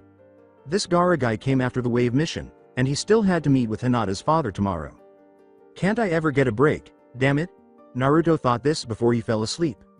Kakashi arrived 3 hours late, and the following morning began as any other. The only significant distinction is that by this point, Sakura and Sasuke had realized this and had adopted Naruto's strategy of arriving 2.5 hours late. As a result, they had only spent 30 minutes waiting. As Sakura put it, my money's on, helped an old lady. Sasuke said, Black cat crossed my path. You're both wrong. It will be, lost on the road of life. Naruto replied. Kakashi appeared in a cloud of smoke at that precise moment. When Kakashi saw Naruto extend his hand and accept money from Sakura and Sasuke, he began to perspire. Sorry, I'm late. I got lost on the road of life. Anyways, I nominated you three for the Chunin exams. These are your application forms. Now this is all voluntary. If you don't feel you are ready you can wait till next year. Should you feel like taking them, however, fill these out and bring them to room 301 of the academy. It's at 3 p.m. 5 days from now, said Kakashi as his body began to fade. Well, I don't know about you guys, but I'll be there. This sounds just like my kind of party, Naruto replied. With a determined expression in his eyes, Sasuke said, this will be a good chance to test my strength against foreign shinobi. Sakura said, drawing a smirk from Sasuke and a smile from Naruto, well, I guess I can't let you two go off alone. I mean, there is no telling what kind of trouble you might get in, without me there to patch you up. The other two nodded in agreement as Naruto said, well, then it's decided. We got 5 days, I suggest we spend them training. The three genin then parted ways to start getting ready for the next phase of their ninja careers. Naruto was once more confronted by the Brat Squad as he was making his way to retrieve some training materials a short while later. Konohamaru asked, "Hey boss, are you too busy to play ninja with us now?" The three children who idolized Naruto cheered him on as he said, "Well, I really should be training. But what the hell? Alright, I'll play for a little bit." At that point, a rain. Nin appeared directly behind Moegi, snatching the young girl and running away while giggling ominously. Naruto followed them out. A few minutes later, he caught up with them and discovered that Moegi was bound to a tree by the rain. Nin. Developing a strategy, Naruto made a clone to converse with the rain. Nin and divert his attention while he obtained Moegi. When everything was ready, the phony Naruto fell from the trees. The rain. Nin turned to face Naruto and said, "Stay where you are. You wouldn't want to be responsible for this little girl getting hurt, would you?" "What girl?" The clone Naruto simply asked with a smile. "What do you mean, what girl?" "This girl, the rain," Nin said, turning to gesture at Moegi only to discover that she had vanished, replaced by a straw doll bearing a strange-looking explosive tag. He only thought, before the tag exploded, knocking him unconscious with a purple cloud of gas. At that moment, Udon and Konohamaru caught up to them. Konohamaru said, "Wow, you did it boss, you got him." Udon nodded next to him. The real Naruto emerged from a tree with Moegi, who was staring up at Naruto with awe and hearts in her eyes. "Hey, why don't you guys go play? I need to have a word with this rain," Nin said Naruto. Despite their complaints about having to leave, the three children complied. Using the same rope that was used to tie Moegi, Naruto tied the rain Nin to the tree after the three had departed and waited for him to follow. Naruto was standing over him when the rain Nin arrived a short time later and discovered himself tied to a tree. Naruto beat him to it before he could say anything. "You know, you're lucky I realized it was you, Iruka-sensei. Otherwise that would have been a real explosive note, and not just a knockout gas note that I made," said Naruto. After a few minutes of staring at Naruto in disbelief, the rain Nin exploded into smoke, revealing himself to be Iruka Amino. Iruka smiled in embarrassment and asked, "How did you know it was me, Naruto?" "You can disguise your looks but not your chakra signature, sensei," Naruto replied. Iruka gave me a strange look, Naruto explained. "I've been working on my sensory skills." Naruto cut Iruka loose, and Iruka said, "Oh, I didn't realize you were a sensor type, Naruto." "I'm not that great at it, I can only sense someone when they're close by," Naruto replied. Iruka got up and asked, "So if you knew it was me, why go along with it?" With a sly expression in his eyes, Naruto said, "I assumed you must have had your reasons for doing this. And if it helps motivate those three to practice their jutsu, who am I to complain?" Iruka laughed out loud at that, saying, "Haha, slick, maybe I should have tried that with you when you were my student." As he scratched the back of his head, Naruto muttered, "I doubt even that would have worked." When a minute had passed, Naruto asked, "So what was all this about anyways?" "Oh yeah. This was a test to see if you guys were really ready for the Chunin exams. Congratulations, you passed with flying colors," Iruka replied. "Naturally," Naruto said in a phony arrogant tone. Iruka smiled and said, "Tell you what, let's celebrate with some ramen." "Deal," exclaimed Naruto.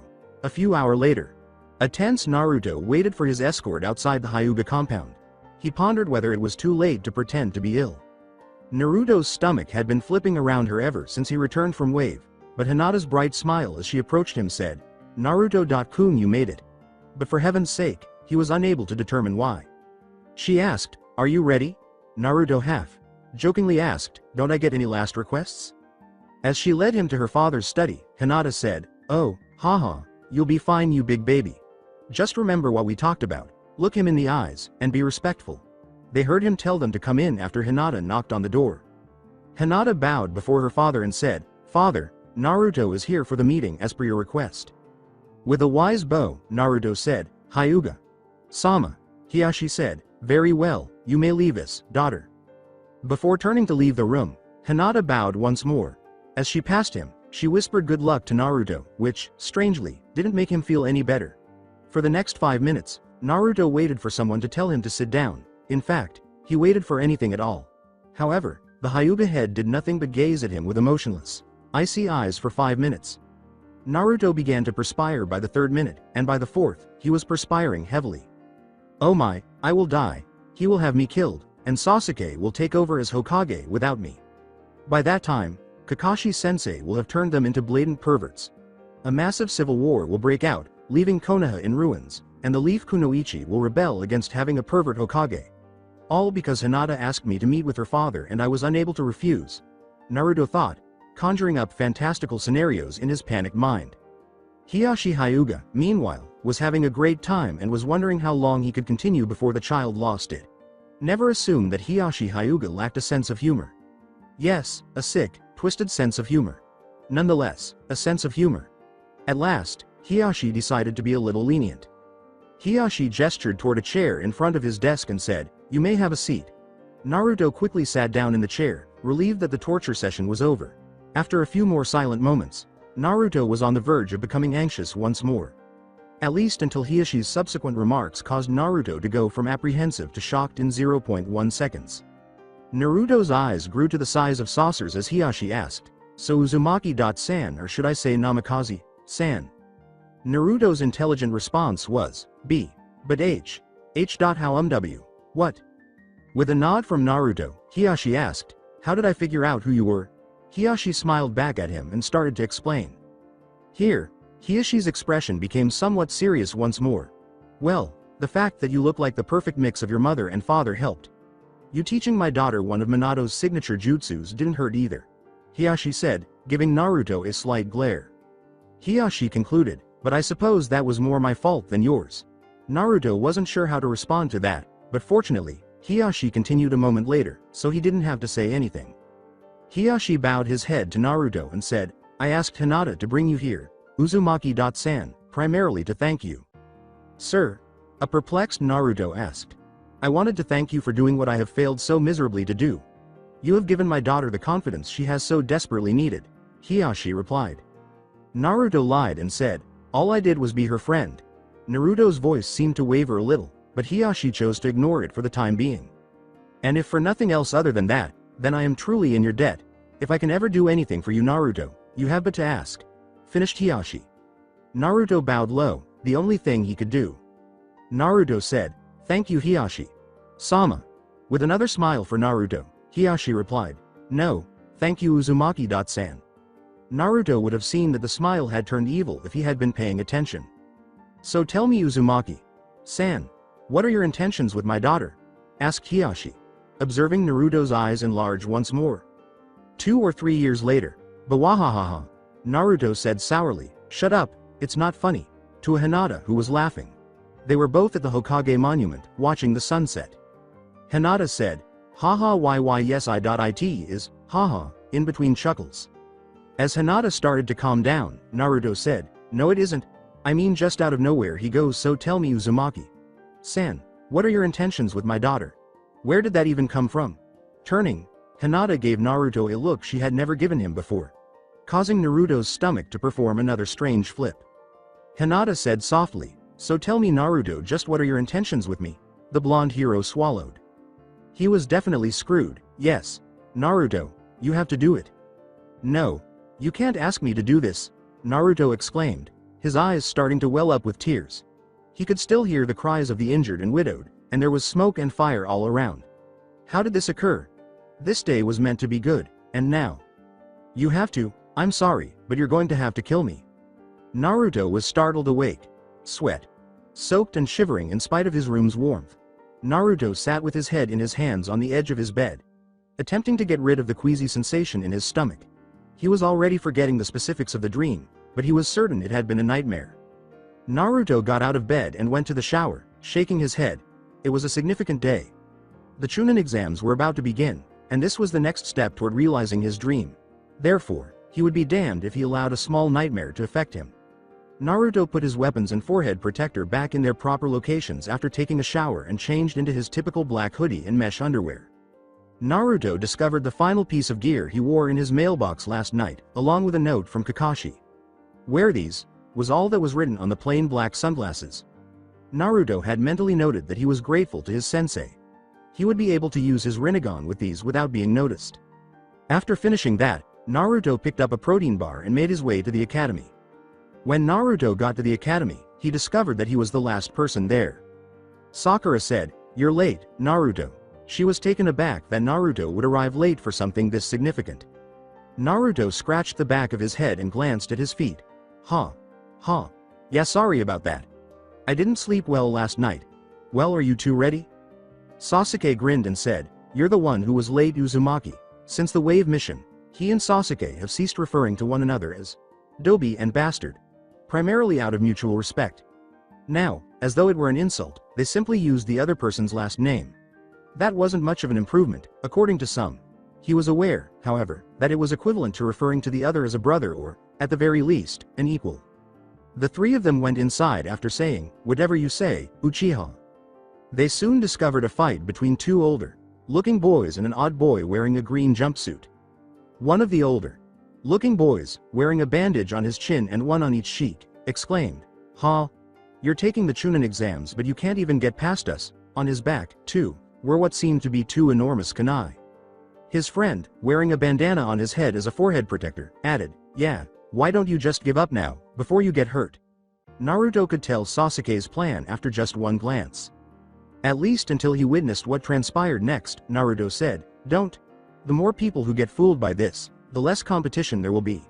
When the strange boy's female teammate tried to defuse the situation, she was punched in the face. Naruto, who felt that a boy should only strike a girl to protect herself, became enraged right away. Naruto narrowed his eyes and said, on second thought, "Have it at Sasuke." Sasuke grinned before making his way over to the two boys. "Real nice genjutsu, but anyone with a brain can tell that this is the second floor and the exams are on the third," sneered Sasuke. Well, so you noticed our genjutsu. Well, let's see you deal with this," said the bandage boy. He sprinted to kick Sasuke. However, Naruto saw something when he spiked his chakra and quickly followed the boy, putting a kunai to his throat. Most people were shocked by this, but Naruto was even more shocked that the boy in the green jumpsuit had caught Sasuke's kick. "He's just as quick as me." Naruto saw that the green boy was also staring at him in disbelief. Naruto spoke, deciding to put that idea aside for later and address the current problem. Naruto let the boy go, saying, "I'm sorry, but I couldn't let my teammate get into a fight with a Chunin, and shouldn't you two be guarding the gate?"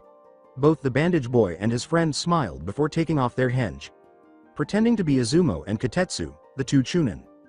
"It's not like guarding the gate is all we do, and what gave us away?" asked Katetsu. Naruto said, "You did, when you spiked your chakra." As he joined his friend, Izumo remarked, "I didn't know you were a sensor type Uzumaki." "I'm just full of surprises." Naruto grinned. Sakura frowned and said, "Wait a minute, so you two are Chunin? So what was the point of this?" "We just wanted to see if there were promising genin among you," said Katetsu. The two Chunin bodies flickered away as they said, "And now that our cover is blown, I guess there is no need to stick around." Well, ja.ne. Sakura said, "Well, that was odd," to her teammates. The green jumpsuit boy, who is now known as Rock Lee, said, "Excuse me. You are Sakura, are you not?" "I am Rock Lee. Would you be my girlfriend? I would protect you with my life." Naruto now has a clear view of him. It wasn't just the jumpsuit that made him strange. The man's eyebrows could have been mistaken for caterpillars, and his bowl cut looked like it contained a lot of hair gel. Sakura gave a deer.in. the headlights expression as she said, "I'm sorry. I'm not really looking for a relationship right now." Since he appeared to be a good man, she was attempting to be easy on him. However, he was definitely not her type. Lee said, looking a little sad, "That is okay, but thank you anyways." A boy who was clearly a Hyuga demanded, "You two, what are your names?" Sasuke said coldly, "It is common courtesy to give your own name, before demanding someone else's." The boy said angrily, "I am Neji Hyuga, of the Hyuga branch family. Now give me your names." Naruto's eyes became slitted. All he had heard about Neji had not pleased him. Naruto passed the boy and said, "No, I don't think we will be giving you our names." Behind him, Sakura and Sasuke were writhing. At last, they reached the classroom where the tests would be administered. Rock Lee's desire to challenge Naruto to a fight caused a minor delay. Naruto had to inform him that he would have to wait until the exams were over if he wanted to fight. When they reached the door, Kakashi was already there. Kakashi grinned and said, "Ah, there you three are.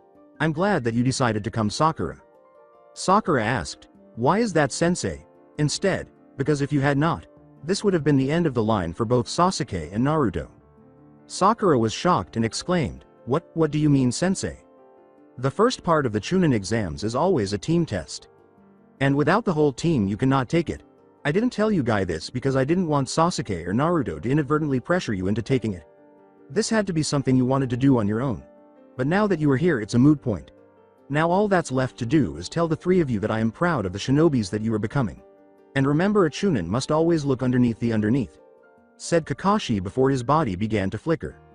Naruto opened the door and entered, saying, "Well, let's do it." Fellow genins from various villages were crammed into the classroom. Sakura said uneasily, "I didn't realize there would be so much competition." Sasuke exclaimed, "Makes no difference. We won't fail." At that moment, his one real fear manifested itself as fangirlism, and Ino Yamanaka. Ino groped Sasuke's form from behind and exclaimed, "Sasuke, where have you been? I was hoping you would show up here." Sakura said, "Stop embarrassing yourself, Ino," in a tone that was surprisingly even. With a snobby tone, Ino asked, "What was that billboard brow?" Sakura's voice did become harsh at that point. "I said stop embarrassing yourself, porker. Look, does Sasuke even look like he is enjoying that?" Sakura broke down. After that, the battle began. Naruto simply ignored them. Shikamaru Nara, accompanied by his ravenous teammate Choji Akamichi, said in a slack voice, "Oh, it's you guys. I knew this was going to be troublesome. But even I didn't know it would be this lame." With an equally slack tone, Naruto said, "Well, it must be, seeing as you're here." Shikamaru asked in shock, "Naruto, what happened to you? When did you become the tallest of us?" Naruto said sarcastically, "It's called a growth spurt. Don't worry, you'll hit yours eventually." In actuality, Naruto was a year their senior. He was unable to tell them that, though. Kiba Inuzuka strode up with the rest of his team and said, "Well, what do you think? It looks like we're all here." After that, Naruto lost his train of thought as he met Hinata's gaze. Naruto reflected on the Hokage monument from the previous evening.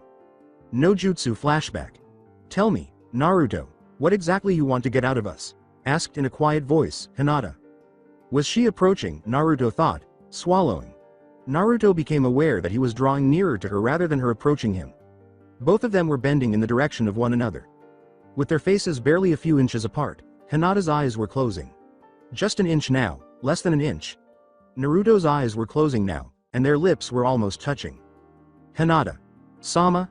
exclaimed Hyuga, Hinata's bodyguard, from afar. Hinata and Naruto separated so quickly that a bystander might have assumed Hiashi was used. After letting out a frustrated sigh, Hinata got to her feet and shot Naruto a pitying glance. Hinata yelled, "I'm on my way," and jogged off in the direction of Ko's voice. After letting out a sigh, Naruto reclined and gazed at the stars. Before he got up and left for his house, he thought, of all the times to get interrupted. Finish the flashback. Just as an older boy was about to join the group, Naruto emerged from his reverie. The boy with the white hair and the leaf forehead protector said, "Hey, would you guys mind keeping it down a little? I mean, no offense, but you guys are the 9 rookies, right? I wouldn't go drawing attention to yourselves." Ino yelled, "Well, who asked you? Just who are you?"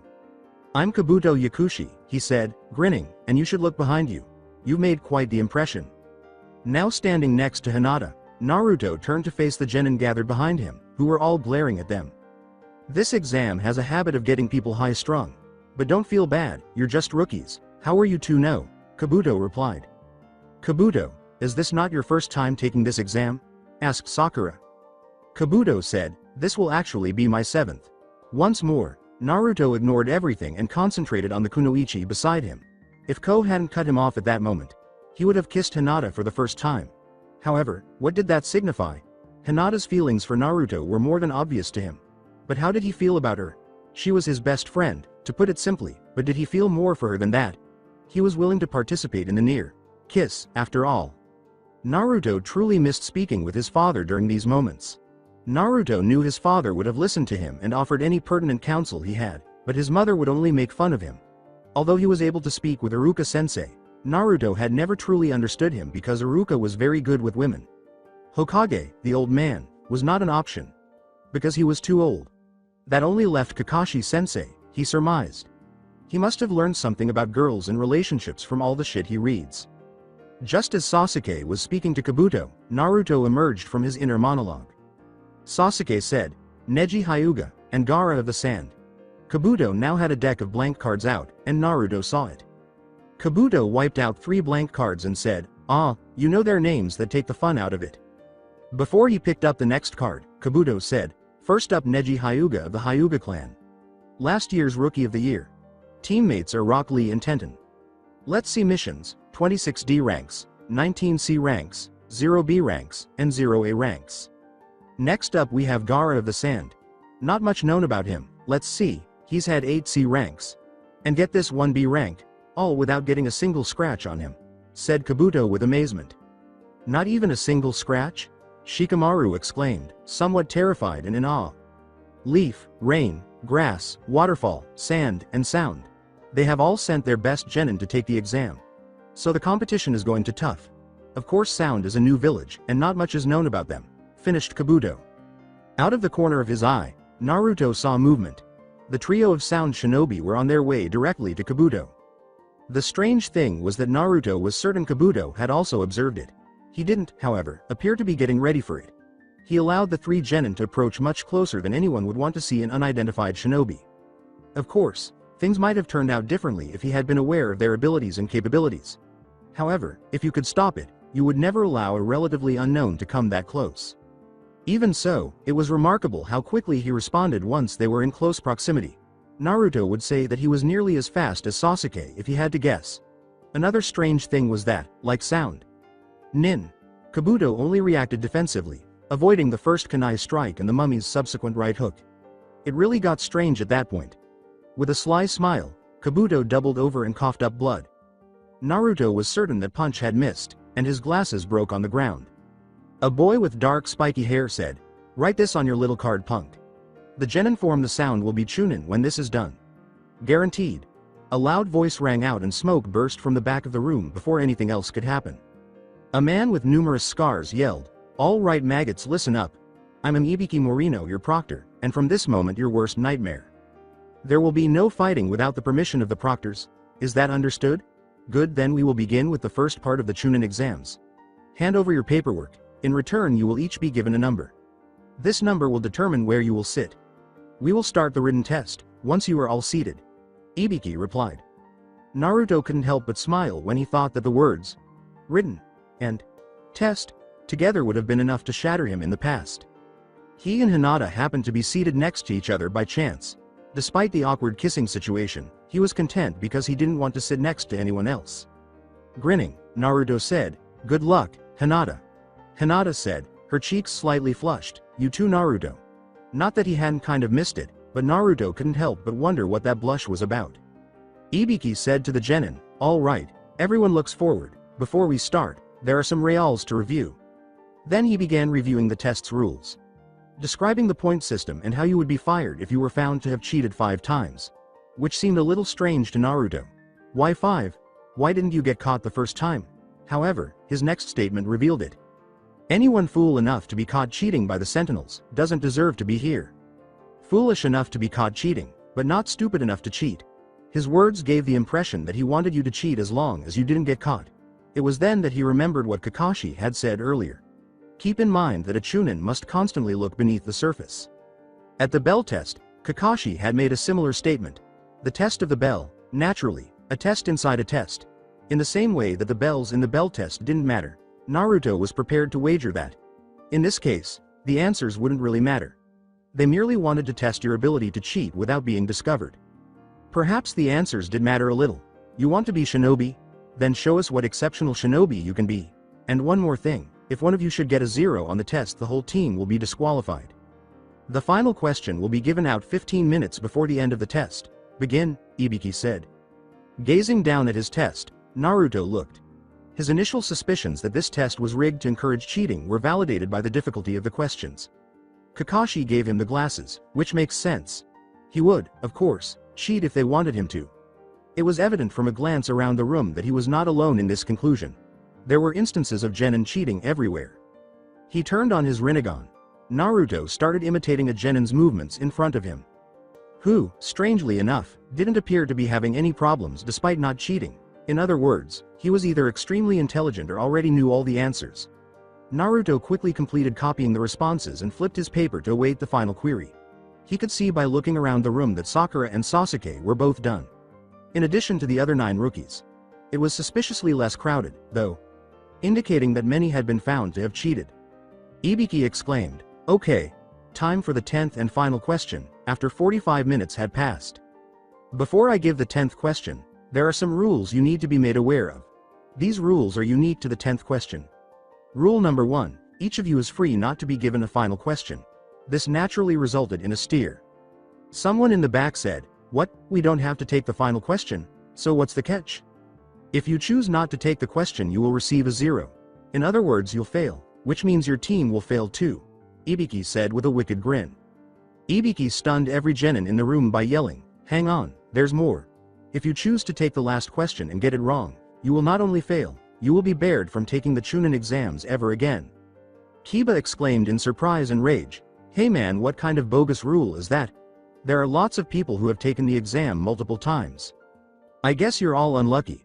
I wasn't making the rules before but now I am," Ibiki replied. All of this smelled really bad to Naruto. In any case, he had no intention of quitting. Naruto was not going to disappoint Kakashi-sensei, who thought they were prepared to take this test, and without a little risk, what was life? "Alright. So who doesn't feel up to the question? Just raise your hand," Ibiki responded. Before long, people began to raise their hands and lose faith in themselves. 1, then 2. And then much more. Sakura was about to raise her hand, but Naruto decided to change his mind after taking one look behind him. She probably thought she would be helping him and Sasuke by preventing them from exposing themselves during the test. However, Naruto couldn't allow her to do so because Sasuke would despise her indefinitely if she did. Naruto stood up against his better judgment and slammed his hand down on the table. "We're not scared of you. Anyone not willing to take risks doesn't deserve to be Chunin. Besides, even if you do bar me from the exam, I'll still become Hokage. So you just ask your stupid question, 'cause I'm not afraid," cried out Naruto. Ibiki, who watched with a stony face, was amused and shocked inside. "No one put up their hands when I said, 'Are you sure? This is your last chance to back out before I ask the question.'" It's remarkable that their confidence appears to have been restored by that brief outburst. They have decided to stay because of his words. There are still 78 genin left, but nobody seems to be faltering. Ibiki thought, "Well, I suppose that's it." Ibiki grinned at the shocked looks he was receiving and said, "Well, I admire your determination if nothing else. For those of you left, there is only one thing left for me to do, and that is tell you that you all pass." Sakura asked, startled and irritated, "Wait, what do you mean we pass? What about the 10th question?" Ibiki grinned further. "There never was one." "Well, in a way, you could say your decision to stay was the answer to the 10th question." A girl in the back asked, "Are you saying that the other 9 questions were just a waste of time?" "No, not at all. The first 9 questions served to determine if you were able to gather information without getting caught. Something you will be required to do as Chunin.